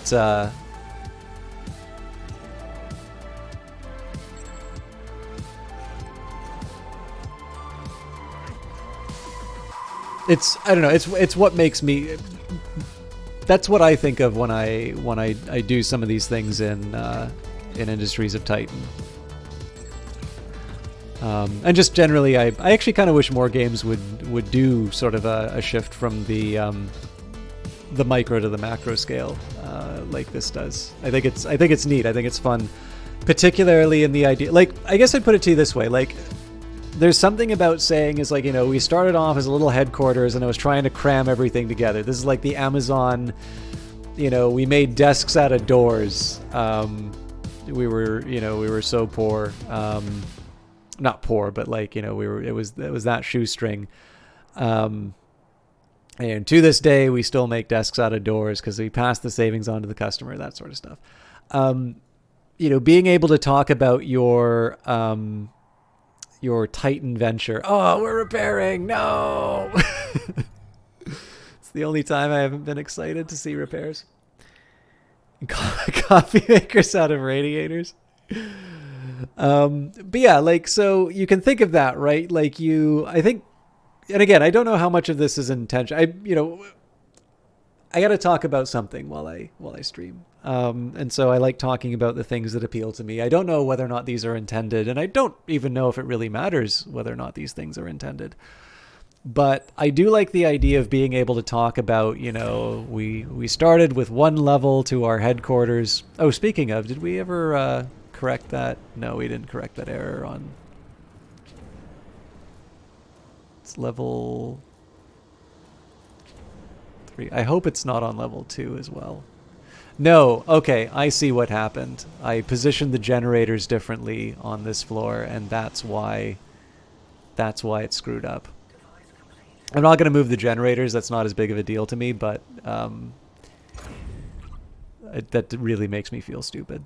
But yeah, so I like the idea of being able to say, it's like, you started with this headquarters and now this sprawling metropolis where everybody's dying from the pollution.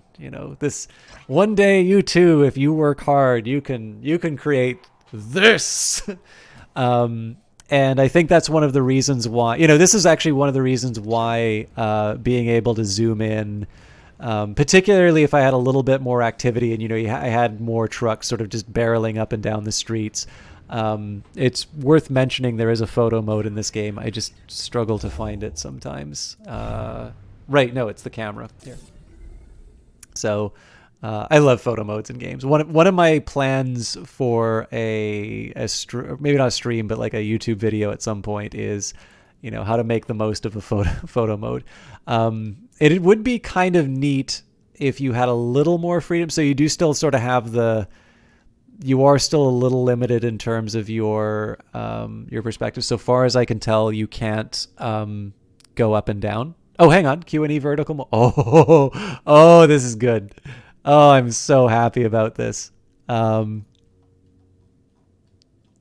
we're going to spend so much time on photo mode here. It's not even funny. Enter viewer. Oh, wow. Oh, that's so good. Okay. Let's try and set up something. Oh, yeah, here. Okay. So this would be how, like, you're, I don't know, you're a member of some kind of a council or something, and you want to talk about how crowded and gross everything looks. So, oh, interesting. So yeah, there's only so far you can move the camera up and down. I guess it's because they don't want you looking at the sky. But yeah, like basically you want to make everything look super crowded and all of that. So you go as far back as you can and you zoom in. Or you're like, look at this spacious utopia we've built. I kind of feel like wide would be a little more appropriate here, but let's see what the oceanfront property. Oh. Oh, wow.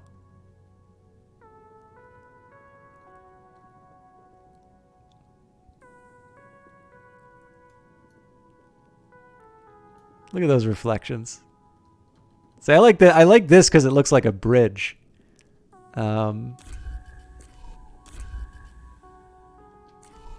Oh, photo viewer. Okay, this is something that we took a photo of. I get it now. I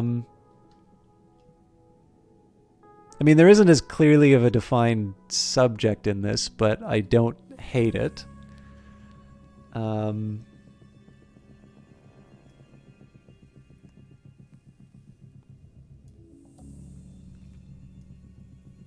Do we have a filter on?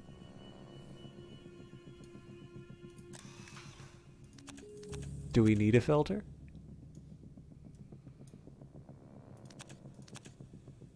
Oh, that looks pretty good actually. That's almost like a silver retention. Can we just turn it off and see what it looks like on its own? Okay.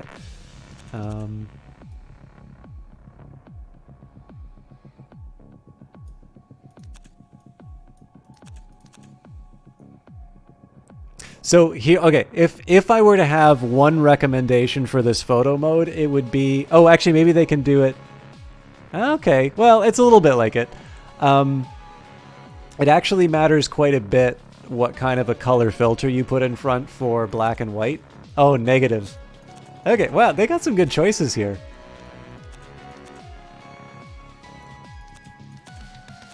I actually like this one quite a bit. But, oh man.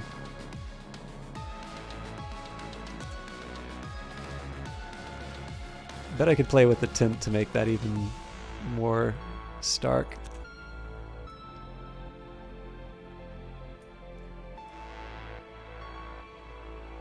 So I bet some of this comes from the contrast. So if we amp the contrast a little bit and then we change the filter.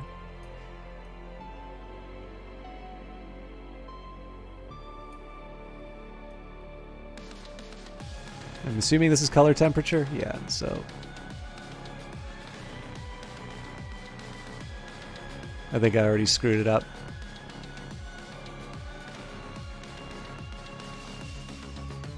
It's so purple on its own.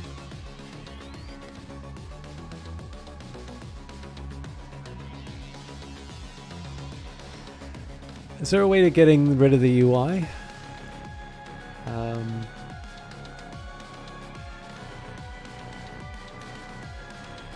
Oh, here we go. Yeah, I'm gonna have to find, like, so the problem here is I didn't really come up with a good, like, subject for the photo. So this is gonna look kind of crappy no matter what, but I want to at least make an effort. Okay, so I'm gonna probably be playing between the contrast, the temperature, and the saturation. I'm trying to get rid of some of the purple while retaining some of the other colors. It's a very delicate balance.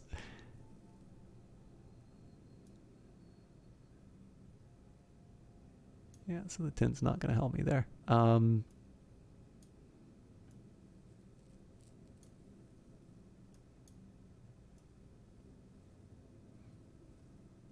actually do like a little noise on, like this looks nice without it, but a little noise just sometimes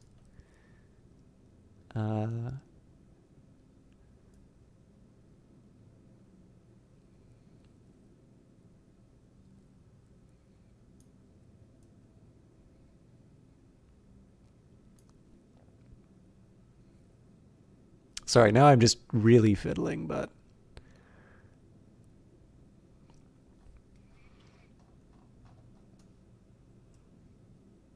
yeah. Okay.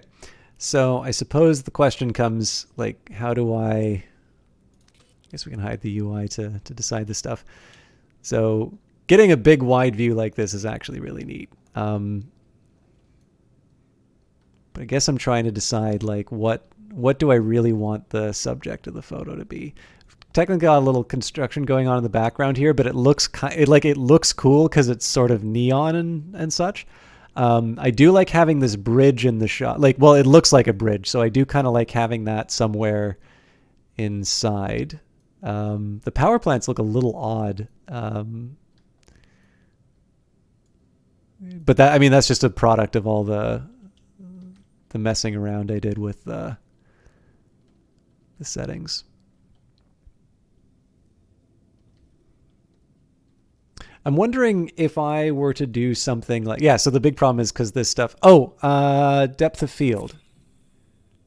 I wonder if there's a way to mess. No, damn, okay. Depth of field would have fixed that. But yeah, so this is the big problem, is that it's a little hard to, The best way to do this actually would be a small video where you're just kind of zooming in a little bit like that. All right, need slower motion, but like where you're zooming in a little bit and then you can get the real depth. But I got to do something fixed in position, so I don't know, maybe getting a little higher is the call here. I do kind of want to try and keep it street level if I can, though. I don't know. Let's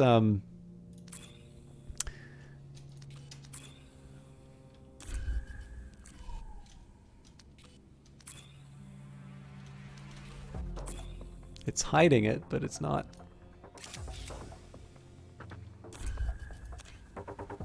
It's okay.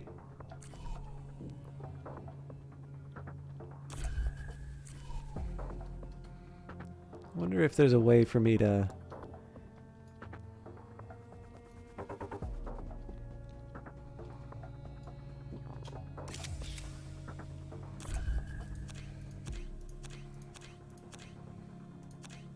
This is definitely the better one. All right, well, that's as fun as that is. Let's go back in. I love photo modes in games, and I feel like I need to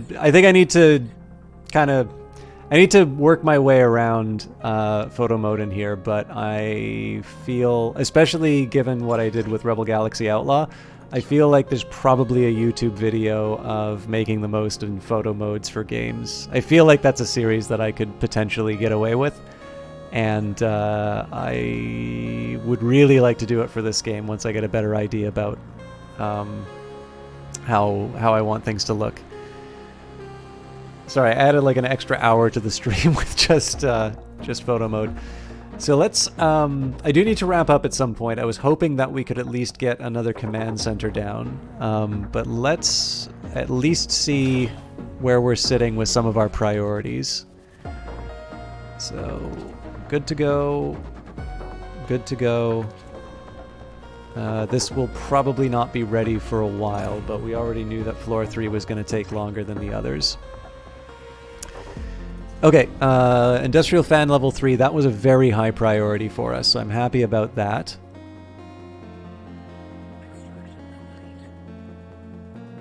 Making some good progress here as well.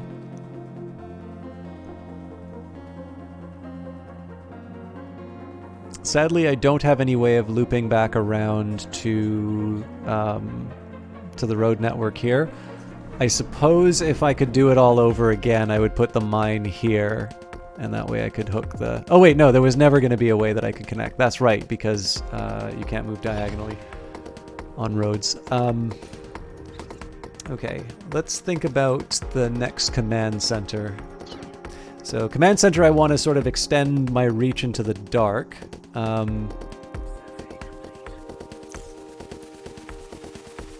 don't hate this location. Yeah, let's do it.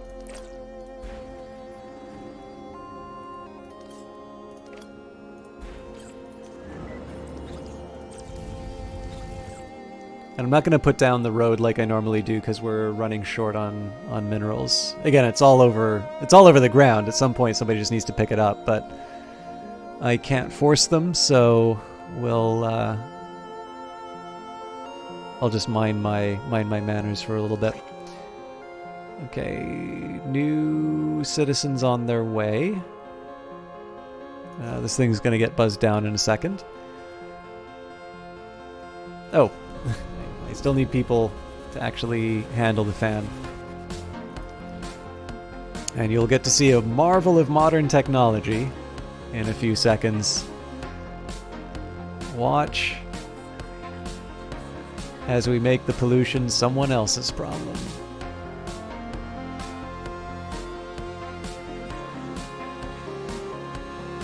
I do like to have the overlays of the different systems. We should, in principle, see the pollution start moving away from the residential spots. Although it seems to have done nothing to help Factory 4. I think we probably need to wait for another rainfall, but Factory 1 is already seeing the improvement. I lied about the road, by the way. This one I will prioritize.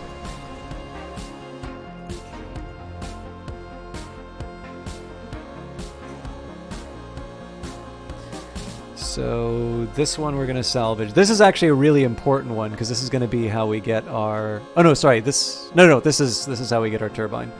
So I'm actually going to put that down, well, as soon as I can afford it.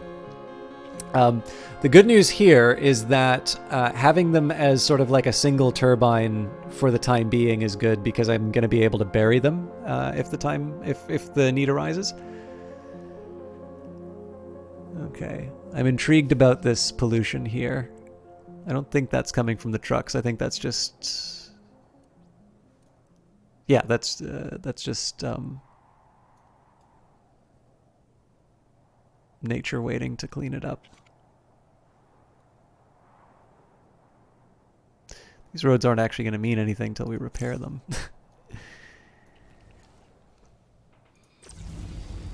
Oh, you're kidding me.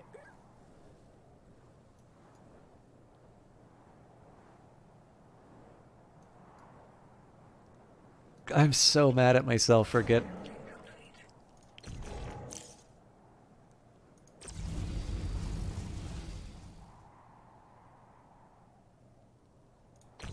Well, look, at some point I'm going to have to...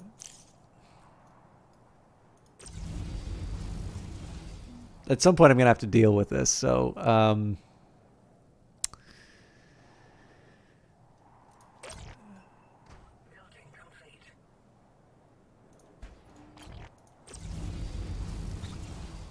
This is so dumb.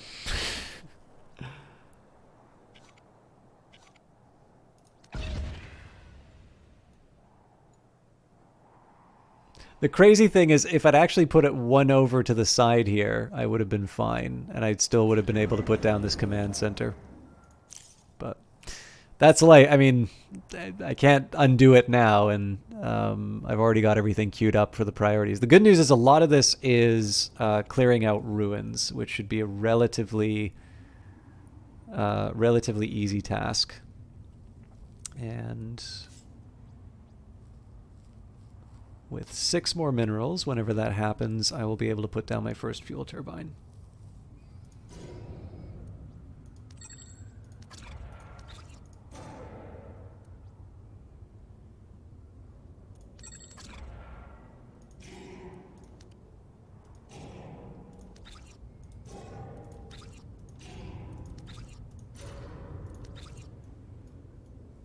So again, minerals aren't exactly my priority right now. I can get those, but it's nice. It's basically nice to know that I've got 2 mines worth of minerals and isotopes if I feel the need to take them on. The biggest thing that I want to focus on right now, though, is being able to get as many citizens as I can in the area. I'm assuming this thing is just screwed up somehow. It's kind of been sitting in priority for a long time, so I'm going to reset it, but I'm assuming I'm going to have to destroy it and rebuild it. I'm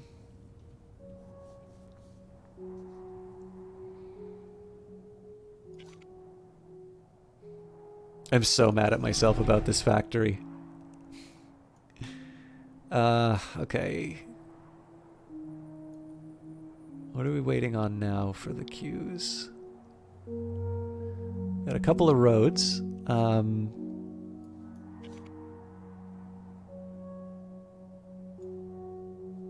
There's one expansion there. Oh, repair jobs.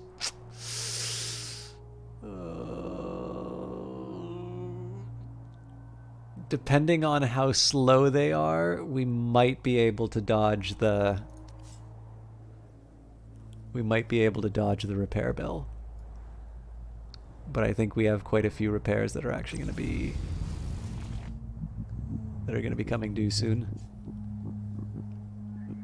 It's very interesting to see how slow we've been going through the waste. I wonder if a lot of this is me just getting through the waste that's been generated through the ruins.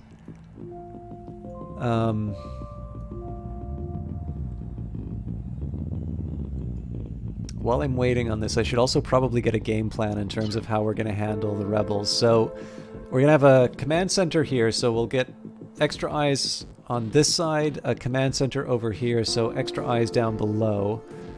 I don't really see myself developing this corner for the next little while until we get the fuel turbine in place, so maybe leave that aside. Although I do have this fuel turbine here and I want to get that built as soon as possible. And then this is a big question in terms of just how I'm going to make all this work. I'm not opposed to building a command center here. I'm not quite sure what it gets me.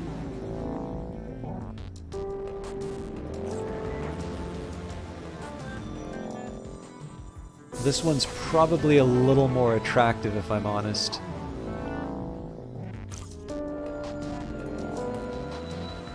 Oh, we're going to be waiting a while for that, though. And let's get some credits.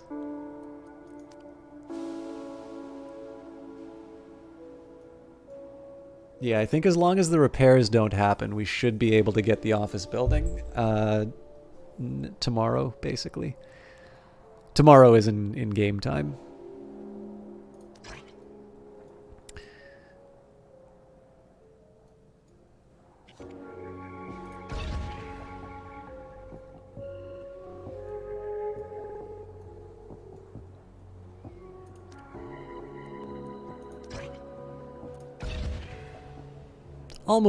Almost exactly what we need.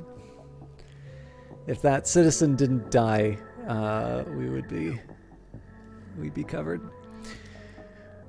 So basically, we're at 61K, but that's ignoring the fact that we've got employees to pay. So employees are 2,000. That's going to bring us up to. We're basically going to be at 4K. Oh yeah, so if we're at 4K. Technically, we can't afford... Okay, so on its own, we would not be able to afford it at the end of the day. But we do earn 4,000 on its own. Which, again, as long as our repair bill isn't that high, as long as we can reach 6.5K by 4 o'clock tomorrow, we will be able to buy office buildings. And it means that we won't pay the workers, but I'm already over capacity in terms of workers, so I'm not that worried about it. And what it will mean, though, is that I'm going to be able to build combinations of residences and offices, and that's going to translate into the ability to generate lots of money. Although, unfortunately, I am still going to be running into the problem generated by this energy pylon, which is it doesn't actually have proper coverage.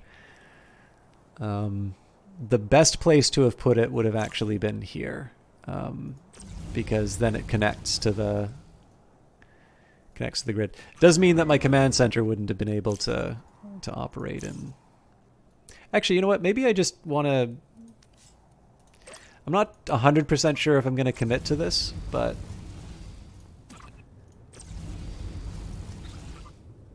I'll actually make this one the priority. I'll build it up, and then maybe I can just destroy this one when the time comes. I'm still going to be able to build the residences and the office buildings. Actually, let's claim the territory just in prep. I could actually probably build the residence right now, except that I'm so short on minerals. But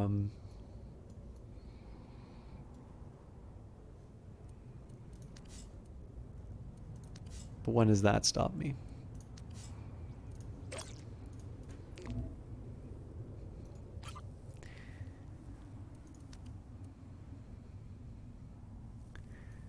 All right. I think once we buy the office building, that's when we're going to call it tonight.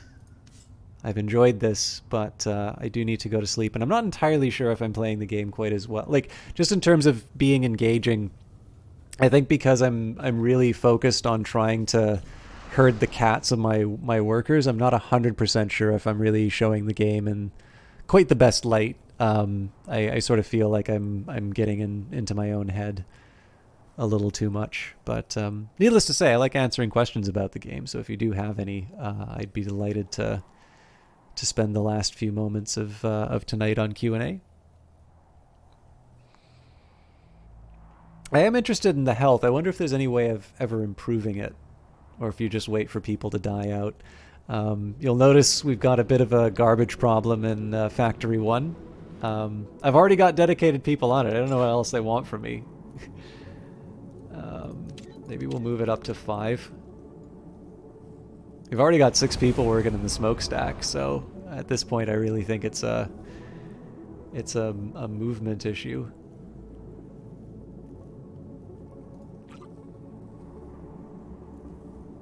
If we can get it down to 0, I'll put the smokestack back to 3, and that means we get 3 extra workers to put towards things we actually want to do. But I don't want to, I don't want to have the business come to a grinding halt because of too much garbage. Particularly in Factory 1, which is going to be my main source of income. Alright, we need to make $1,000 before 4. You guys have 5 hours to make it happen.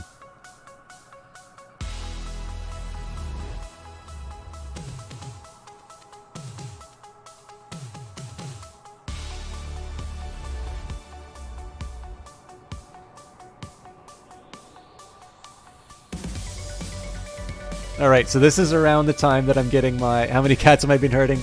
26 and 29 for the last hour or so. So this is around the point that we're getting one of our people to like go and take the... We'll take the union reps out to like a strip club or something like that. All right, we bought the offices. Screw you, workers! You're not getting paid tonight.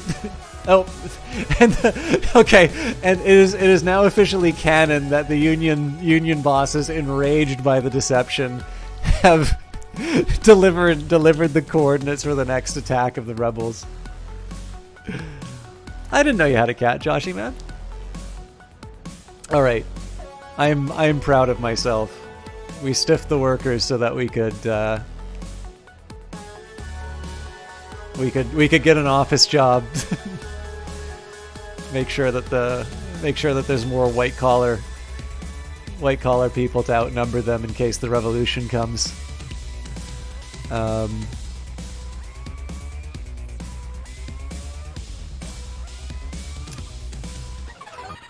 I don't know if we'll sit through the attack, but now that I have the ability to do this expansion, I will put down the groundwork for the office.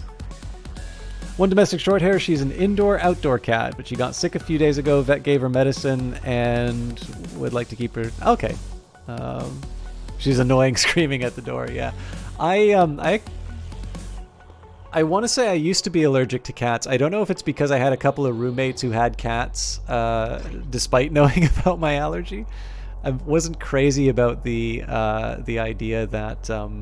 I mean, like, what am I? I'm not going to tell someone that they can't have a home, but holy smokes, that was not really good for me. But I will admit, like, I don't know if allergies like that can change, but it definitely feels like my reaction to cats are not as severe as they used to be. Like, it used to be you could know that there was a cat in the building upon my entering it, based on my physical reactions, whereas now, you know, unless I like pick the thing up and like rub it against my face, I'm assuming that I can handle it. So again, like, I actually really don't know how that sort of thing works. I don't know if it is possible to be allergic to something and then not allergic to it later. Generally, I don't, I don't try to test the sorts of things that I'm allergic to. I'm allergic to soy, I know. I tried it once and like it felt like sandpaper down my throat the whole time, and like it's like for the better part of the afternoon, like I just felt incredibly uncomfortable. So I realize saying that I'm allergic to soy sounds like some sort of like really lame like gamer attitude. I mean quite literally, if you were to give me a soy drink, it would not end well for me. But yeah, I mean, like, so that sort of thing, because it's so incredibly uncomfortable, obviously I'm not gonna tempt fate with that. Like, I'd prefer to just Let's see. This is going to be so bad for this turret. This is almost certainly going to get lost. I don't know if I want to turn off the... Let's turn off the mines. Okay, just turn off one of the mines. If this turret can avoid getting shot until the repairs... you okay there, buddy?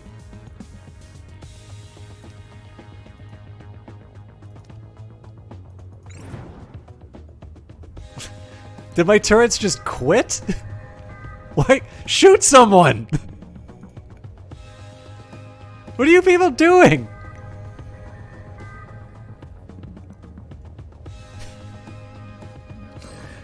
Is this about the worker? Oh my god, if this is because I didn't pay the worker. No, they're still under the illusion that they've been paid. Hey, there you go. You guys found the bloody trigger. Alright, so this thing's screwed. Oh, Jesus Christ. They're going after the turbine and this thing's still not on. Alright, we knew that was coming. Can I afford to burrow? 2.5 credits. Yeah, so this pylon's dead. We'll just cancel this right away.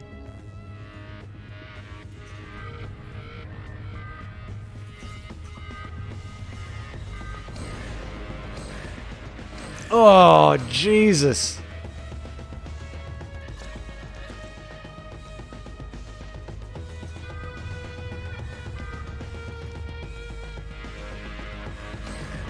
Okay, I'm sorry to do this. I'm actually going to try and load this. I'm going to try. I should just quit the stream here. We can survive this, it looks like, but I want to see if it's because I was slow.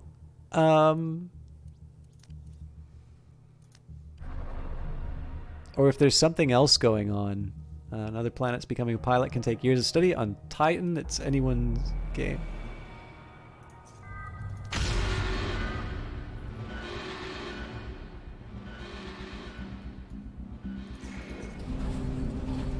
Oh, that's right. I gave it like 20 seconds last time. So let's see if there's... This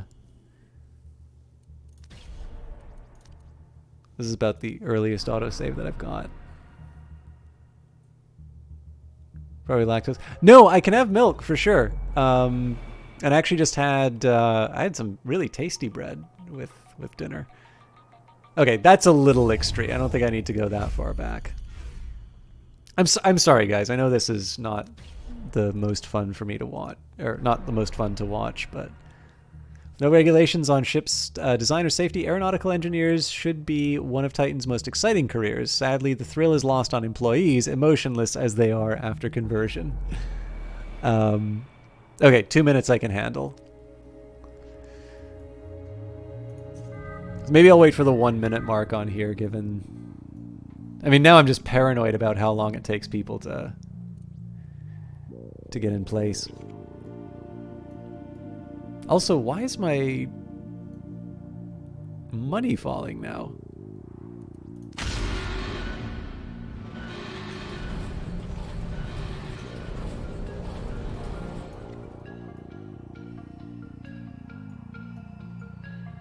I'm assuming something's gonna... Ah, the defense turret's getting repaired. Man, that's really weird then. So the behavior of the employees is different as well. So looks like the central turret is up.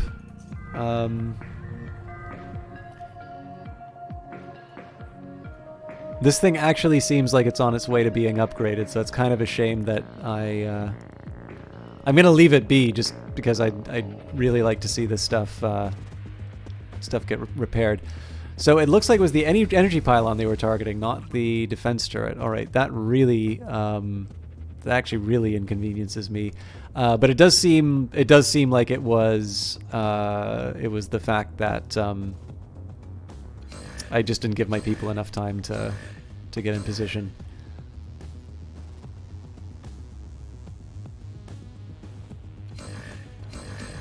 Okay, that pylon's looking a bit rough, but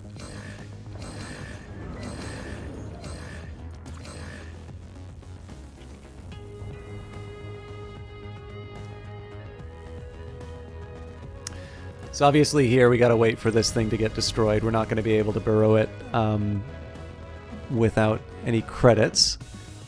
But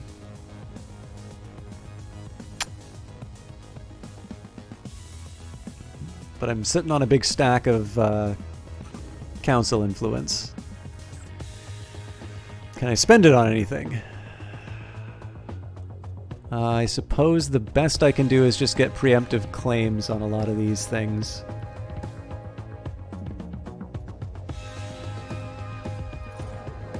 I see I already had that plan. Okay.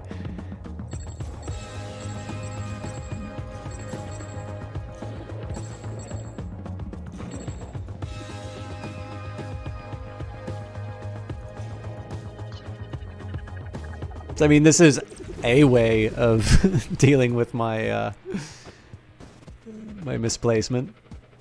It's gonna shut down this turret, I think, though. It's definitely gonna shut down this industrial fan. So that we're just gonna salvage. If they go after the factory, I am gonna be raging. How in the world? Oh, because...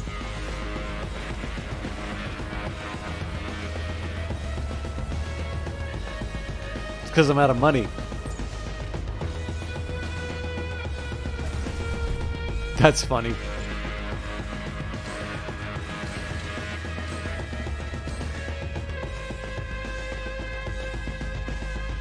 It's obviously too late to launch this thing now, but... I'm going to wait until we start making some money, and then we'll put all the repair jobs online.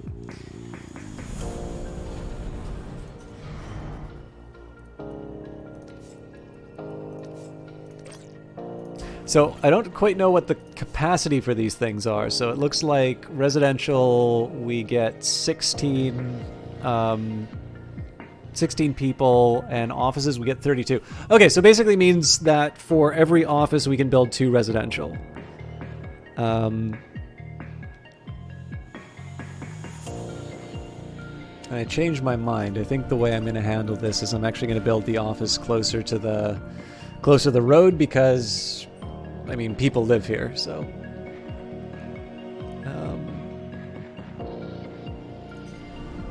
We'll turn this thing, at the very least, we'll turn this off and free up the workers until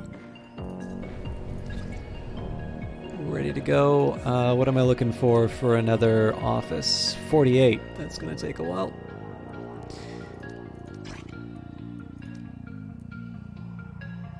But yeah, once we start making some money, I'm going to feel a bit better about being able to assign people to certain jobs.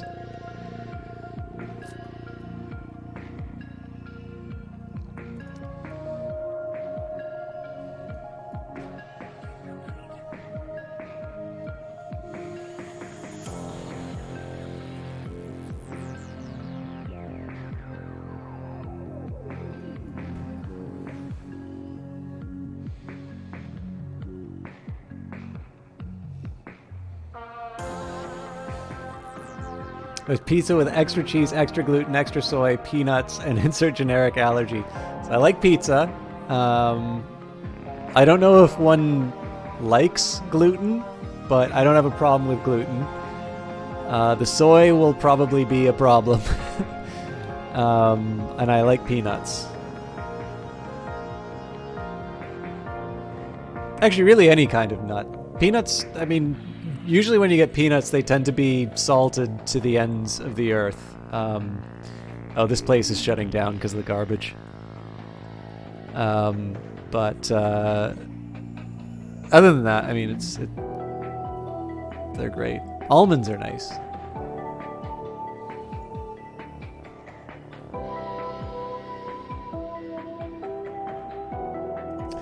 I think we're back to... Oh.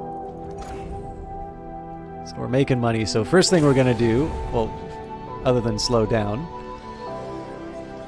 So step number 1, we're going to hit repair on this system.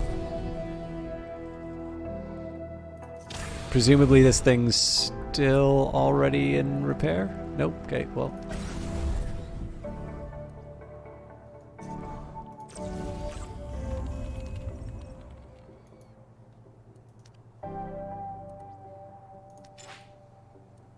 Device complete. Should probably prioritize the defensive turrets and pylons. Excuse me.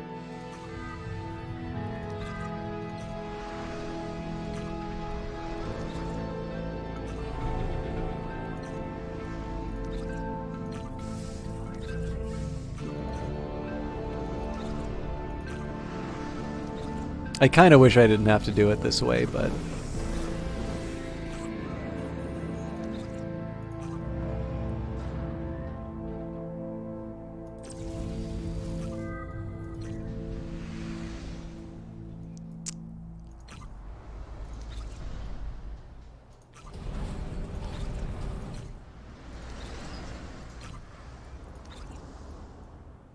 Alright, I think that is it for repairs. And we're apparently not yet at the point where we're losing money, but we really, really, really need to get this factory cleaned up. Good Lord. Good Lord.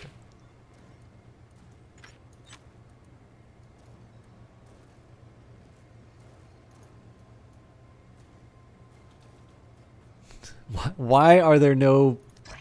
Why is nobody cleaning this?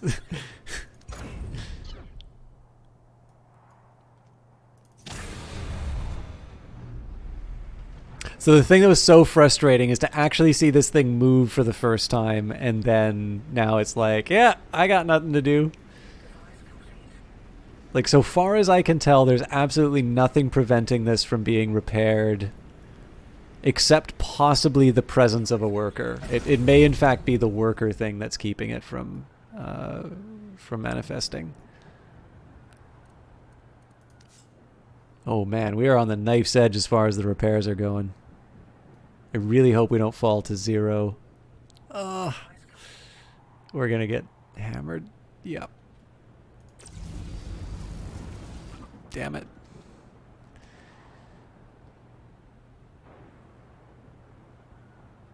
Well, stuff's still getting repaired. It's just it's all the stuff that I actually wanted as a priority that's not getting done. Nothing I can do about it though. It's just that's the way it is.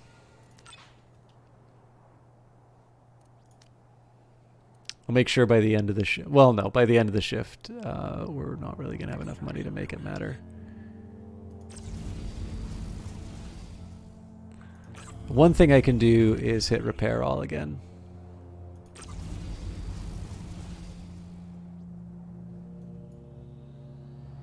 Extraction complete. Extraction complete.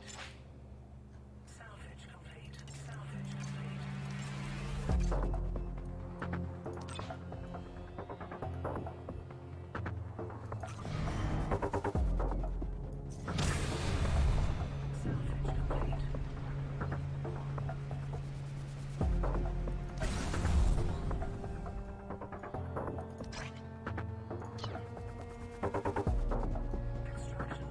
I mean, we're better off on the repairs than I thought we were going to be. There's that small improvement. Pylon's also a little bit higher up on the queue than I thought it would be. How long are we waiting on the 48? Again, like, we've got the minerals waiting in the area. It's just nobody's actually put them in a storage center yet. We've only got these two people working on the patch. It's the way I want it though, right? Because in the end there's going to be a road that goes through this. I'm not going to prioritize it because we have other things that need to get built. I'm actually going to try and limit the priorities that I give until... I'm going to try and like clear that queue and then see if we can go back to assigning dedicated people to certain jobs. Because it could also just be that we're large enough now that there are enough tasks that need to get done like properly to that, like, for that to be the reason why I'm getting impatient with things. We'll see. I mean, I'm a little doubtful, but I'm trying to look for the highest. It looks, this is a little weird. It looks like we're down to single digit. No, we are in below 20 though, which is nice and unexpected. Unfortunately, our waste still seems to be climbing up.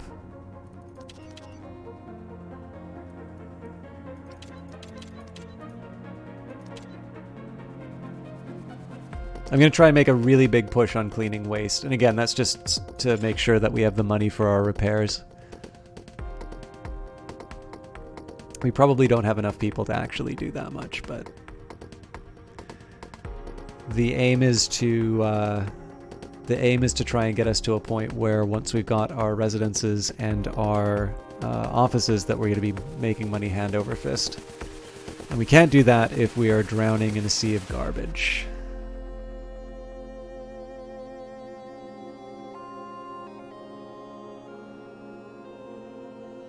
And, I mean, to be honest, like, there's no if anything, we just get workers to move it from the factory to the storage facility. There's a reason this thing takes everything.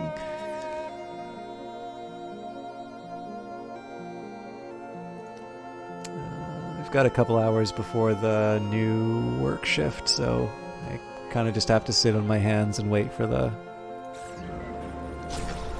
developments. This is Rebel Hunt, so I don't mind adding that to the priority queue. Anything that's related towards like a win, or directly related to a win condition, I don't mind adding to the queue. It's just going to be things like, you know, adding surveys or something like that. I've got enough opportunities to expand in my existing territory that I don't really need to start buzzing down ruins.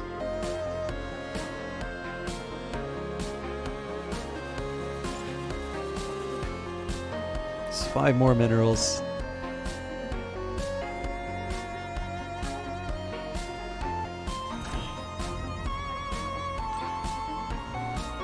Alright, it's still kind of hideous here. No, it's hideous. I looked from the outside, it looked like there was an improvement. I think there is an improvement, but it doesn't look it on the inside. You think gluten just helps make the dough chewy, so gluten-free pizza tastes the same, but is lacking in the texture. Okay, gotcha. I actually, my aunt, I mean, the challenge, I think everybody has an aunt like this. You know, you're never sure if it's an actual problem or if it's just, you know, it's just your aunt being your aunt. But I know she doesn't have gluten, so I mean, I had toast starter place once. It didn't strike me as particularly unusual, but it could just be that I don't have taste. Okay, we should be getting close to... Okay, I'm going to give this a little bit of time so that I can get the repairs queued up. Salvage complete. Oh, that's welcome. Okay, so the defense turret's finally done. We won't have power for it, but it's nice that we've got the... it's nice that we're at least getting the work done on it. The energy pylon's also getting ready to go too, so... Oh, hey, yeah, actually, we're slowly getting out of the woods.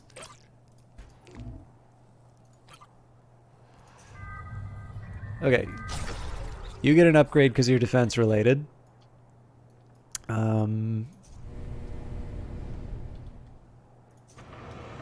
It's going to be very weird to see these things. Okay, we're at 1K, so I definitely need to get these repairs underway. Priority. Please tell me your priority. Yes. Priority.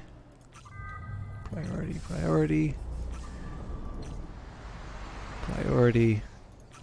Priority. Priority. Priority. Priority.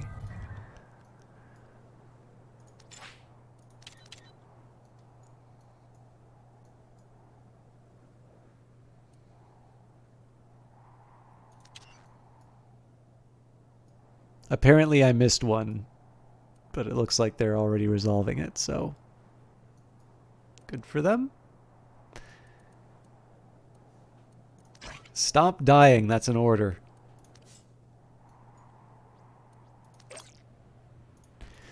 Okay, so we don't know when it's going to be done, but when it is done, this is going to be a temple to capital. Command center upgrades coming up next. That's not bad because this thing will probably be level 3 by the time the energy pylon's ready to go. Oh, looks like we're ready for another fuel turbine when we find the minerals for it. I'll be able to put the mine in place, but I don't really want to add it yet. I figured there's no point in me actually building that mine, especially short of minerals, until I've got this thing up and running. And that thing's not going to start running until I start getting workers for it. I just don't see how I could justify the expense.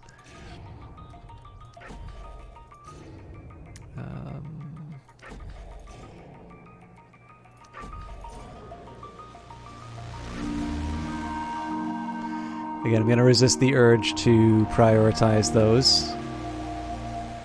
And given that I don't really have anything else in my territory to... Oh, that's not true. We'll claim the minerals patches for sure.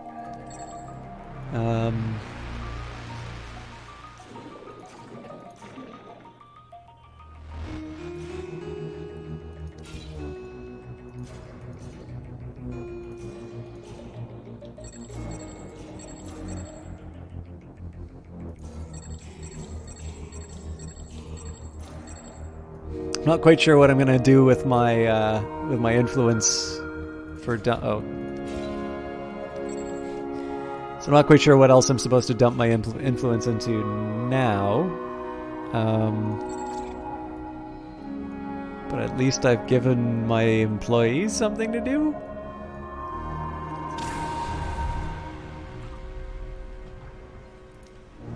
I've completely forgot.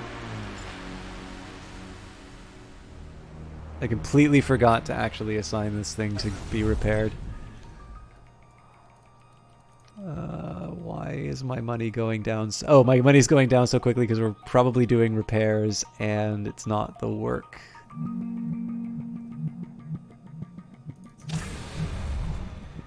It's not the work segment. So I am going to keep an eye on... I'm going to keep an eye on this number. And see who's doing the repairs. The one thing I'm hoping for is to see that number go down. Whoa!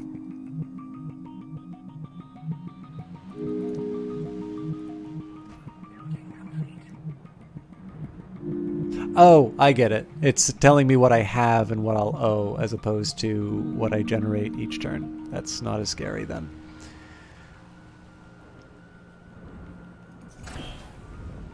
Do I even want to see what this looks like? No. Good lord. Wait, we got a clean patch. We're getting better. Okay, that's welcome.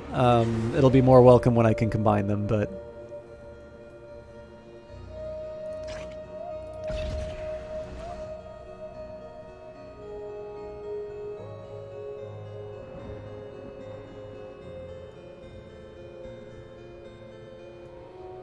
Are we ready for a new turbine yet? Yes. Okay. This is a godsend because this is going to be something that allows us to... Actually, we can already upgrade the energy plant. This is actually something that's a legitimate candidate for an upgrade. Or sorry, a priority. I'm a little weirded out by the fact that it says this thing is complete. This might actually become a point of frustration. Especially because we're getting so close to what we need.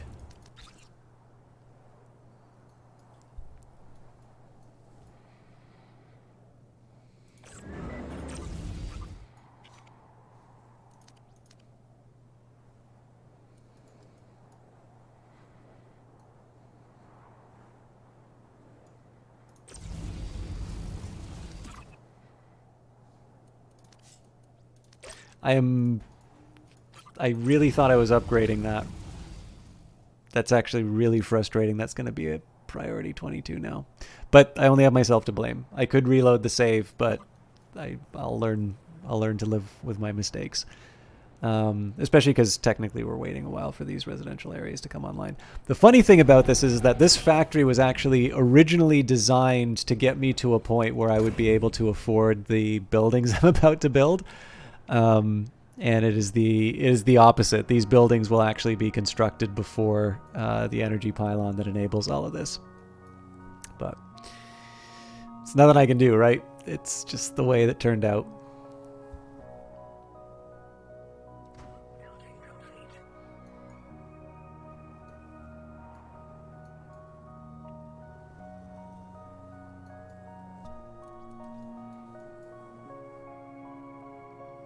One big worry that's going to come up is these fuel turbines are pretty exposed at the moment, and there's not a whole lot that I could do to defend them. I do want to build a defensive turret at some point, but obviously I need the minerals for it. Oop. Oh! Brilliant. It's just out of reach. It may actually turn out that we're not able to get to the HQ, but that's I could not have anticipated that the rebel base was that close. That's put a little bit of wind in our sails, I think. This is worth priority.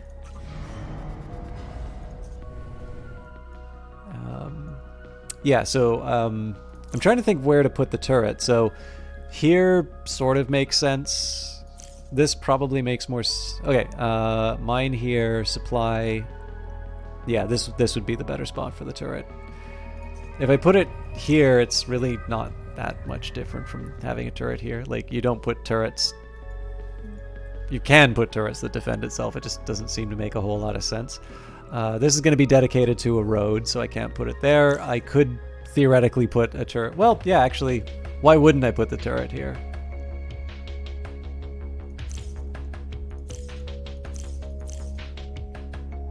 I guess it doesn't really matter.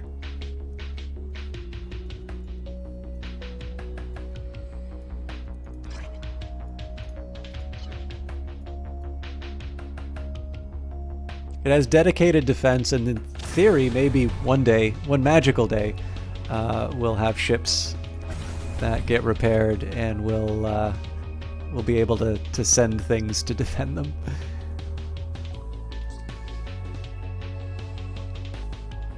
This road might get finished soon. Well, it claims it.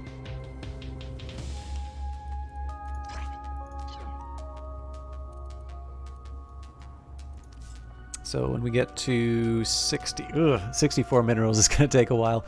I may have to go to sleep before then, but if we see 64 minerals, I will... So what forgot to get priority?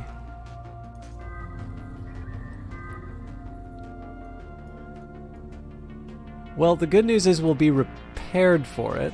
The bad news is we may not have the burrow option because we're almost finished our workday.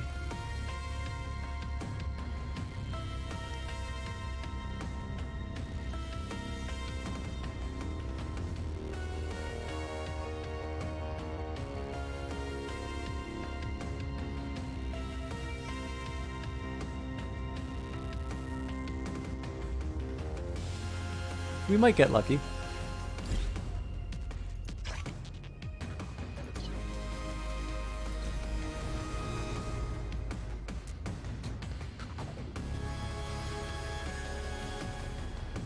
In fact, in this case, it probably makes as much sense for me to request the minerals. That way I can at least get started. Well, closer to get started.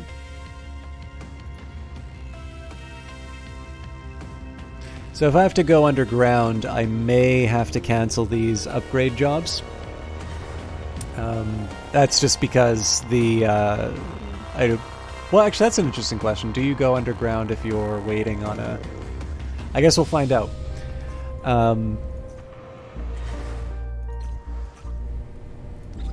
But yeah, like I definitely want to make sure I'm fully defending against the rebel attack if it happens. I'll give it the minute ahead. I do know I'm gonna have trouble with energy again.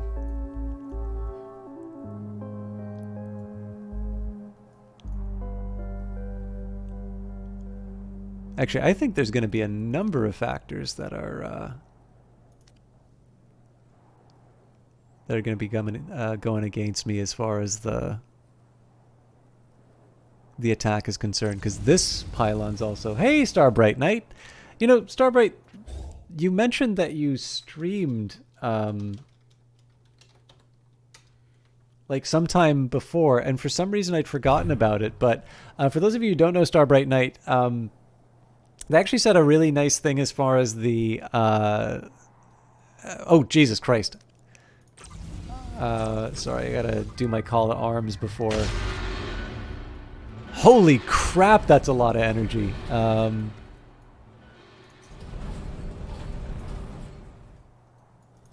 Oh, it's because we're upgrading this energy plant. Damn it.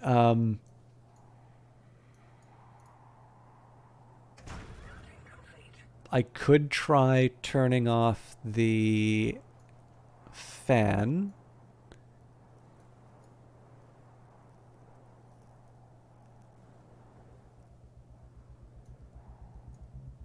I'm going to try and be patient on this. Yeah, I actually got a really nice comment on the well, you got to see the emote here, System One Smart, in terms of it being used with... Sorry, is it called Marbles on stream? I don't remember. I see you playing it like all the time now, but I'll confess that I don't recall. I don't recall the name. I know of its existence. But yes, it was actually really nice to see the. It was really nice to see that comment, because I'm obviously very fond of the emotes that the Eyes of Sin has made for the channel, and I really like that people. I feel like you got that subscription to sort of like mollify me while I was really mad about a backseating problem, but I'm really happy that you found a use for it in your own channel. Okay, this is actually looking really good here. I think this central turret's going to have to take out the Dog of Hope. This is a worry, though.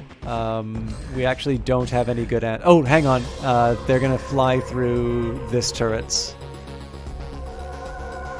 sights.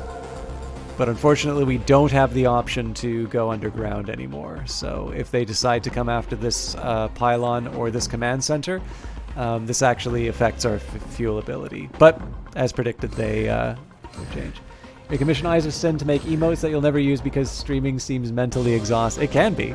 It can also be really fun, though. Like, I'll admit, like, I'm sure I would have tried something like Industries Titan or Phantom Brigade, because those are games that appeal to me. I may not necessarily have tried them in their early access period. And I definitely engage with the games in a very different way than I would if I wasn't streaming, because I want to talk about what I'm interested in, and it's a process of discovery. So I will admit, one thing for me is that gaming has been a bit of a social experience for me in general. I maybe don't play a lot of MMOs or something like that, but the ability to talk about games and things that I find interesting about them has always been a factor in terms of what I get out of the hobby, at least. And I mean, I think everybody can sort of relate to that. I mean, probably most people's first experiences of gaming are, doing some kind of console, some kind of console experience with a friend.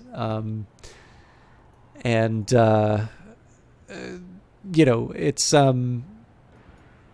I'll turn these back on just so I could have a realistic idea about what my power needs are. Hopefully this energy plant gets made soon, and then I don't need to worry about the costs anymore. But yeah, I mean, it's... and the one thing I will confess, and again, this isn't an effort to kind of be too poor me about it, because I mean, I'm enjoying Industries of Titan enough that I've gone like 2 hours past what I normally do. But the one thing I will say is that it's fun to be able to share the experience of playing something for the first time with people. That's why I still do it. But I don't know quite what it is about the culture of gaming that makes it so that, watching somebody play something a way that's different than than how you do it is something that's worthy of comment, let alone correction. Like when I play games without an audience, obviously I sit down and I wrestle with the problems, and I get a lot out of that. To have people kind of turn around and explain it either like I didn't know or that I was incapable of finding out on my own, it's a drag, because it's just not what playing a game is like to me. And one of the big things for me is because so much of it is about discovery. So like even little things like going from taking a look at a factory floor like this and saying is like, oh, I actually have I have a better way of doing this, and being able to find that small efficiency in terms of saying that if I want to maximize revenues, being able to build a cubicle farm that looks like this and matching habitat pods. Like I like that. I like the ability to discover something like that on my own. And the thing that sometimes becomes very frustrating is some of the worst backseaters are the ones who, within the same stream, will say, oh, I didn't know you could do that. And I'm like, well, of course you didn't know how to do that, because if the only way you play games is to watch like YouTube videos on them or read wiki entries, you're never going to learn new things, And this is the thing. People should enjoy the games the way that they do. Like if there's actually a couple people who I know on Steam where every time I go and look at the friend activity, there's another 5 guides that they've subscribed to. It can be really fun to beat games for sure. But I definitely feel like, it's a question in terms of, having the option. And that's probably the biggest like drawback to streaming in my opinion, is the fact that it very often the option to come to a game on your own terms, or to be able to experience something, like to be able to make a discovery yourself, there is sometimes a very big risk.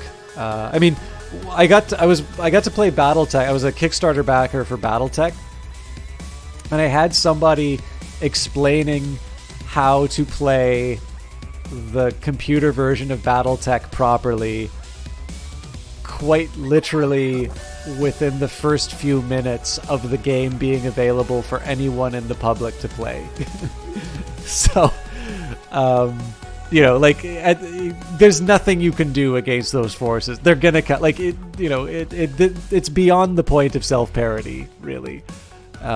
So I guess I should learn to laugh at it, but Starburp Knight actually has a really nice thing to say. That's one thing you like about the streams, is that I usually have good knowledge of a lot of the games that you play, or its strategy. I tell the thought process, and this is an important thing. Like a lot of the games that I play on stream are ones that I'm learning on stream. So back when I did Crusader Kings 2, I learned how to play Crusader Kings 2 on stream, and there's always like that one guy's, well, Crusader Kings isn't that hard to learn. And I'm like, first of all, Crusader Kings 2 is hard to learn, easy to master. That's the way to think about Crusader Kings 2. From what I understand, Crusader Kings 3 is a bit easier on the onboarding. I haven't played it, so I can't tell you. But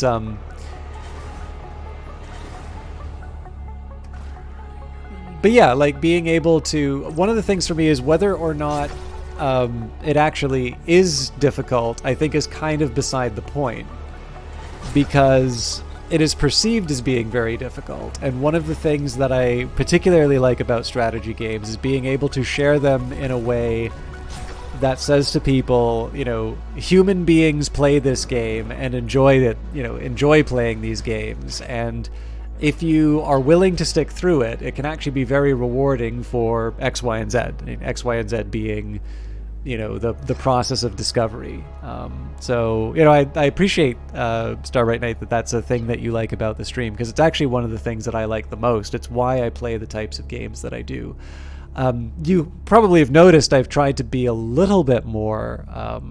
I've tried to have a little bit more variety. The funny thing about Industries of Titan is that as much as I enjoy city builders, I sort of the sim experience. So like I really like Surviving Mars. I really like Industries of Titan. I haven't really sat down with Factorio that much, and I've gotten a little bit out of Satisfactory, but probably not enough. Like I really want to like Satisfactory more than I've actually played it. And I kind of feel like I'm hitting a few blocks in Satisfactory in terms of where I want to hit a level of automation, but the game hasn't given it to me yet. And I disengage before I hit that level. I should jump back into it though. But yeah, so like it's funny that in the case of a game like Industries of Titan, it's a genre that I feel like I should like a lot more than I do. So yeah, I realize for most people they'll say this is very much like my kind of game. But when I look at it, I'm like, actually, there's not necessarily an indication that this is the sort of thing that I normally want to play. But I'm really glad that I did. That's a bit of a lie, because like I obviously was interested enough to check out the game before it was released, and I think I'd filled out a form for Brace Yourself for things that they had coming up that I was interested in, and I think so. I'd originally done it for Phantom Brigade because I really thought that was like, that was very much something that seemed consistent with something that would be like, every once in a while there's a game that comes by and somebody asks like, are you going to stream X? And I was like, I feel like Phantom Brigade is one of those games that people would ask that, and so I probably should put my name in. But I had been following Industries of Titan. I mean, Brace Yourself first of all, it's a Canadian developer, so I'm going to want to follow them anyway. But especially because they do a lot of sort of public service stuff. If you want to learn about editing trailers, they have a series of that. Ryan Clark, the founder, had a fairly regular series called Clark Tank, in which it was a Twitch stream where they would go over latest trends in the game. If you want to know kind of the origin of some of the Brace Yourself games, pretty much that stuff's available online for you to check out. They don't really have a lot of secrets there.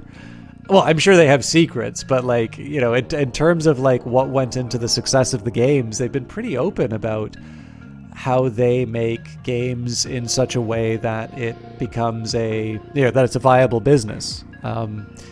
Which, I mean, one of my little hobby projects is to do an analysis of creative industries. It does fascinate me that there are companies like Disney and, Brace Yourself, Red Hook. Well, hopefully Red Hook. I mean, I suppose it's just been The Darkest Dungeon so far. But there do seem to be companies that are actually, Failbetter would probably count as that. So like Failbetter seems to have definitely found a way of consistently making money to continue to sort of grow and develop internally.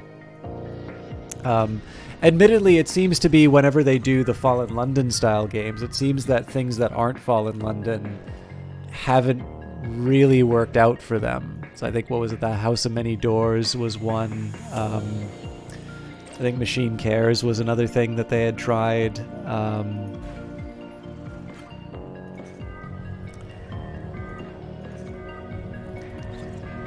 But anyways, it's something that I'm interested in. So Brace Yourself is a very interesting developer to follow if you are into games, because you get to learn a little bit more about what goes into them, and how a group of very talented designers. Oh, I guess we should subtract one from our workers. to me, it is actually really interesting to see them be so open about what goes into making their games, making what makes it all tick, basically. But yeah, I mean, obviously in this case, I'm really happy that I ticked the box for Industries of Titan, because it's one that I probably wouldn't have. What I think is so interesting is that I can see another world in which I was interested in Industries of Titan originally, and then based off the experience of some of the other simulation games, which fail to hold my interest until I get to the point where where I really get to engage with what makes those games interesting. There can be a parallel dimension in which I ultimately didn't try Industries of Titan until later in its development, and then because it's later in its development, maybe I either switched off or didn't try the game at all. Yeah, I don't know. It's kind of fun to be able to try some of these new kinds of games. One of these days you should finish Darkest Dungeon. I say that, and I actually have to do that on stream too. Hopefully I'll get to the end before Darkest Dungeon 2 comes out. I don't think that has a release date yet. That's another Canadian developer, by the way. Here's one. I should really do Outlast again at some point, but here is something that I did not know this about Montreal. So, some of you online may have heard about a US government program called MK Ultra, and it is very frequently associated with conspiracy theory, but this was actually a program. And while the conspiracy stuff you may have read is nonsense, they did do stuff like Operation Midnight Climax, which I will leave you to Google. They're from Canadian land. They are. That's a Vancouver developer. I actually think they had I think within the last couple of months they had actually made, or not last couple, I believe they had a proper studio space that they had moved into a few months before COVID-19. So I kind of felt bad for that. I could be wrong on that, by the way, but we all know the CIA tested brain control studies on people, including but not limited to sleep deprivation and LSD. Yeah, they absolutely did that. But Operation Midnight Climax is one of those LSD experiments that you're talking about. But what's interesting is, I'm finding the local angle on this, is that they also had experimentation on Canadian citizens. And I think it was Ewan Campbell was the name of the doctor underneath it.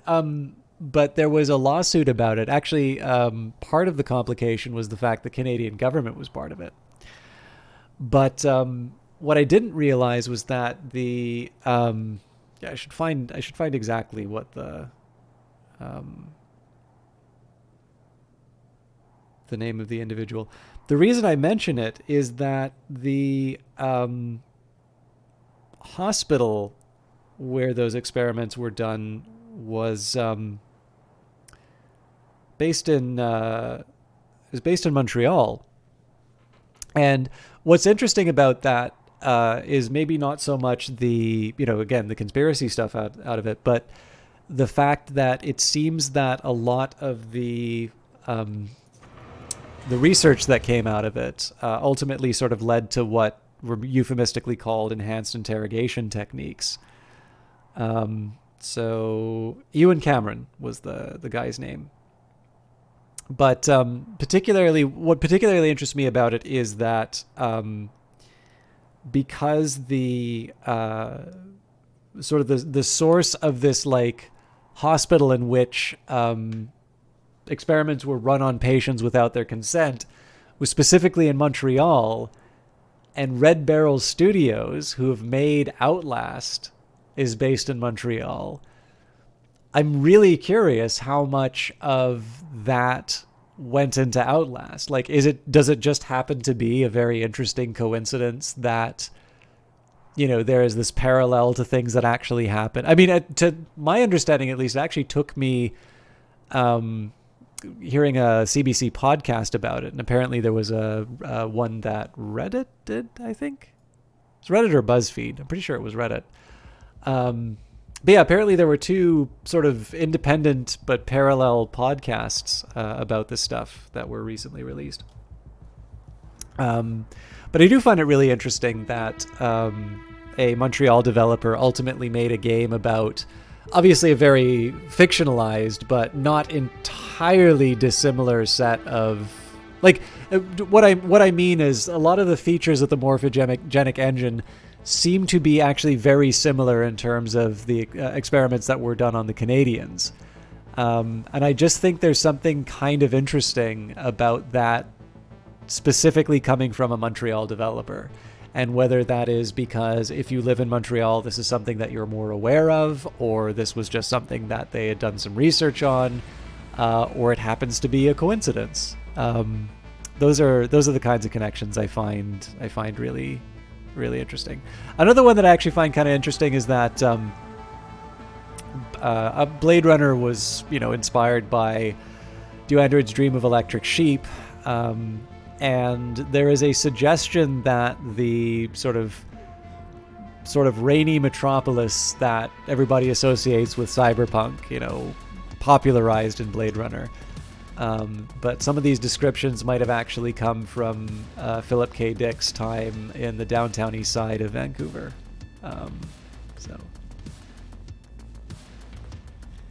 So there was there was research that was conducted in Canada at a psychiatric institution under an individual named Ewan Cameron, which was financed by the CIA through Project MKUltra. In addition to, I believe there was a Canadian component to the financing as well. And while I don't, so like the thing is, I don't really know what the, I don't necessarily know what the end result of something like Operation Midnight Climax was. So Operation Midnight, I might as well say what it was. But Operation Midnight Climax was basically the CIA hiring, essentially running brothels, hiring the girls working there to dose their clients, including but not limited to LSD. And all of this was sort of two-eyed. Apparently this was in response to the experience in Korea, where I think there was like this fear that there was a mind control gap, that the prisoners of war coming, from the Korean War were, they were convinced that the communists had perfected brainwashing, and so they needed to catch up and find their own ways. They were, experimenting with drugs and stuff like that. But yeah, so I mean, you've got, you've got this brothel being run. You've got sort of the glass, the one-way glass that some operative sitting behind watching, trying to suggest to the client that had been drugged. The thing to remember too is that this is kind of happening in the shadow of the Nuremberg trials, right? Where you have these conventions established about medical practice, and the fact that it is very important that when it comes to these any kind of experiment, that you need the consent of the patient. And so recently after those judgments, you have this clear violation of that very good that very good rule or principle of practice. I'm not quite sure what the right term is. But yeah, I mean, the thing is like those kinds of programs, they make for really good reading for sure. I mean, obviously I'm going to want to find out what Operation Midnight Climax was. Needless to say, as soon as I know about the existence of that, I'm going to Wikipedia. But in terms of like tangible results that we know of in the world today, beyond, of course, the very tragic circumstances that a lot of people sort of found themselves in, I do know in the case of specifically the experiments in Montreal, those were ones that were ultimately put into the CIA handbook that wound up being the foundation for enhanced interrogation techniques. Anyways, yeah, as you can see, I love playing video games and talking about cheery subjects. How's your Wednesday going? I am actually getting close to wrapping this up. I'm actually very late, but I kind of want to. If I can, I'd like to hit a couple of milestones, like being able to turn this turbine into something. Oh, actually, maybe I should stagger. Here's what I'm going to do. I'm going to stagger the upgrades on the impression that until the turret is built, this is actually at risk of being blown up. Is there anything else that I want? Well, I want this energy pylon to get built, but it seems to be...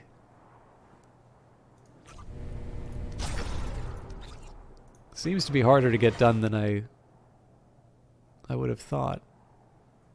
Device complete.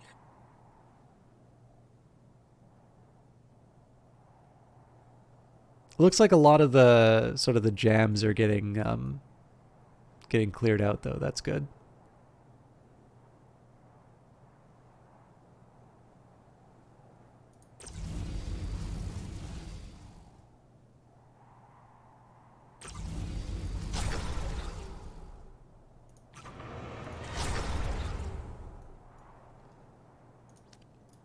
Okay, level 3.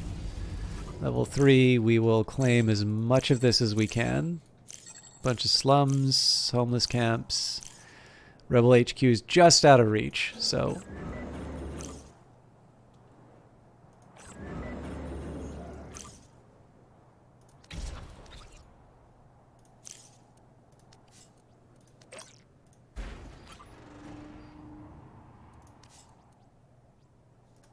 Gotta wait on my minerals before I can put up another turret.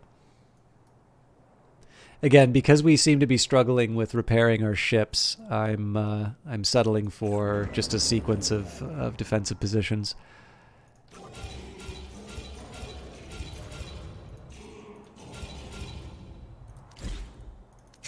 Oh, Jesus. Should have asked for minerals. Oh, credits don't hurt.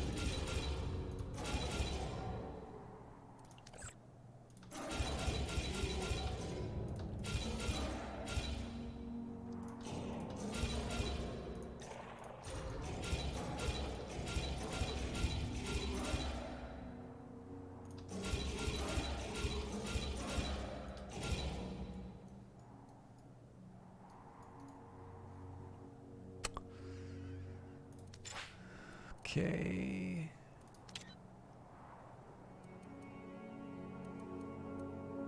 Trash keeps piling up even though I've got so many people dedicated to cleaning it up.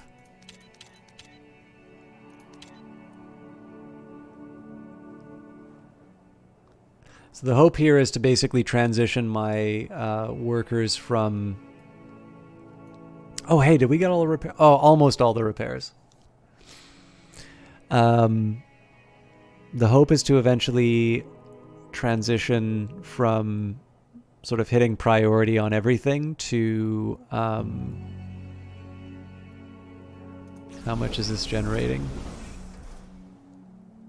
39. I can actually... I'm going to risk connecting this.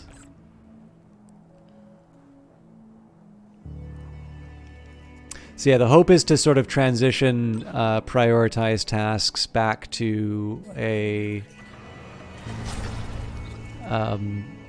more standard set of work priorities.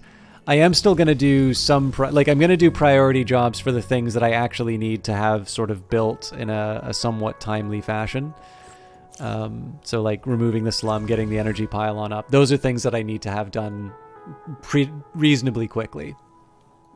But for something that's a nice to have, those I'm willing to sort of put on the back burner and hope that the distribution of workers is gonna carry the day.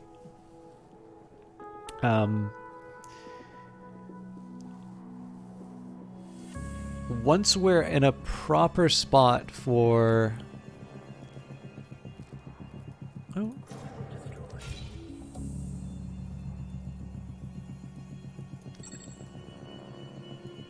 Gives me something to spend my money on.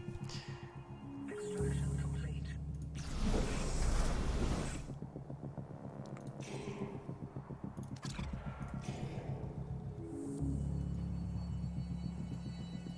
But yeah, once I start making some money, I'm going to get the conversion center so that we can start building some more workers. And then really this is the point where we should sort of start seeing an explosion in terms of our ability to sort of make money and also have our workers be more effective. I'll still want to make sure that I sort of have enough defensive infrastructure to get stuff done, but the idea here will be that I should have a swarm of workers to basically do everything, and then I just keep building residential and office buildings to be able to support that inflated workforce.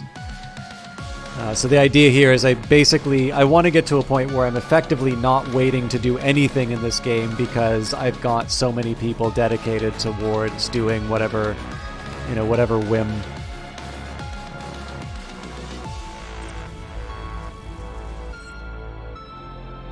Also, hopefully one day we'll be able to save this worker from their infinite loop.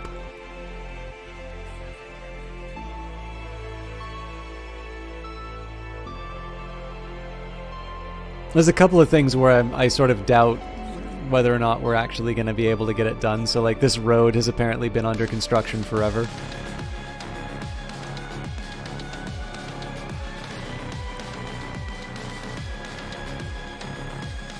It's always a little bit of a worry when things get like that because I don't want to have people just sitting around waiting for the next attack, only to discover like there's nothing they can do. This is an interesting one. So it says there's no upgrade. There's no upgrade building jobs because I've changed the priorities.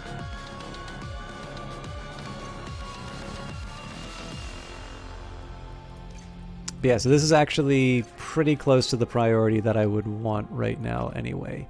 So let's wait till we're back to work. We're gonna empty the coffers, sadly, but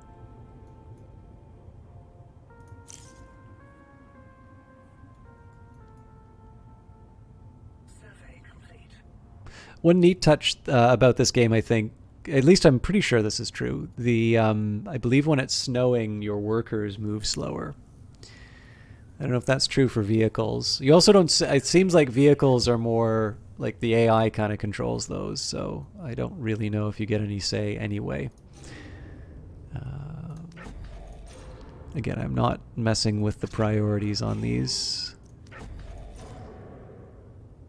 Just letting them go at their own pace. Okay, so we're making money again. Let's hit the repair all.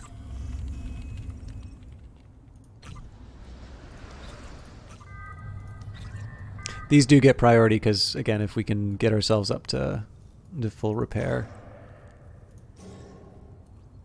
that'll make me happy. Salvage complete.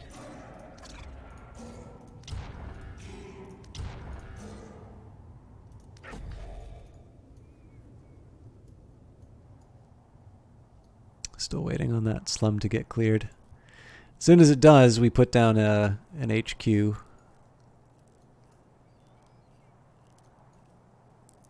This by far is the thing I want built the most. I don't really know what the holdup is, but I will try to learn patience. This should help the finances a little bit.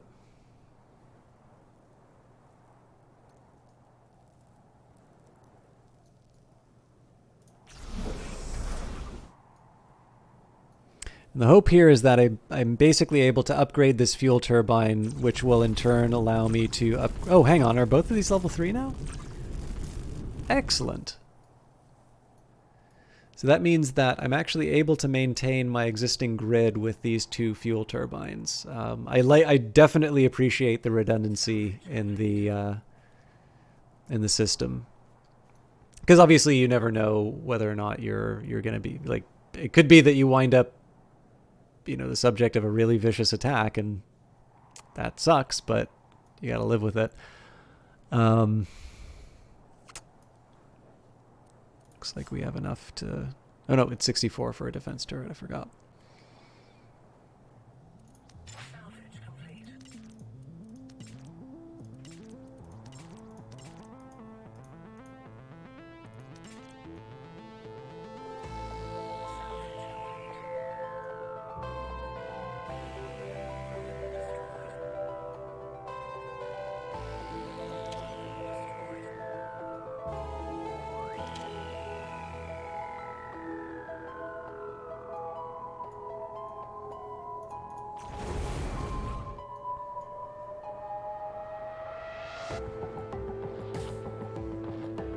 I don't know if I really want to dedicate any more people towards cleaning up waste. I should check to see if that number gets higher over time.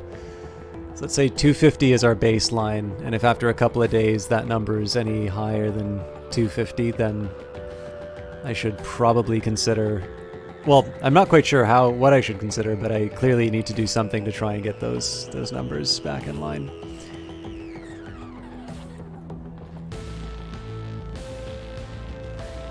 It does actually freak me out a little bit that I'm hearing all of these extraction complete. Yeah, so like they're working on ruins when there's obviously higher priority work to be done. I can't complain too much because, you know, there's... Like, it's not bad that this stuff's getting done, but I'm not quite sure what it means for something to be a priority if that's the way they're handling it.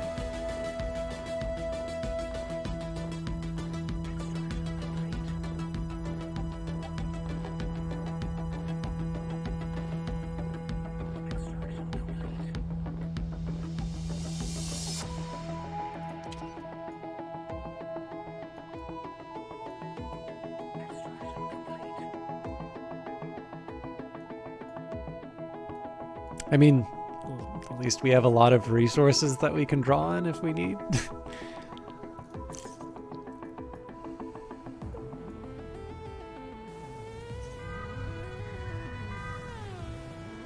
It does look like there's apparently 10 priority jobs right now. The funny thing though is that none of the priority jobs actually seem to have, like, it doesn't even seem like there's an indication that there's people moving stuff where it needs to go, which I'm a little surprised by.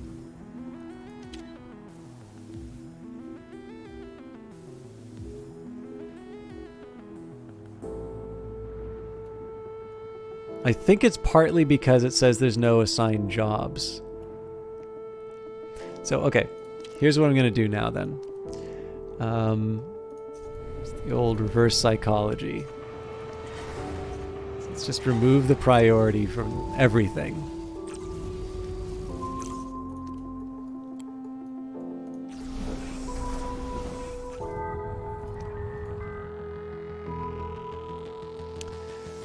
Next up, okay, so we've got 6, 9. Okay, so I got 20 workers to divide amongst the remaining.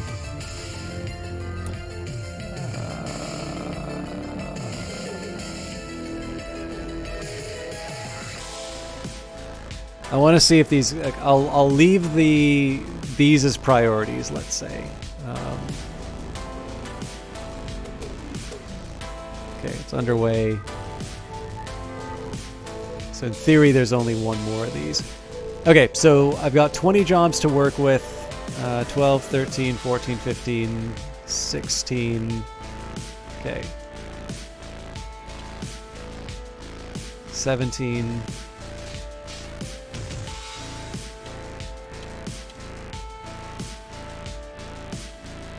So that's 20. However, when I get rid of some of these dedicated jobs, I'm going to be able to make the adjustments, I think.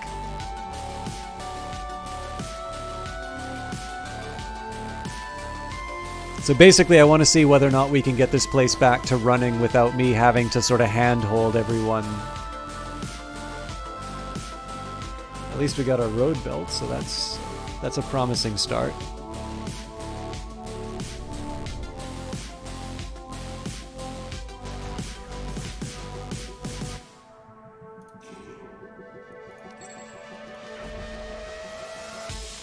So I feel like moving resources should probably be a bit of a higher priority than it normally is. Just because there's so much of it lying around right now. I'm going to buy minerals.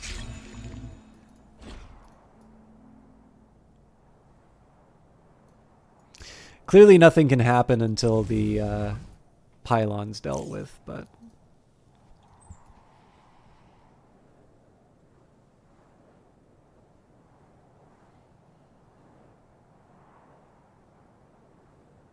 But again, this is just a chance for me to be able to level them up. Yeah, so the office and the residence will need a little extra work, but we're in a decent enough spot for them.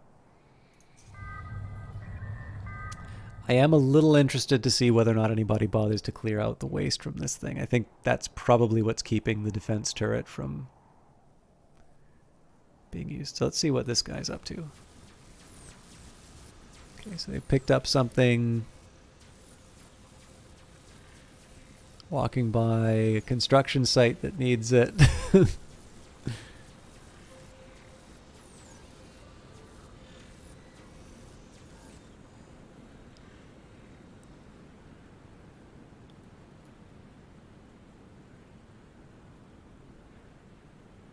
And we're out of money, but oh, looks like there's still a little repair to do, so maybe now we can afford it. That is still something I'm willing to put as a priority.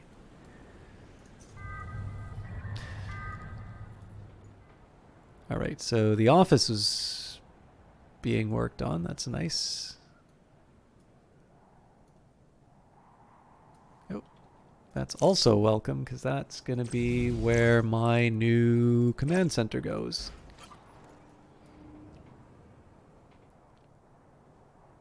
Should have built the turret though.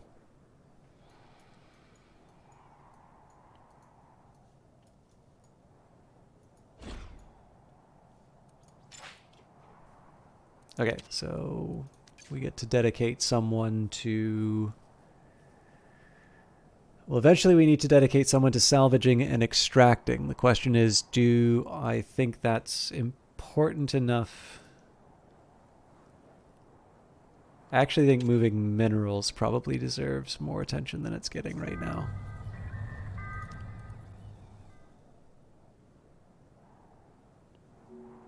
Spent that influence so that I could have the money to repair, and they're not doing it.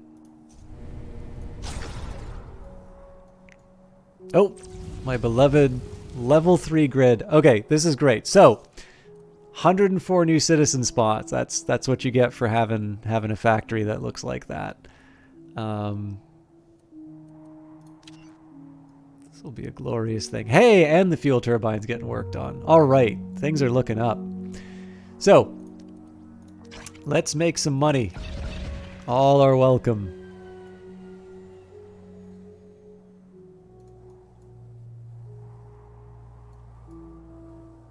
And then, of course, we're going to have the residents and offices load up pretty soon, too. I think it's pretty clear, to me at least, that I'm actually going to want to have some more energy plant. Oh, man. Actually, I'm overcommitting my workforce right now because I have 3 people working in the energy plants.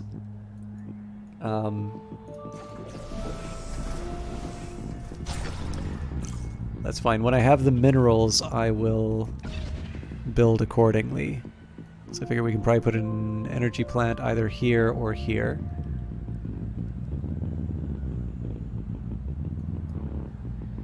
One way of thinking about defense. So let's not use that as an example. Let's use a level 3 turret as an example. So energy status, it's 48 for just a defense turret on its own. What does a level 3 combined energy plant do? Let's say each energy plant gets sort of its own dedicated defense. Well, it generates 216, but in order to generate 216, it needs 48 fuel. And to generate 48 fuel, well, I mean, this is probably one of my worst performing fuel turbines. It generates 70. So if you have a combo of sort of fuel turbine, energy plant, and a turret, you generate a surplus of about 150 energy.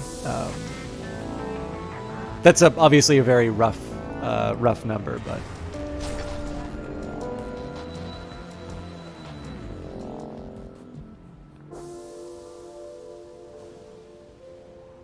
Okay, so all the repair jobs are taken care of. I do notice that there's still one repair military job in the queue, so I'm curious if that is the ship. Let's say that that's a lower priority than dismantle now. I feel like cleanup still needs to be a high priority.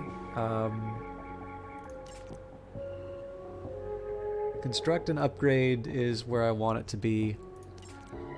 Ruins are technically, yeah. We'll add the extra bodies just so we can say that it's been done. And really, at this point, I'm trying to bring as many people into the colony as I can.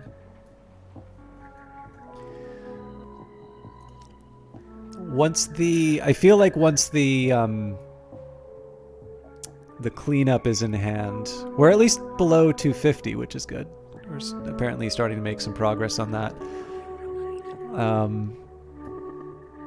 Oh, that's welcome.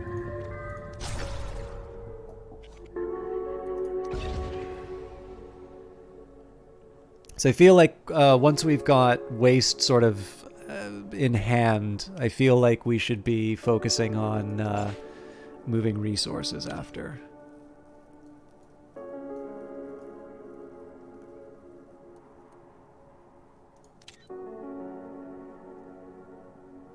I don't get why you would be idle.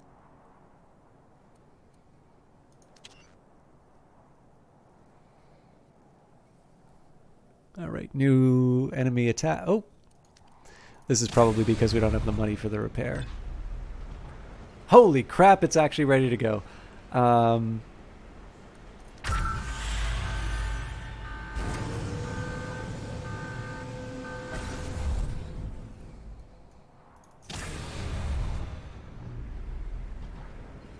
Oh, Jesus. I completely forgot that I dismantled that one. All right, so I could have had a much more impressive navy than I actually do.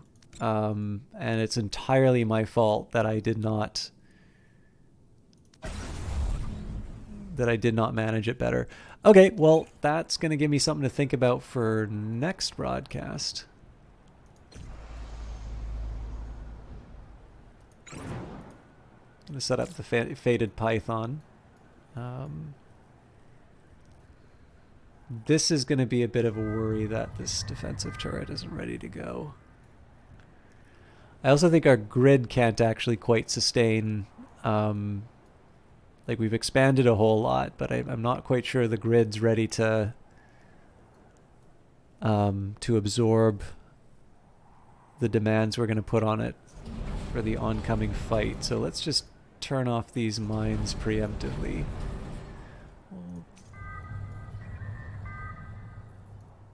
I'm going to hold off doing the dress rehearsal. I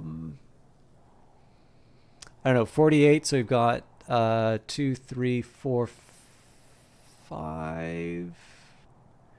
It's probably 6 turrets now, actually, that this energy pylon's up. I suppose I can turn some of them off as the fight happens. This is upsetting. I'll take the money.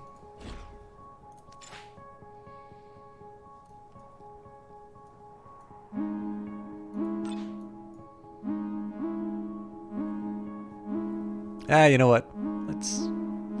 Let's see how the invasion goes.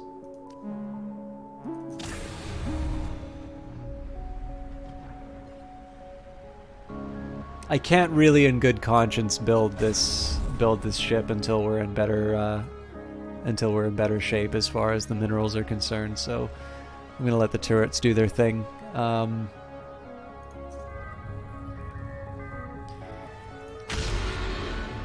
Wow. Wow.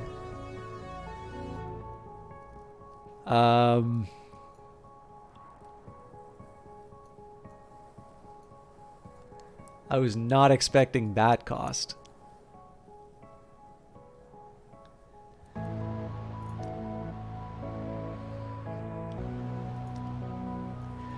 I think if I turn off the factory...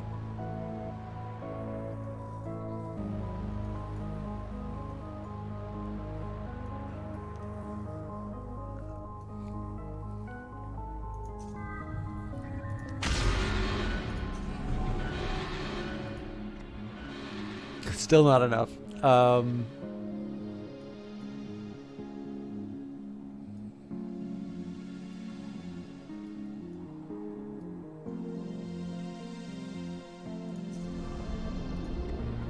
Breathing is a privilege, not a right. As the trucks go rolling by. Great timing. All right, let's do this.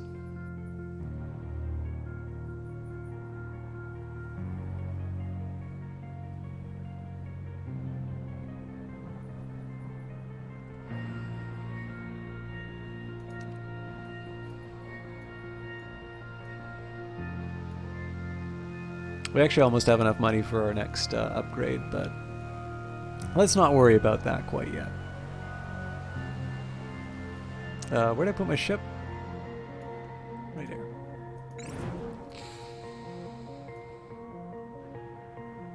So we're going to be coming up against some meteor enemy ships.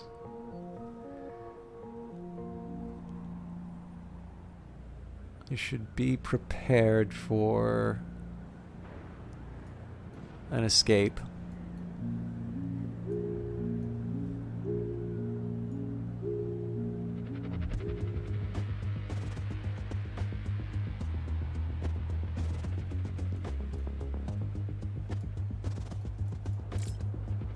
Okay, the penance is already a threat. I might just throw everything underground and prep for that, but we'll see. We'll see how the rest of the engagement goes.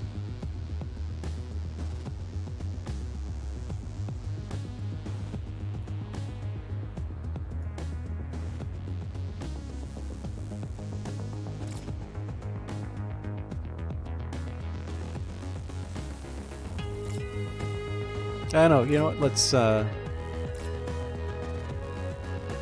properly take him on.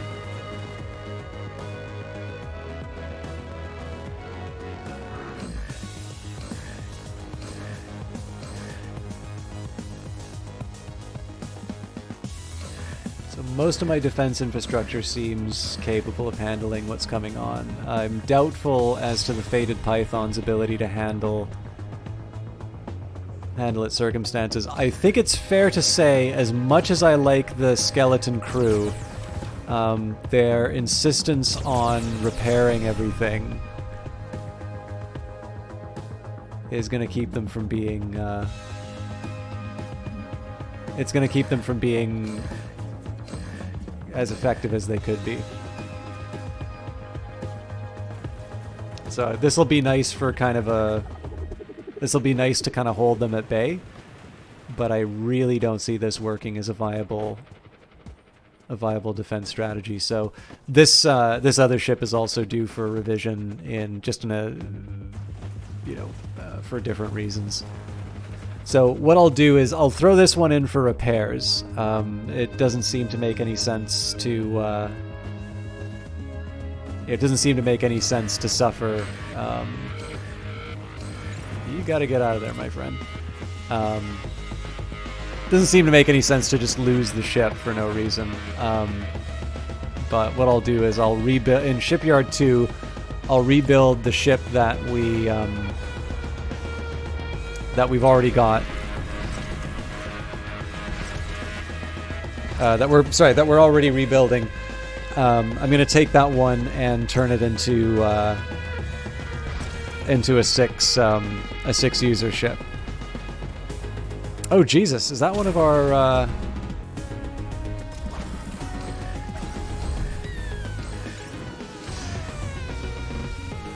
Yep. Someone on the Fated Python met their end. Okay, that was not a great showing. But we are alive and we actually didn't lose any buildings, which is a small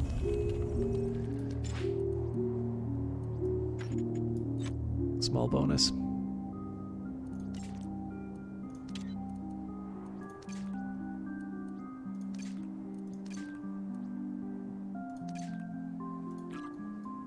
So again, I'm going to avoid hitting the priority buttons.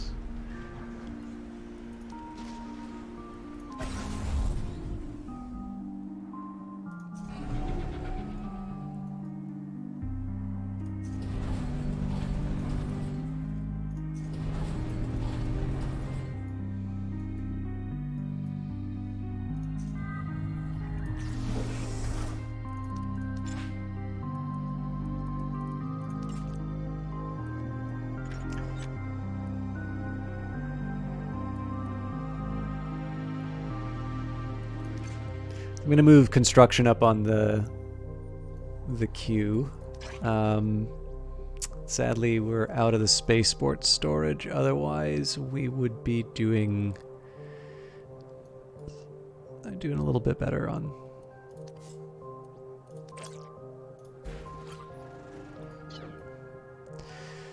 Okay, so I think what's going to happen on next broadcast.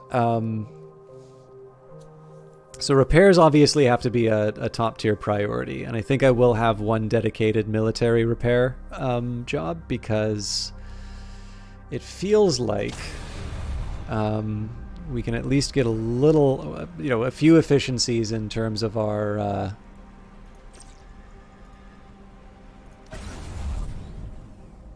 oh Jesus, I really need to keep my eye on that. I suppose actually, yeah.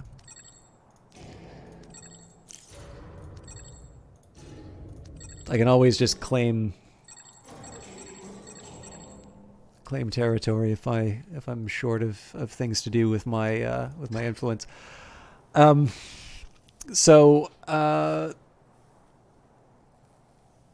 Yeah, what's the best way to attack this? Well, it's clear that I need to repair. The fact of the matter is, though, with the rebels, the attacks are just going to keep coming in shorter and shorter intervals. Oh, Jesus, I forgot to turn the fan on. So I need to get myself back on my feet pretty quickly. I need to get as many bodies in the colony as possible. I need to get them working. Hopefully these upgrades, yeah, these are all going to be level 3 upgrades, so we're in good shape there. This is already a level 3 turret, so other than the fact that it needs repairs, it's going to be good. Oh, great! Actually, we're already well underway in terms of getting those new jobs. I'm not quite sure what's going on with this defense turret upgrade. It just kind of feels like my workers have abandoned this side of the map completely, and this is no longer just a redundancy. I actually really need this thing up and running. I also need like dump trucks of minerals to be able to set up some more energy plants, because it's pretty clear that we are going to be running out of energy for the next attacks really quickly. And the fact of the matter is, we just don't have the ships to be able to handle what we're up against. I'd like to get to a point where we can change that, but for the time being, I just need to, I basically just need bodies to throw at the problems. This is now going to be sort of live, so I can't afford to turn off this fan anymore. I'm just going to have to bite the energy and worker cost. But the hope is that the trade-off is ultimately going to be that the huge influx of workers is going to translate into a bunch of cash. That cash is going to turn into conversion centers. Those conversion centers are going to give me workers. And one thing that I might even try too is I might try and ride out the lower number of workers, so that I can finish buying out my remaining buildings. We've got the order that I'm going to do it in, incidentally, is conversion center. I'm actually going to go for fuel silos and energy depots first, because those will help me sort of string out the time. Basically, the challenge I'm running into with the absence of energy and fuel silos is that I'm missing out on sort of the nice temporal shift that you can do with those. So, I need a lot of energy at the time when the enemies are coming after me. If I don't have batteries, I don't have any ways of translating the surplus that I'm currently enjoying into some extended fire time. So I want to try and take the undesirable parts of my real estate and turn those into batteries and fuel silos. Once we've got the energy depot and the fuel silo, I think I will pick up the air purifier. I'm hoping I don't need to use it because it costs quite a bit in terms of energy, and we did sort of dedicate this part of the map towards not having to worry about that sort of stuff. And then I think the only thing remaining there would be the council monument. So if it's 500 credits each time, we're going to be up to so 7k, 7.5k, so 14.5.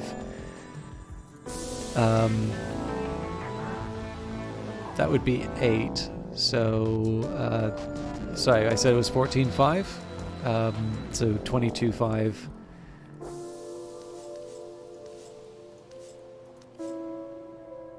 So we're looking about 23k in terms of getting to the council monument. And then, of course, I've got just oodles of ships that I need to unlock. But right now, my shipyards are sort of dedicated towards... Oh, hey! We actually have repairs happening.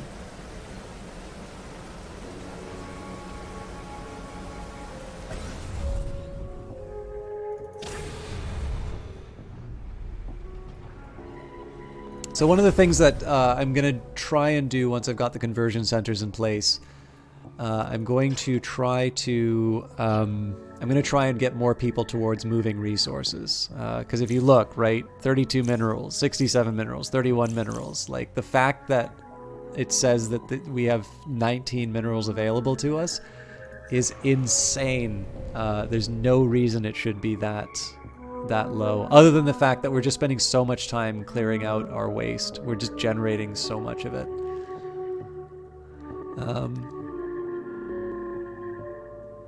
I did push back the invaders. Like, this is the point that I should say, now is a good time for me to go to bed. What am I waiting for? I think I'm waiting to see the offices built.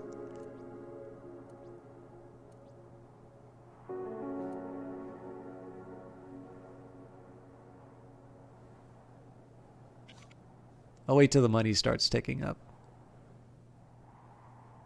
Good Lord.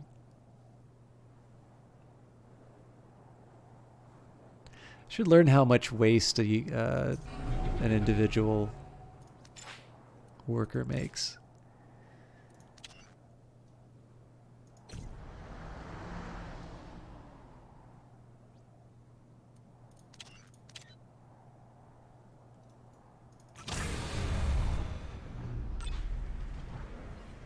Oh, because they canceled the repair.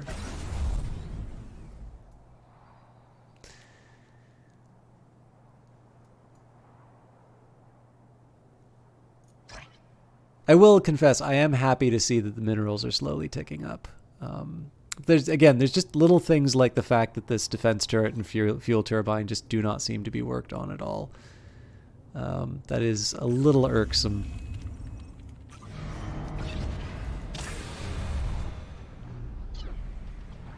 I'll hit the repair button again. This is going to be a big hit on my pocketbook, but what are we looking at for earnings?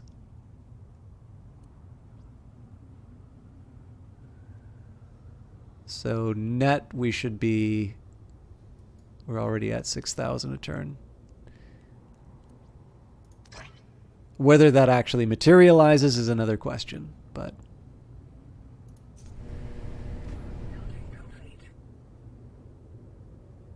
The important thing for me right now is not to freak out and bring in some more workers. I'm actually going to try and hold out to get the conversion center. And then I can sort of start doing the dance between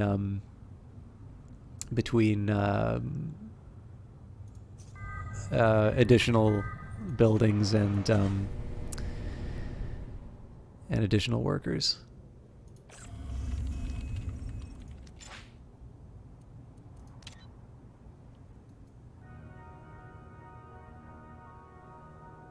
I'm hoping our earnings will be able to cover these repairs. If they don't, then I'm in really desperate straits. Oh, that's unexpected.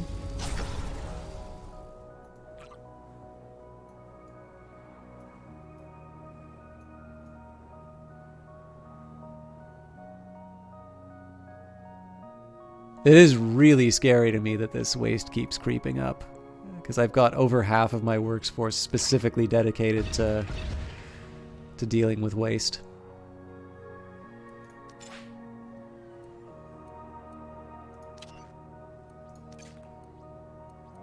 I am going to go to...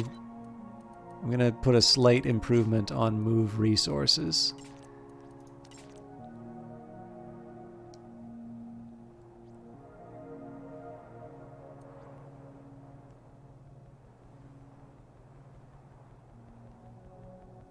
I'm going to let them figure that out on their own.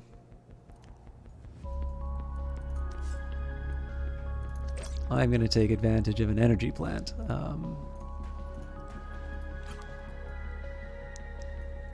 We're definitely not ready to actually have this thing go live. We're currently at 12 fuel, but it does look like... Well, they were tempting me. It looked like they were ready to put... Someone down. I thought we had already claimed... Oh no, sorry. It's these mineral patches.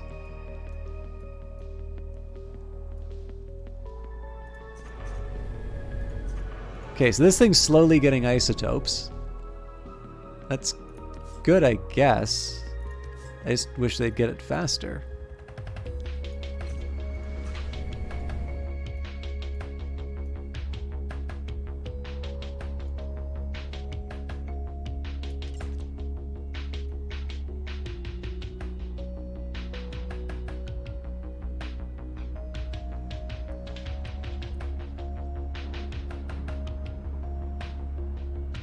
So we get knocked down to 4K, but by the end of tomorrow we should have enough. We should have enough for the conversion center and still be able to do some repairs if we need them.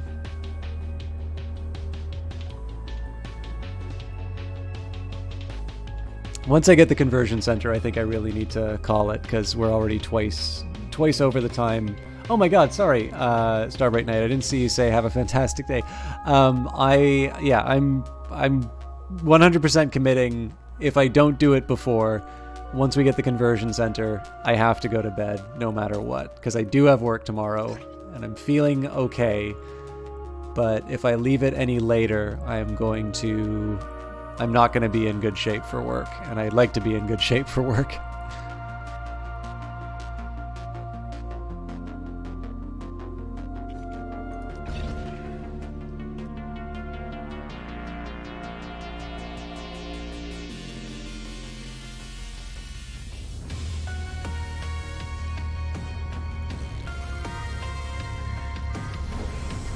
I am very tempted to put these under priority.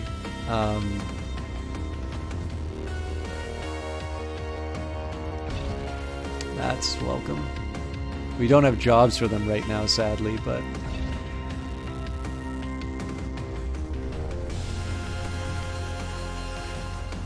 That's phase 2.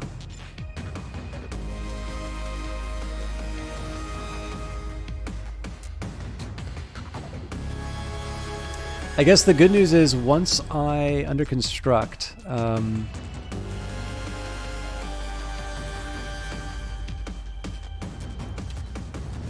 we're gonna run out of workers again.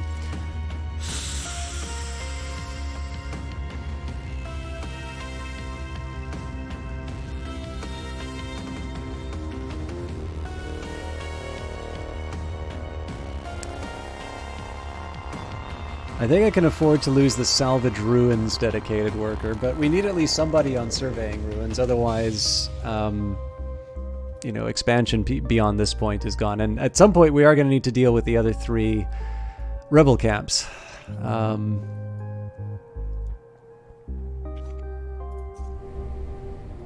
So 7 isotopes away. We're a long way off from the residential, but this office building, once it's completed, is going to have a very large number of jobs available. So really the residential is going to be more about filling up the work that can be done. Right now we have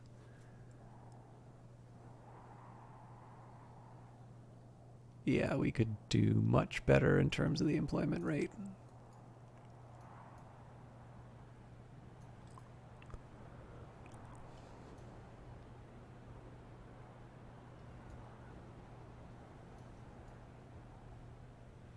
I mean, I suppose there's an alternative that I try where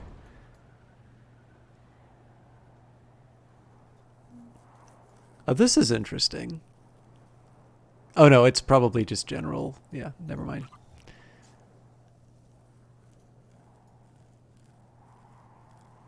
I'm curious exactly how much this industrial fan's actually contributing. Like, it's probably more of a drain on my resources than anything. Okay, 2 away from the office. You guys making money yet? No. I am pleased to see that the average citizen health is ticking up. And that's almost certainly because the factory's filthy again.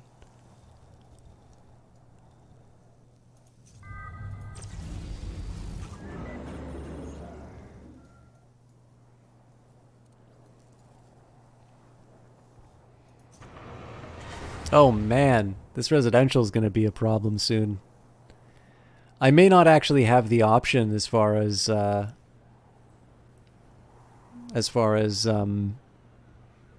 conversion centers go. I may actually have. I may be forced to bring that timetable up.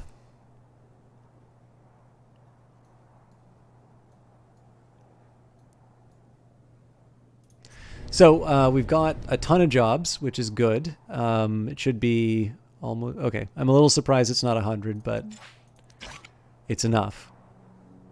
That should mean we make, we're going to get 10K, or we're going to net 10K. If I want to cause problems as far as the workers are concerned, it's 12. But honestly, 2,000 off of 10, that's not. This is actually probably the biggest indicator that I should be increasing the number of workers that I have, because if I'm able to get a new building a day, that's clearly out of whack. So as described before, conversion center, then energy depot, fuel silo, air purifier, council monument, dump the rest of the cash into ships. And essentially, really at this point, the question is how quickly can I build these energy generators and fuel turbines and such. Let's get an idea about what the conversion center is going to get me. So 8 employees for 1, so that's going to be 16 for combined. And then I'm not quite sure how the interactions work. Let's say 32. Excuse me. This eventually turns into 140. I'll work out what the combinations are next time. Does look like we're actually getting a fair amount. Looks like we're doing well for minerals now, actually. So let's come up with our next few moves. So this is going to be something that's polluting a lot. So these are perfect spots for conversion centers. I think these I'm going to put 1, 2, 3, 4 fuel tanks.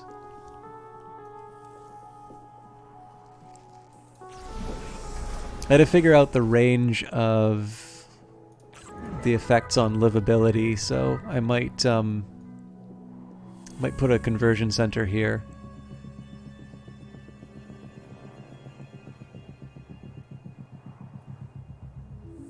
As long as I can put a roadway when the time comes. Actually, come to think of it, though, I do want to make sure that the roadway is away from the factories. Or sorry, away from this factory. Like, the more of the traffic that I can sort of direct to this side. Oh, actually,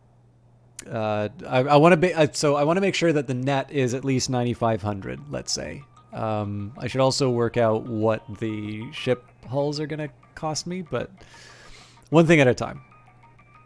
So I'm making 11,189. So that's about 1689 to play with. So in theory, I could bring in another 22 workers, which is probably I can probably bring in more if I upgrade all of these conversion centers and such. But they're gonna take a while to build. And then there's the whole power question, but again, I kind of need to keep some. I need to just keep everything in perspective.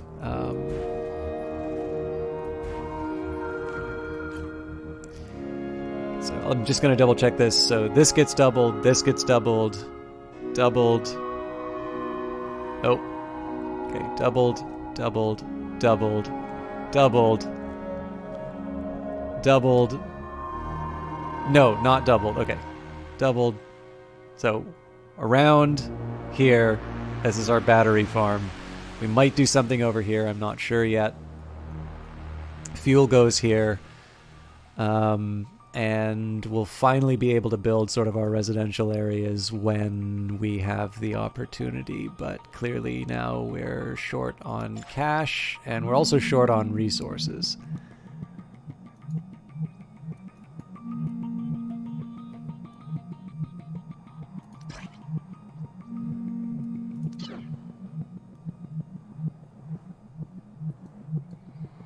But I think at this point, I'm well and truly done for tonight.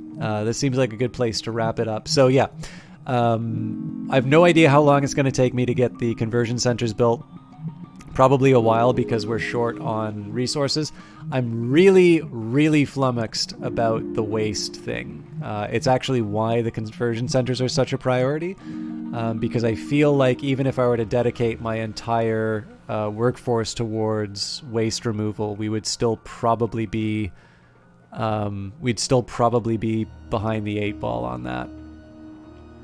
So it seems that basically bringing in new workers is going to be my answer to that problem. One thing that would be nice is if I had more people to start bringing minerals into my coffers. At some point, I would like to have people working these mines and like properly generating lots of resources. There's a bunch of resources we can pick up off the ground, obviously. And if I want, there's even more. Wait a minute, do I have somebody working on this patch? No. Obviously I've got 2 whole mines worth that I can add, but I don't see any point in dedicating 24 out of my 29 workers towards extracting resources when clearly I need to be able to build things. That's the higher priority. We've got the office, we're waiting on the residential, and hopefully at some point we're ready to take out a rebel base. We're quite literally building beside the rebel HQ. But I made a choice as to where I put the command center, so I gotta find a way to extend my reach. And that's what we're going to be doing in sort of the follow-up episodes. I bet I can hit the repair button and make a little progress on this. Nope, repairs are already underway.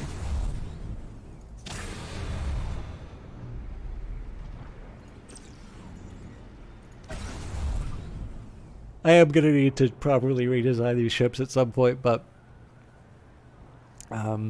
minerals are the bottleneck to that. Okay, I gotta stop. Sorry. This has been wonderful. Let me see if there's anybody to actually host now. I apologize for taking so long between when I started playing this and when I got back to it. I'm going to try and make Industries of Titan a little bit more of a regular feature, at least until we finish this round. The only kind of caveat to that is I do still have Everspace 2. Oh my goodness, there's quite a few of you. Are we... Looks like we don't have anybody else playing